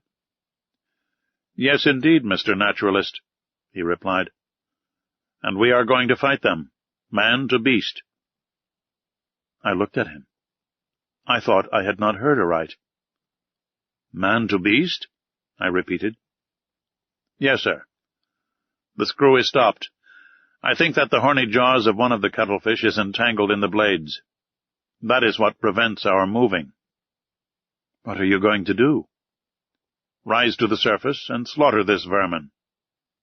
"A difficult enterprise." "Yes, indeed. The electric bullets are powerless against the soft flesh where they do not find resistance enough to go off. But we shall attack them with the hatchet." "And the harpoon, sir," said the Canadian, "if you do not refuse my help." "I will accept it, Master Land." "We will follow you," I said. And, following Captain Nemo, we went towards the central staircase. There, about 10 men with boarding hatchets were ready for the attack. Conseil and I took 2 hatchets. Ned Land seized a harpoon. The Nautilus had then risen to the surface. One of the sailors, posted on the top ladder step, unscrewed the bolts of the panels.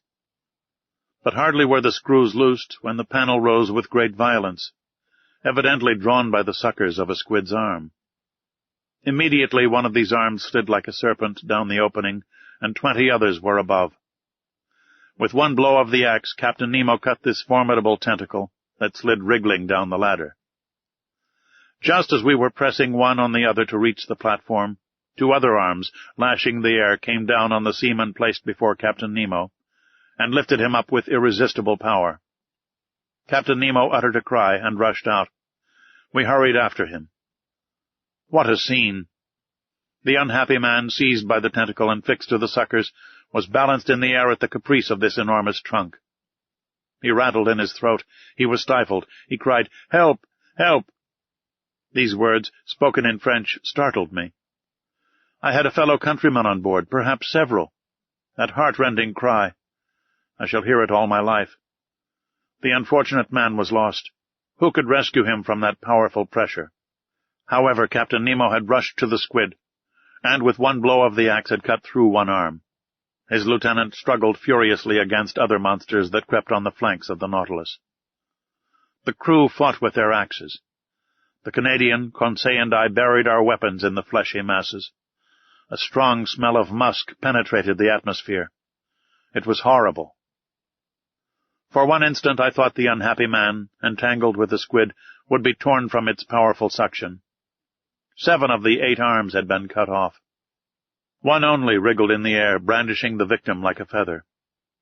But, just as Captain Nemo and his lieutenant threw themselves on it, the animal ejected a stream of black liquid. We were blinded with it. When the cloud dispersed, the cuttlefish had disappeared, and my unfortunate countryman with it. 10 or 12 squid now invaded the platform and sides of the Nautilus. We rolled pell-mell into the midst of this nest of serpents that wriggled on the platform in the waves of blood and ink. It seemed as though these slimy tentacles sprang up like the hydra's heads. Ned Land's harpoon at each stroke was plunged into the staring eyes of the cuttlefish. But my bold companion was suddenly overturned by the tentacles of a monster he had not been able to avoid. Ah, how my heart beat with emotion and horror! The formidable beak of a cuttlefish was open over Ned Land.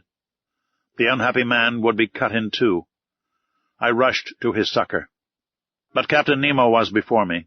His axe disappeared between the 2 enormous jaws, and, miraculously saved, the Canadian, rising, plunged his harpoon deep into the triple heart of the squid. "I owed myself this revenge," said the captain to the Canadian. Ned bowed without replying. The combat had lasted a quarter of an hour.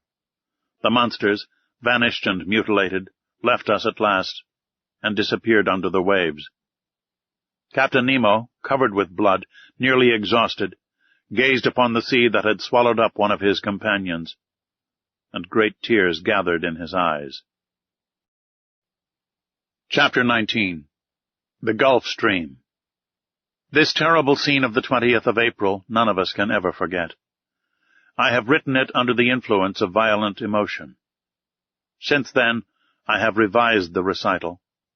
I have read it to Conseil and to the Canadian. They found it exact as to facts, but insufficient as to effect.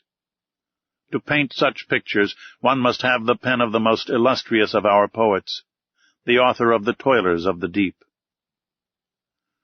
I have said that Captain Nemo wept while watching the waves. His grief was great. It was the second companion he had lost since our arrival on board. And what a death! That friend, crushed, stifled, bruised by the dreadful arms of a squid, pounded by his iron jaws, would not rest with his comrades in the peaceful coral cemetery. In the midst of the struggle, it was the despairing cry uttered by the unfortunate man that had torn my heart. The poor Frenchman, forgetting his conventional language, had taken to his own mother tongue to utter a last appeal. Amongst the crew of the Nautilus, associated with the body and soul of the captain, recoiling like him from all contact with men, I had a fellow countryman. Did he alone represent France in this mysterious association, evidently composed of individuals of diverse nationalities? It was one of these insoluble problems that rose up unceasingly before my mind. Captain Nemo entered his room, and I saw him no more for some time. But that he was sad and irresolute I could see by the vessel, of which he was the soul, and which received all his impressions. The Nautilus did not keep on in its settled course. It floated about like a corpse at the will of the waves. It went at random. He could not tear himself away from the scene of the last struggle, from this sea that had devoured one of his men. 10 days passed thus.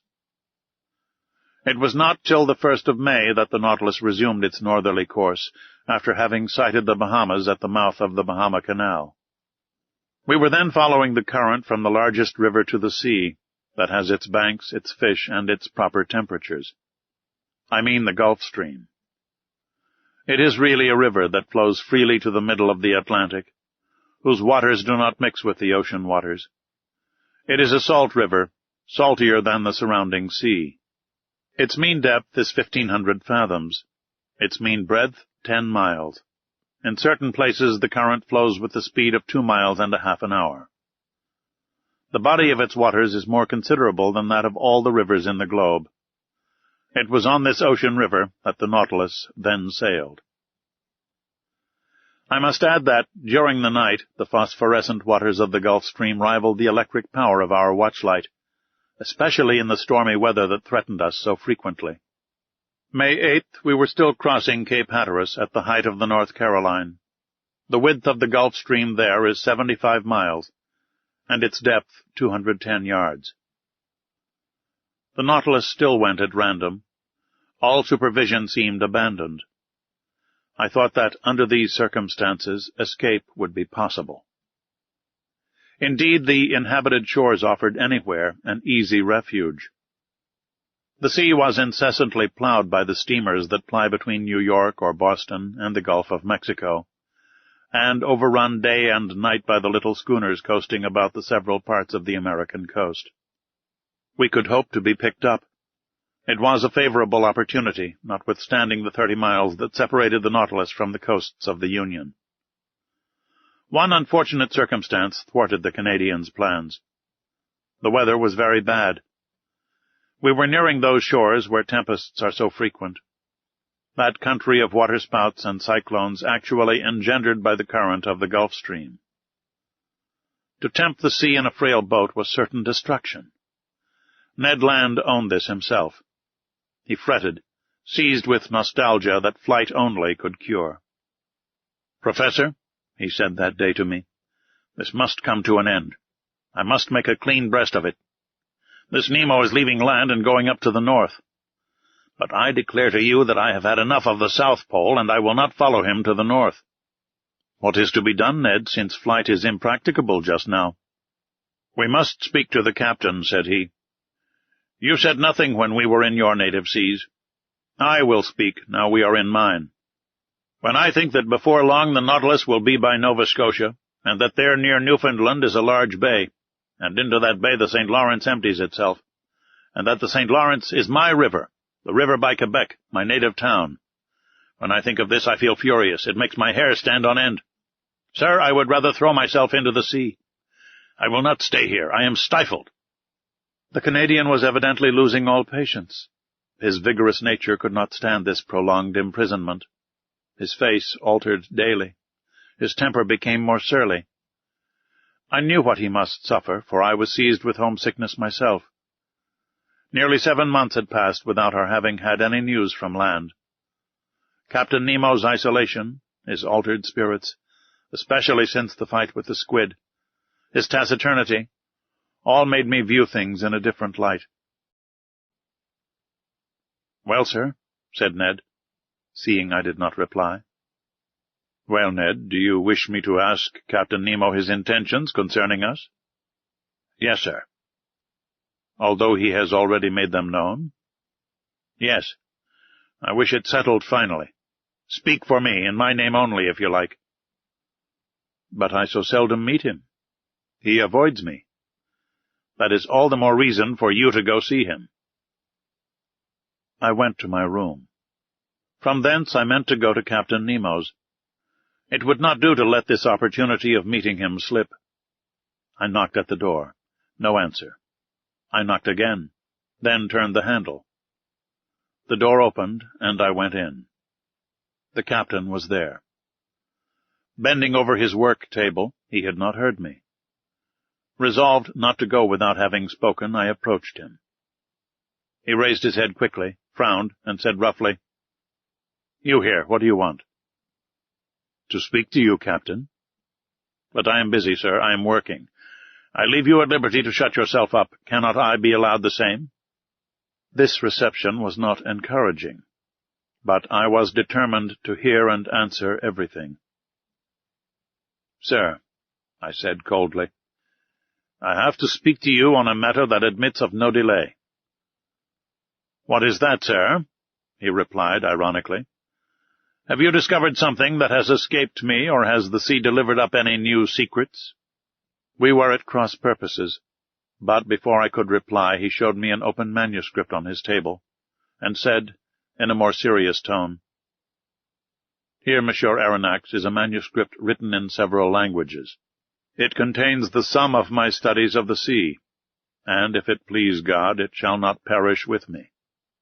This manuscript, signed with my name, complete with the history of my life, will be shut up in a little floating case. The last survivor of all of us on board the Nautilus will throw this case into the sea, and it will go whither it is borne by the waves." This man's name, his history written by himself. His mystery would then be revealed some day. "Captain," I said, "I can but approve of the idea that makes you act thus. The result of your studies must not be lost. But the means you employ seem to me to be primitive. Who knows where the winds will carry this case, and in whose hands it will fall? Could you not use some other means? Could not you or one of yours—" "Never, sir," he said, hastily interrupting me. "But I and my companions are ready to keep this manuscript in store, and if you will put us at liberty—" "At liberty?" said the captain, rising. "Yes, sir. That is the subject on which I wish to question you. For 7 months we have been here on board, and I ask you today, in the name of my companions and in my own, if your intention is to keep us here always. Monsieur Aronnax, I will answer you today as I did 7 months ago. Whoever enters the Nautilus must never quit it." "You impose actual slavery upon us." "Give it what name you please." "But everywhere the slave has the right to regain his liberty." "Who denies you this right? Have I ever tried to chain you with an oath?" He looked at me with his arms crossed. "Sir," I said, "to return a second time to this subject will be neither to your nor to my taste. But as we have entered upon it, let us go through with it. I repeat, it is not only myself whom it concerns.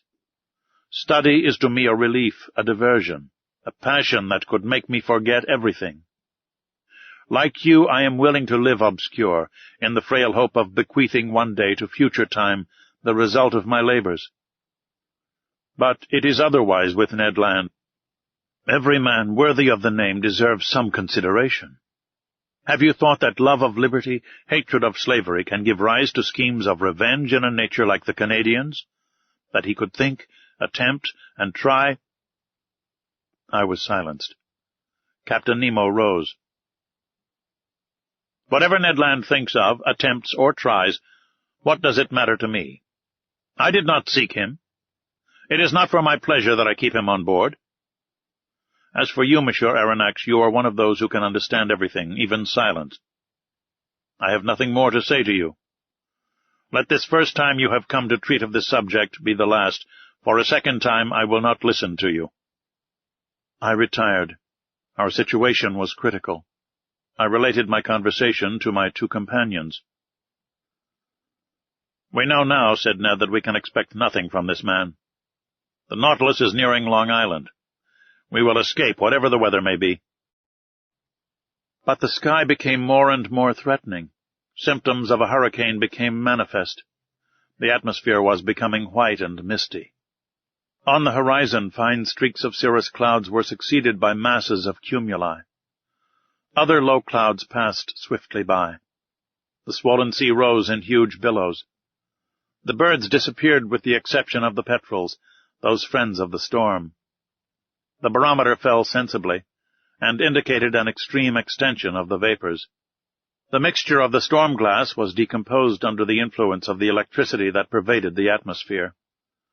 The tempest burst on the 18th of May, just as the Nautilus was floating off Long Island, some miles from the port of New York. I can describe this strife of the elements. For instead of fleeing to the depths of the sea, Captain Nemo, by an unaccountable caprice, would brave it at the surface. The wind blew from the southwest at first. Captain Nemo, during the squalls, had taken his place on the platform. He had made himself fast, to prevent being washed overboard by the monstrous waves. I had hoisted myself up and made myself fast also, dividing my admiration between the tempest and this extraordinary man who was coping with it. The raging sea was swept by huge cloud drifts, which were actually saturated with the waves. The Nautilus, sometimes lying on its side, sometimes standing up like a mast, rolled and pitched terribly. About 5 o'clock a torrent of rain fell that lulled neither sea nor wind. The hurricane blew nearly 40 leagues an hour. It is under these conditions that it overturns houses, breaks iron gates, displaces 24-pounders. However, the Nautilus, in the midst of the tempest, confirmed the words of a clever engineer. There is no well-constructed hull that cannot defy the sea. This was not a resisting rock. It was a steel spindle, obedient and movable, without rigging or masts, that braved its fury with impunity. However, I watched these raging waves attentively. They measured 15 feet in height, and 150 to 175 yards long, and their speed of propagation was 30 feet per second. Their bulk and power increased with the depth of the water. Such waves as these at the Hebrides have displaced a mass weighing 8,400 pounds. They are they which, in the tempest of December 23, 1864, after destroying the town of Yedo in Japan, broke the same day on the shores of America. The intensity of the tempest increased with the night. The barometer, as in 1860 at Reunion during a cyclone, fell 7/10 at the close of day. I saw a large vessel pass the horizon, struggling painfully. She was trying to lie to under half steam, to keep up above the waves. It was probably one of the steamers of the line from New York to Liverpool, or Havre. It soon disappeared in the gloom. At 10 o'clock in the evening the sky was on fire. The atmosphere was streaked with vivid lightning. I could not bear the brightness of it, while the captain, looking at it, seemed to envy the spirit of the tempest.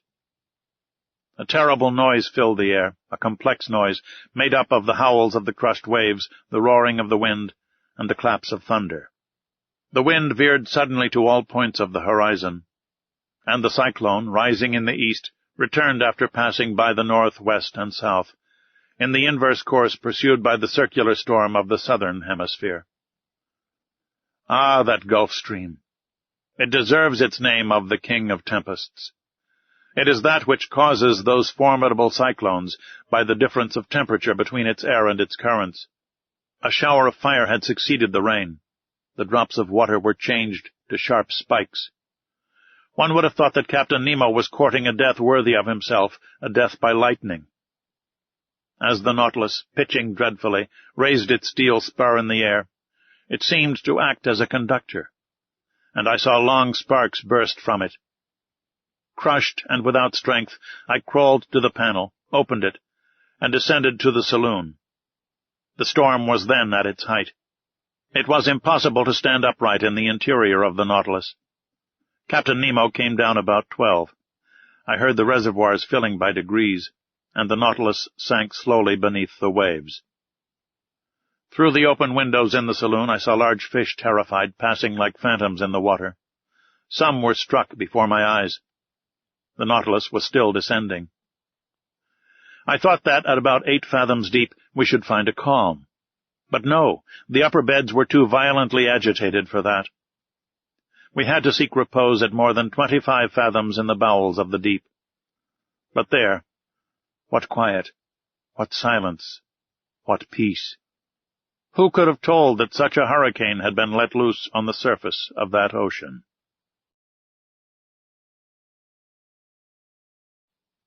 Chapter 20.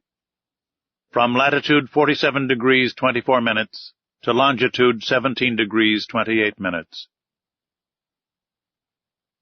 In consequence of the storm, we had been thrown eastward once more. All hope of escape on the shores of New York or St. Lawrence had faded away. And poor Ned, in despair, had isolated himself like Captain Nemo. Conseil and I, however, never left each other. I said that the Nautilus had gone aside to the east. I should have said, to be more exact, the northeast. For some days it wandered first on the surface, and then beneath it, amid those fogs so dreaded by sailors. What accidents are due to these thick fogs? What shocks upon these reefs when the wind drowns the breaking of the waves? What collisions between vessels, in spite of their warning lights, whistles, and alarm bells? And the bottoms of these seas look like a field of battle, where still lie all the conquered of the ocean. Some old and already encrusted, others fresh and reflecting from their iron bands and copper plates the brilliancy of our lantern. On the 15th of May we were at the extreme south of the bank of Newfoundland. This bank consists of alluvia, or large heaps of organic matter, brought either from the equator by the Gulf Stream, or from the North Pole by the counter-current of cold water which skirts the American coast. There also are heaped up those erratic blocks which are carried along by the broken ice, and close by a vast charnel house of mollusks, which perish here by millions. The depth of the sea is not great at Newfoundland, not more than some hundreds of fathoms. But towards the south is a depression of 1,500 fathoms. There the Gulf Stream widens. It loses some of its speed and some of its temperature, but it becomes a sea. It was on the 17th of May, about 500 miles from Heart's Content, at a depth of more than 1,400 fathoms, that I saw the electric cable lying on the bottom. Conseil, to whom I had not mentioned it, thought at first that it was a gigantic sea serpent. But I undeceived the worthy fellow, and, by way of consolation, related several particulars in the laying of this cable. The first one was laid in the years 1857 and 1858, but, after transmitting about 400 telegrams, would not act any longer. In 1863 the engineers constructed another one, measuring 2,000 miles in length and weighing 4,500 tons, which was embarked on the Great Eastern. This attempt also failed. On the 25th of May, the Nautilus, being at a depth of more than 1,918 fathoms, was on the precise spot where the rupture occurred which ruined the enterprise. It was within 638 miles of the coast of Ireland, and at 2:30 in the afternoon they discovered that communication with Europe had ceased. The electricians on board resolved to cut the cable before fishing it up, and at 11 o'clock at night they had recovered the damaged part. They made another point and spliced it, and it was once more submerged. But some days after it broke again, and in the depths of the ocean could not be recaptured. The Americans, however, were not discouraged. Cyrus Field, the bold promoter of the enterprise, as he had sunk all his own fortune, set a new subscription on foot, which was at once answered, and another cable was constructed on better principles. The bundles of conducting wires were each enveloped in gutta percha, and protected by a wadding of hemp, contained in a metallic covering. The Great Eastern sailed on the 13th of July, 1866. The operation worked well. But one incident occurred. Several times in unrolling the cable they observed that nails had recently been forced into it, evidently with the motive of destroying it. Captain Anderson, the officers and engineers consulted together, and had it posted up that, if the offender was surprised on board, he would be thrown without further trial into the sea. From that time the criminal attempt was never repeated. On the 23rd of July the Great Eastern was not more than 500 miles from Newfoundland, when they telegraphed from Ireland the news of the armistice concluded between Prussia and Austria after Sadova. On the 27th, in the midst of heavy fogs, they reached the port of Heart's Content. The enterprise was successfully terminated, and for its first dispatch, young America addressed old Europe in these words of wisdom, so rarely understood. Glory to God in the highest, and on earth peace, goodwill towards men.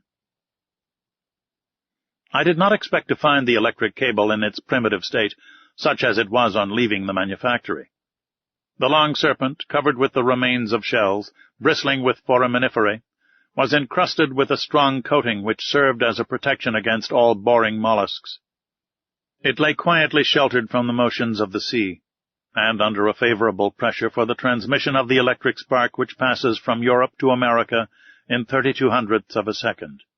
Doubtless this cable will last for a great length of time, for they find that the gutta-percha covering is improved by the sea-water. Besides, on this level, so well chosen, the cable is never so deeply submerged as to cause it to break. The Nautilus followed it to the lowest depth, which was more than 2,212 fathoms, and there it lay without any anchorage. And then we reached the spot where the accident had taken place in 1863. The bottom of the ocean then formed a valley about 100 miles broad, in which Mont Blanc might have been placed without its summit appearing above the waves. This valley is closed at the east by a perpendicular wall more than 2,000 yards high. We arrived there on the 28th of May, and the Nautilus was then not more than 120 miles from Ireland. Was Captain Nemo going to land on the British Isles? No. To my great surprise, he made for the south, once more coming back towards European seas. In rounding the Emerald Isle, for one instant I caught sight of Cape Clear, and the light which guides the thousands of vessels leaving Glasgow or Liverpool. An important question then arose in my mind. Did the Nautilus dare entangle itself in the Manche? Ned Land, who had reappeared since we had been nearing land, did not cease to question me. How could I answer? Captain Nemo remained invisible. After having shown the Canadian a glimpse of American shores, was he going to show me the coast of France? But the Nautilus was still going southward. On the 30th of May it passed in sight of Land's End, between the extreme point of England and the Scilly Isles, which were left to starboard. If we wished to enter the Manche, he must go straight to the east. He did not do so. During the whole of the 31st of May, the Nautilus described a series of circles on the water, which greatly interested me. It seemed to be seeking a spot it had some trouble in finding. At noon, Captain Nemo himself came to work the ship's log. He spoke no word to me, but seemed gloomier than ever. What could sadden him thus? Was it his proximity to European shores? Had he some recollections of his abandoned country? If not, what did he feel? Remorse or regret? For a long while this thought haunted my mind, and I had a kind of presentiment that before long chance would betray the captain's secrets. The next day, the 1st of June, the Nautilus continued the same process. It was evidently seeking some particular spot in the ocean. Captain Nemo took the sun's altitude as he had done the day before. The sea was beautiful, the sky clear. About 8 miles to the east a large steam vessel could be discerned on the horizon. No flag fluttered from its mast, and I could not discover its nationality. Some minutes before the sun passed the meridian, Captain Nemo took his sextant and watched with great attention. The perfect rest of the water greatly helped the operation. The Nautilus was motionless. It neither rolled nor pitched. I was on the platform when the altitude was taken, and the captain pronounced these words, "It is here." He turned and went below. Had he seen the vessel which was changing its course and seemed to be nearing us? I could not tell. I returned to the saloon. The panels closed, I heard the hissing of the water in the reservoirs. The Nautilus began to sink, following a vertical line, for its screw communicated no motion to it. Some minutes later it stopped at a depth of more than 420 fathoms, resting on the ground. The luminous ceiling was darkened, then the panels were opened, and through the glass I saw the sea brilliantly illuminated by the rays of our lantern for at least half a mile round us. I looked to the port side, and saw nothing but an immensity of quiet waters. but to starboard on the bottom appeared a large protuberance, which at once attracted my attention. One would have thought it a ruin, buried under a coating of white shells, much resembling a covering of snow. Upon examining the mass attentively, I could recognize the ever-thickening form of a vessel bare of its masts, which must have sunk. It certainly belonged to past times. This wreck, to be thus encrusted with the lime of the water, must already be able to count many years past at the bottom of the ocean. What was this vessel? Why did the Nautilus visit its tomb? Could it have been aught but a shipwreck which had drawn it under the water? I knew not what to think, when near me in a slow voice I heard Captain Nemo say, "At one time this ship was called the Marseillais. It carried 74 guns and was launched in 1762. In 1778, the 13th of August, commanded by La Poisse-Vertrieux, it fought boldly against the Preston. In 1779, on the 4th of July, it was at the taking of Grenada, with the squadron of Admiral Estang. In 1781, on the 5th of September, it took part in the Battle of Comte de Grasse in Chesapeake Bay. In 1794, the French Republic changed its name. On the 16th of April, in the same year, it joined the squadron of Villeray-Joyeuse at Brest, being entrusted with the escort of a cargo of corn coming from America, under the command of Admiral Van Stabel. On the 11th and 12th Prairol, the 9th month of the French Revolutionary calendar of the second year, this squadron fell in with an English vessel. Sir, today is the 13th Prairol, the 1st of June, 1868. It is now 74 years ago, day for day on this very spot, in latitude 47 degrees 24 minutes, longitude 17 degrees 28 minutes, that this vessel, after fighting heroically, losing its 3 masts, with the water in its hold, and the third of its crew disabled, preferred sinking with its 356 sailors to surrendering, and, nailing its colors to the poop, disappeared under the waves to the cry of, "Long live the Republic!" "The Avenger!" I exclaimed. "Yes, sir, the Avenger." "A good name," muttered Captain Nemo, crossing his arms.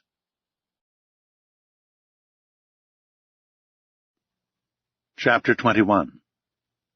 A Hecatomb. The way of describing this unlooked-for scene, the history of the Patriot ship, told at first so coldly, and the emotion with which this strange man pronounced the last words, the name of the Avenger, the significance of which could not escape me, all impressed itself deeply on my mind. My eyes did not leave the captain, who, with his hand stretched out to sea, was watching with a glowing eye the glorious wreck.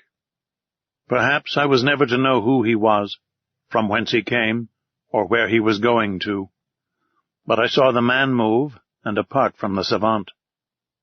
It was no common misanthropy which had shut Captain Nemo and his companions within the Nautilus, but a hatred, either monstrous or sublime, which time could never weaken.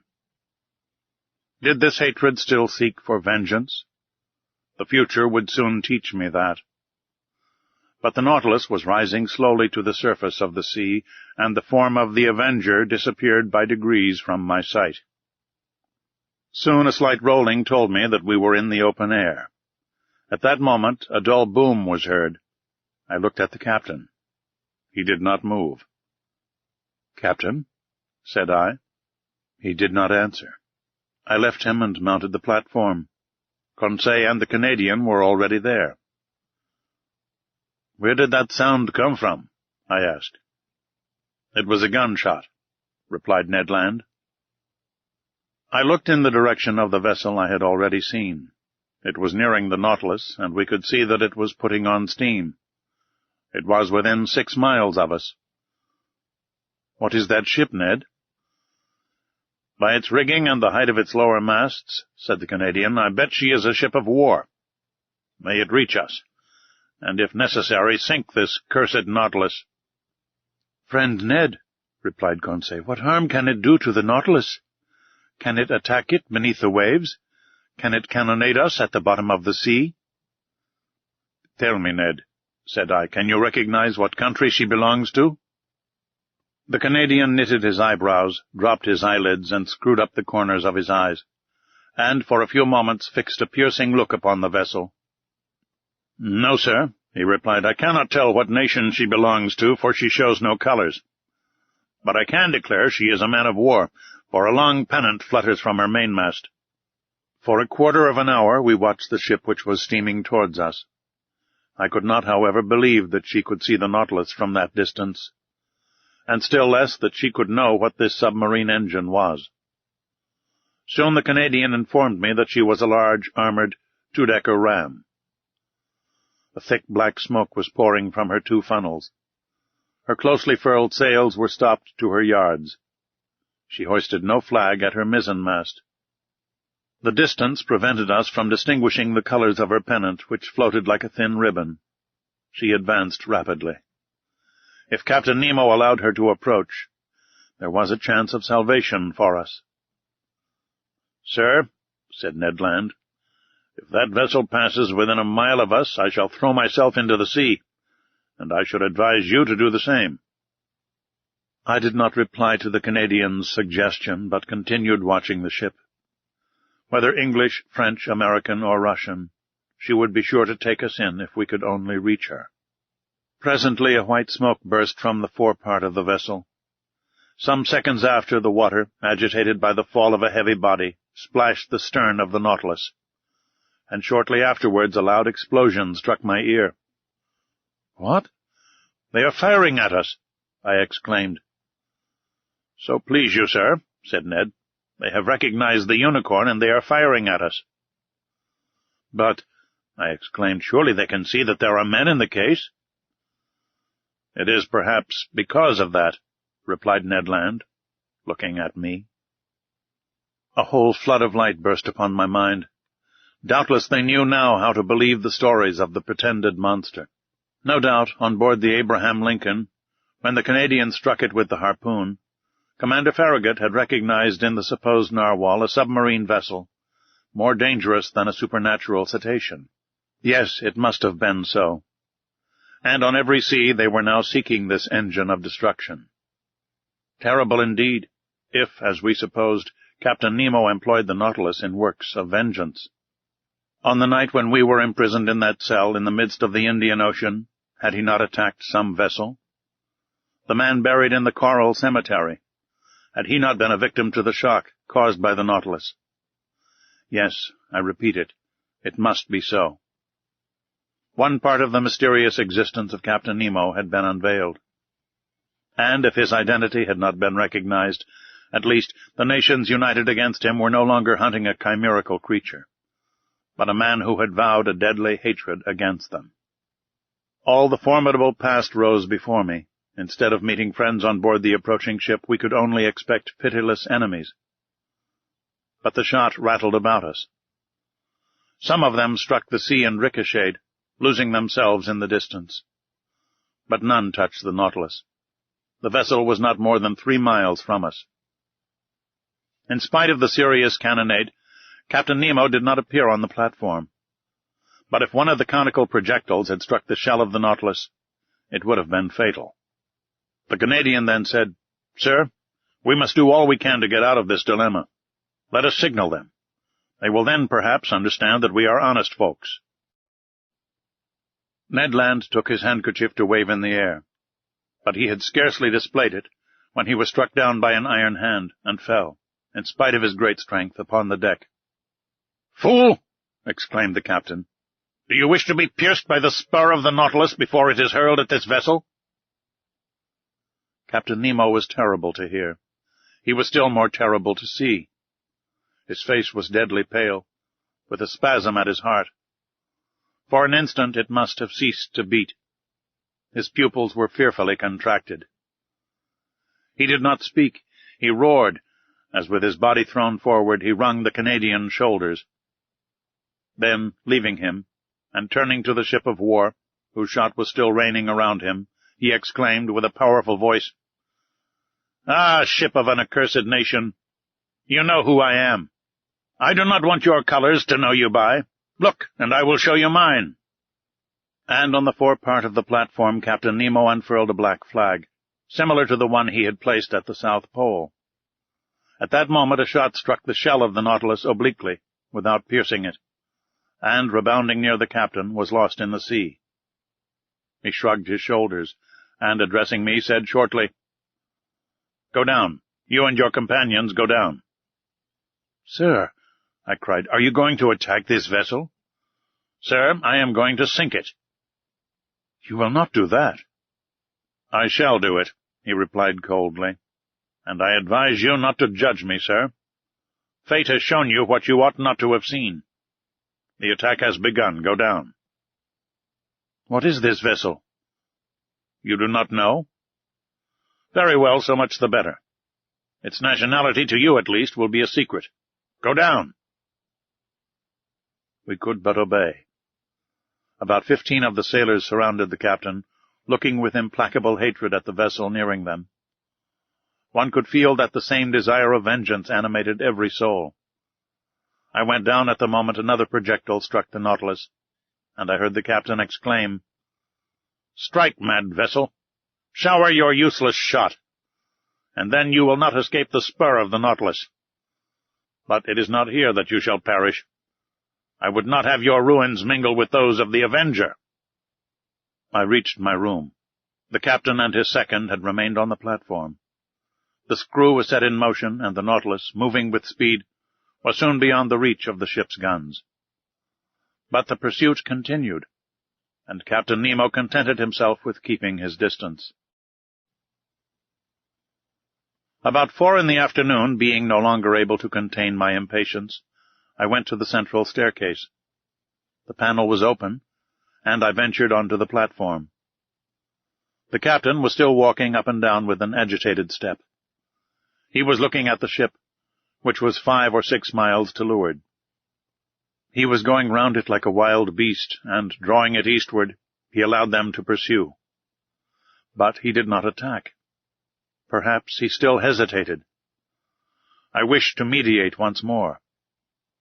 But I had scarcely spoken when Captain Nemo imposed silence, saying, "I am the law, and I am the judge. I am the oppressed, and there is the oppressor. Through him I have lost all that I loved, cherished, and venerated. Country, wife, children, father, and mother. I saw all perish. All that I hate is there. Say no more." I cast a last look at the man-of-war, which was putting on steam, and rejoined Ned and Conseil. "We will fly," I exclaimed. "Good," said Ned. "What is this vessel?" "I do not know. But whatever it is, it will be sunk before night. In any case, it is better to perish with it, than be made accomplices in a retaliation the justice of which we cannot judge." "That is my opinion, too," said Ned Land coolly. "Let us wait for night." Night arrived. Deep silence reigned on board. The compass showed that the Nautilus had not altered its course. It was on the surface, rolling slightly. My companions and I resolved to fly when the vessel should be near enough either to hear us or to see us, for the moon, which would be full in 2 or 3 days, shone brightly. Once on board the ship, if we could not prevent the blow which threatened it, we could, at least we would, do all that circumstances would allow. Several times I thought the Nautilus was preparing for attack, but Captain Nemo contented himself with allowing his adversary to approach, and then fled once more before it. Part of the night passed without any incident. We watched the opportunity for action. We spoke little, for we were too much moved. Ned Land would have thrown himself into the sea, but I forced him to wait. According to my idea, the Nautilus would attack the ship at her waterline, and then it would not only be possible, but easy to fly. At 3 in the morning, full of uneasiness, I mounted the platform. Captain Nemo had not left it. He was standing at the forepart near his flag, which a slight breeze displayed above his head. He did not take his eyes from the vessel, The intensity of his look seemed to attract and fascinate and draw it onward more surely than if he had been towing it. The moon was then passing the meridian. Jupiter was rising in the east. Amid this peaceful scene of nature, sky and ocean rivaled each other in tranquillity, the sea offering to the orbs of night the finest mirror they could ever have in which to reflect their image. As I thought of the deep calm of these elements, compared with all those passions brooding imperceptibly within the Nautilus, I shuddered. The vessel was within 2 miles of us.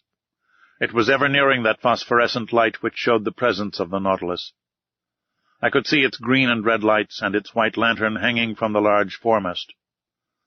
An indistinct vibration quivered through its rigging, showing that the furnaces were heated to the uttermost. Sheaves of sparks and red ashes flew from the funnels, shining in the atmosphere like stars.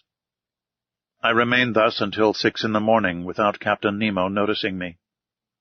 The ship stood about 1.5 miles from us, and with the first dawn of day the firing began afresh.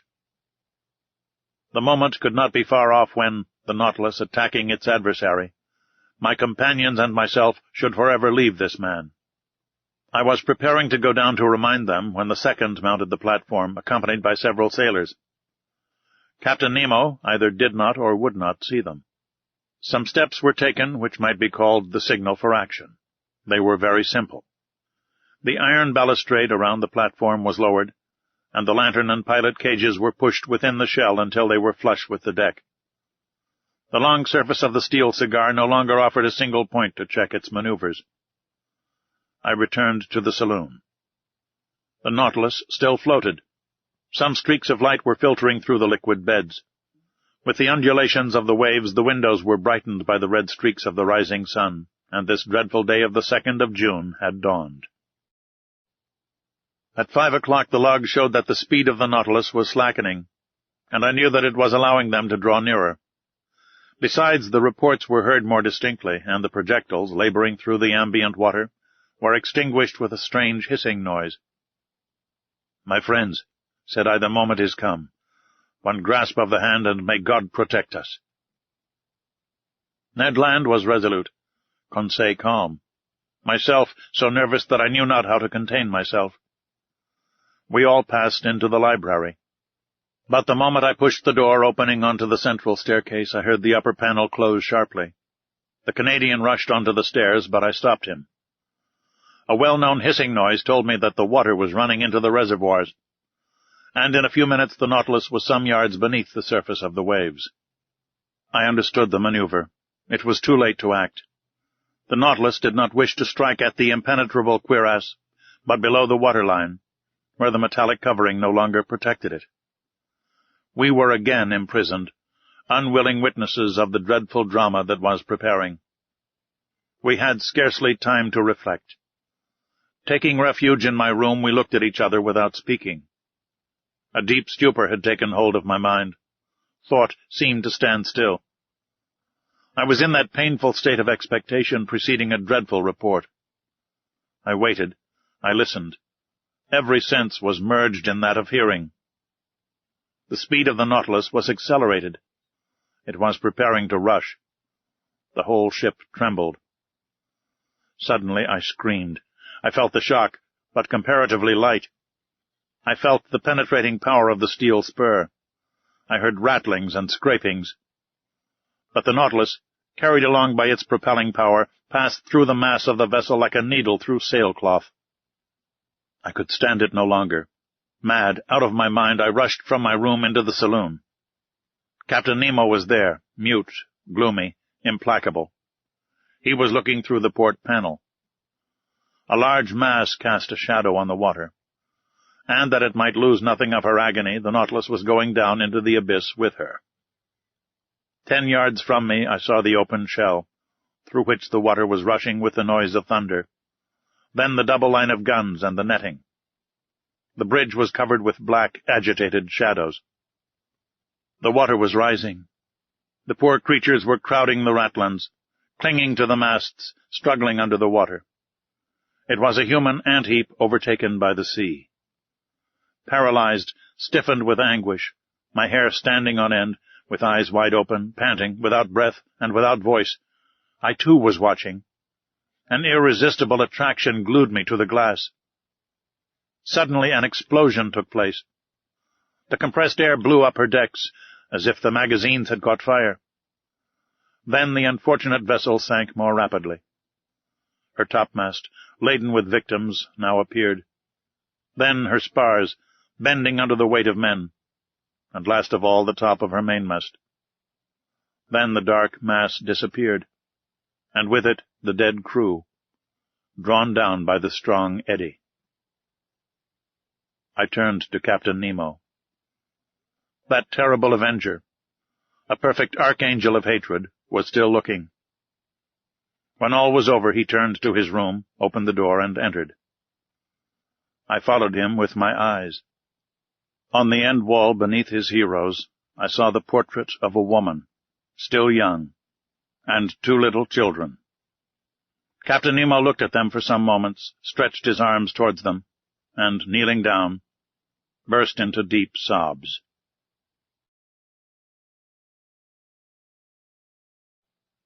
Chapter 22. The Last Words of Captain Nemo. The panels had closed on this dreadful vision, but light had not returned to the saloon. All was silence and darkness within the Nautilus. At wonderful speed, 100 feet beneath the water, it was leaving this desolate spot. Whither was it going? To the north or south? Where was the man flying to after such dreadful retaliation? I had returned to my room, where Ned and Conseil had remained silent enough. I felt an insurmountable horror for Captain Nemo. Whatever he had suffered at the hands of these men, he had no right to punish thus. He had made me, if not an accomplice, at least a witness of his vengeance. At 11 the electric light reappeared. I passed into the saloon. It was deserted. I consulted the different instruments. The Nautilus was flying northward at the rate of 25 miles an hour, now on the surface, and now 30 feet below it. On taking the bearings by the chart, I saw that we were passing the mouth of the Manche, and that our course was hurrying us towards the northern seas at a frightful speed. That night we had crossed 200 leagues of the Atlantic. The shadows fell, and the sea was covered with darkness until the rising of the moon. I went to my room, but could not sleep. I was troubled with dreadful nightmares. The horrible scene of destruction was continually before my eyes. From that day, who could tell into what part of the North Atlantic basin the Nautilus would take us? Still with unaccountable speed. Still in the midst of these northern fogs. Would it touch at Spitzbergen, or on the shores of Nova Zembla? Should we explore those unknown seas, the White Sea, the Sea of Kara, the Gulf of Obi, the archipelago of Liaroth, and the unknown coast of Asia? I could not say. I could no longer judge of the time that was passing. The clocks had been stopped on board. It seemed, as in polar countries, that night and day no longer followed their regular course. I felt myself being drawn into that strange region where the foundered imagination of Edgar Poe roamed at will. Like the fabulous Gordon Pym, at every moment I expected to see that veiled human figure, of larger proportions than those of any inhabitant of the earth, thrown across the cataract which defends the approach to the pole. I estimated, though perhaps I may be mistaken, I estimated this adventurous course of the Nautilus to have lasted 15 or 20 days. And I know not how much longer it might have lasted, had it not been for the catastrophe which ended this voyage. Of Captain Nemo, I saw nothing whatever now, nor of his second. Not a man of the crew was visible for an instant. The Nautilus was almost incessantly under water. When we came to the surface to renew the air, the panels opened and shut mechanically. There were no more marks on the planisphere. I knew not where we were. And the Canadian, too, his strength and patience at an end, appeared no more. Conseil could not draw a word from him, and fearing that, in a dreadful fit of madness, he might kill himself, watched him with constant devotion. One morning, what date it was I could not say, I had fallen into a heavy sleep towards the early hours, a sleep both painful and unhealthy, when I suddenly awoke. Ned Land was leaning over me, saying in a low voice, "We are going to fly." I sat up. "When shall we go?" I asked. "Tonight. All inspection on board the Nautilus seems to have ceased. All appear to be stupefied." "You will be ready, sir?" "Yes." "Where are we?" "In sight of land. I took the reckoning this morning in the fog, 20 miles to the east." "What country is it?" "I do not know, but whatever it is, we will take refuge there." "Yes, Ned, yes. We will fly tonight, even if the sea should swallow us up." "The sea is bad, the wind violent. But 20 miles in that light boat of the Nautilus does not frighten me. Unknown to the crew, I have been able to procure food and some bottles of water." "I will follow you." "But," continued the Canadian, "if I am surprised, I will defend myself. I will force them to kill me." "We will die together, friend Ned." I had made up my mind to all. The Canadian left me. I reached the platform on which I could with difficulty support myself against the shock of the waves. The sky was threatening. But as land was in those thick brown shadows, we must fly. I returned to the saloon, fearing and yet hoping to see Captain Nemo, wishing and yet not wishing to see him. What could I have said to him? Could I hide the involuntary horror with which he inspired me? No. It was better that I should not meet him face to face. Better to forget him. And yet, how long seemed that day, the last that I should pass in the Nautilus. I remained alone. Ned Land and Conseil avoided speaking, for fear of betraying themselves. At 6 I dined, but I was not hungry. I forced myself to eat in spite of my disgust, that I might not weaken myself. At 6:30, Ned Land came to my room, saying, "We shall not see each other again before our departure. At 10 the moon will not be risen. We will profit by the darkness. Come to the boat. Conseil and I will wait for you." The Canadian went out without giving me time to answer. Wishing to verify the course of the Nautilus, I went to the saloon. We were running north-northeast at frightful speed and more than 50 yards deep. I cast a last look on these wonders of nature, on the riches of art heaped up in this museum, upon the unrivaled collection destined to perish at the bottom of the sea, with him who had formed it. I wished to fix an indelible impression of it in my mind. I remained an hour thus, bathed in the light of that luminous ceiling, and passing in review those treasures shining under their glasses. Then I returned to my room. I dressed myself in strong sea clothing. I collected my notes, placing them carefully about me. My heart beat loudly. I could not check its pulsations. Certainly my trouble and agitation would have betrayed me to Captain Nemo's eyes. What was he doing at this moment? I listened at the door of his room. I heard steps. Captain Nemo was there. He had not gone to rest. At every moment I expected to see him appear, and ask me why I wished to fly. I was constantly on the alert. My imagination magnified everything.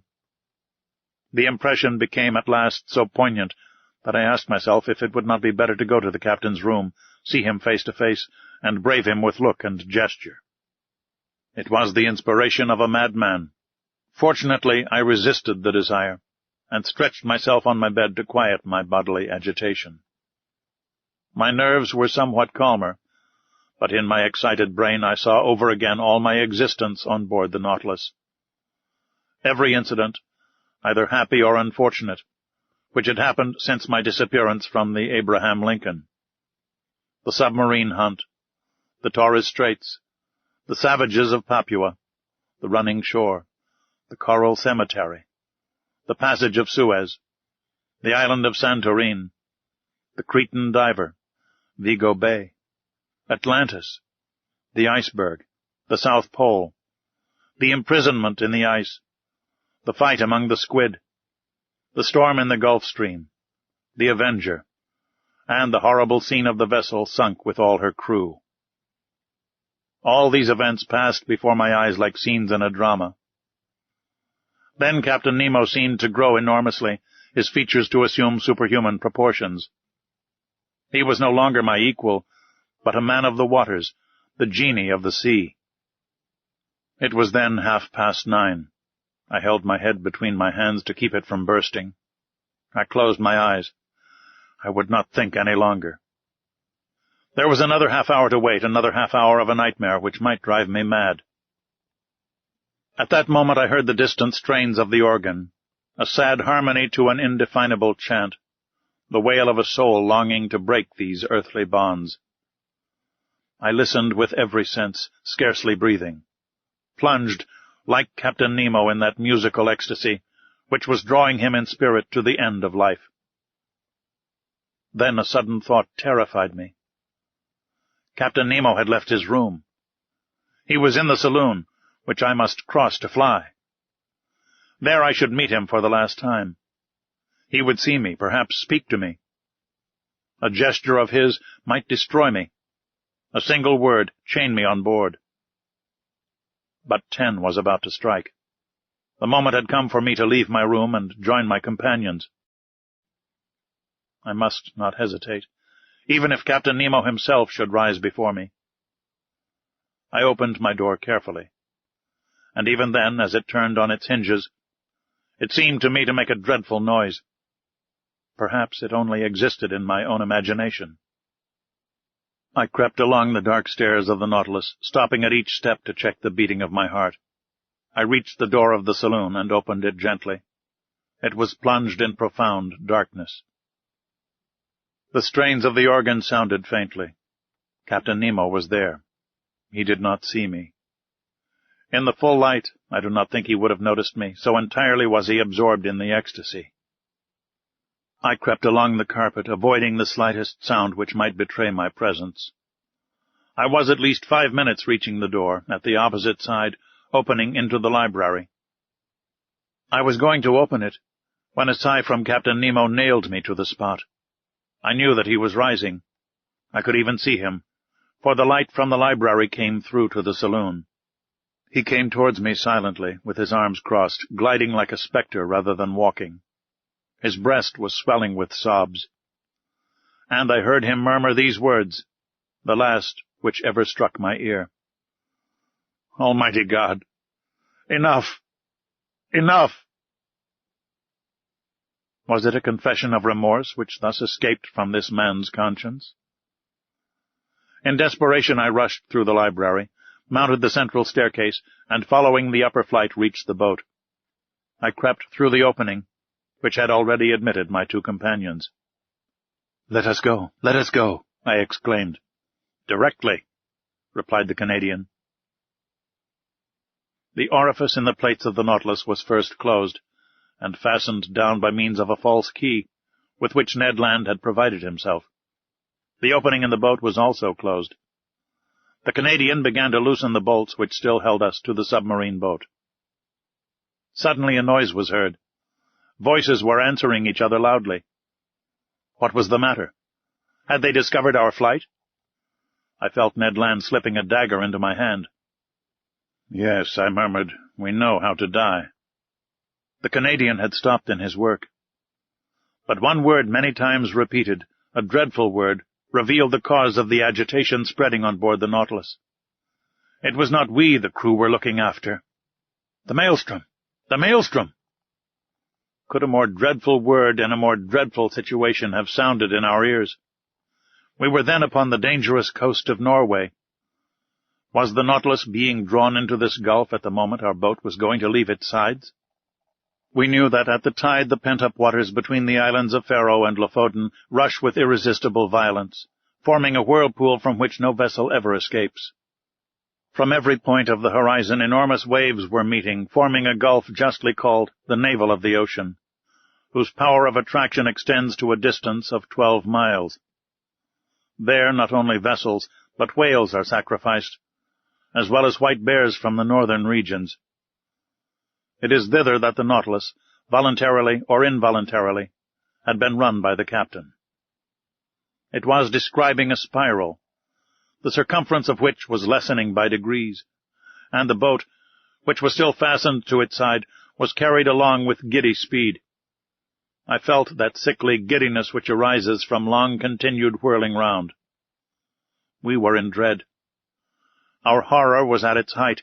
Circulation had stopped. All nervous influence was annihilated, and we were covered with cold sweat, like a sweat of agony. And what noise around our frail bark! What roarings repeated by the echo miles away! What an uproar was that of the waters broken on the sharp rocks at the bottom, where the hardest bodies are crushed, and trees worn away, with all the fur rubbed off, according to the Norwegian phrase. What a situation to be in! We rocked frightfully. The Nautilus defended itself like a human being. Its steel muscles cracked. Sometimes it seemed to stand upright, and we with it. "We must hold on," said Ned, "and look after the bolts. We may still be saved if we stick to the Nautilus." He had not finished the words when we heard a crashing noise. The bolts gave way, and the boat, torn from its groove, was hurled like a stone from a sling into the midst of the whirlpool. My head struck on a piece of iron, and with the violent shock I lost all consciousness.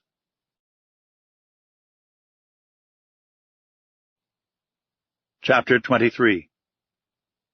Conclusion. Thus ends the voyage under the seas. What passed during that night, how the boat escaped from the eddies of the maelstrom, how Ned Land, Conseil, and myself ever came out of the gulf, I cannot tell. But when I returned to consciousness, I was lying in a fisherman's hut on the Lofoten Isles. My two companions, safe and sound, were near me, holding my hands. We embraced each other heartily. At that moment we could not think of returning to France. The means of communication between the north of Norway and the south are rare, and I am therefore obliged to wait for the steamboat running monthly from Cape North. And among the worthy people who have so kindly received us, I revise my record of these adventures once more. Not a fact has been omitted, not a detail exaggerated. It is a faithful narrative of this incredible expedition in an element inaccessible to man, but to which progress will one day open a road. Shall I be believed? I do not know.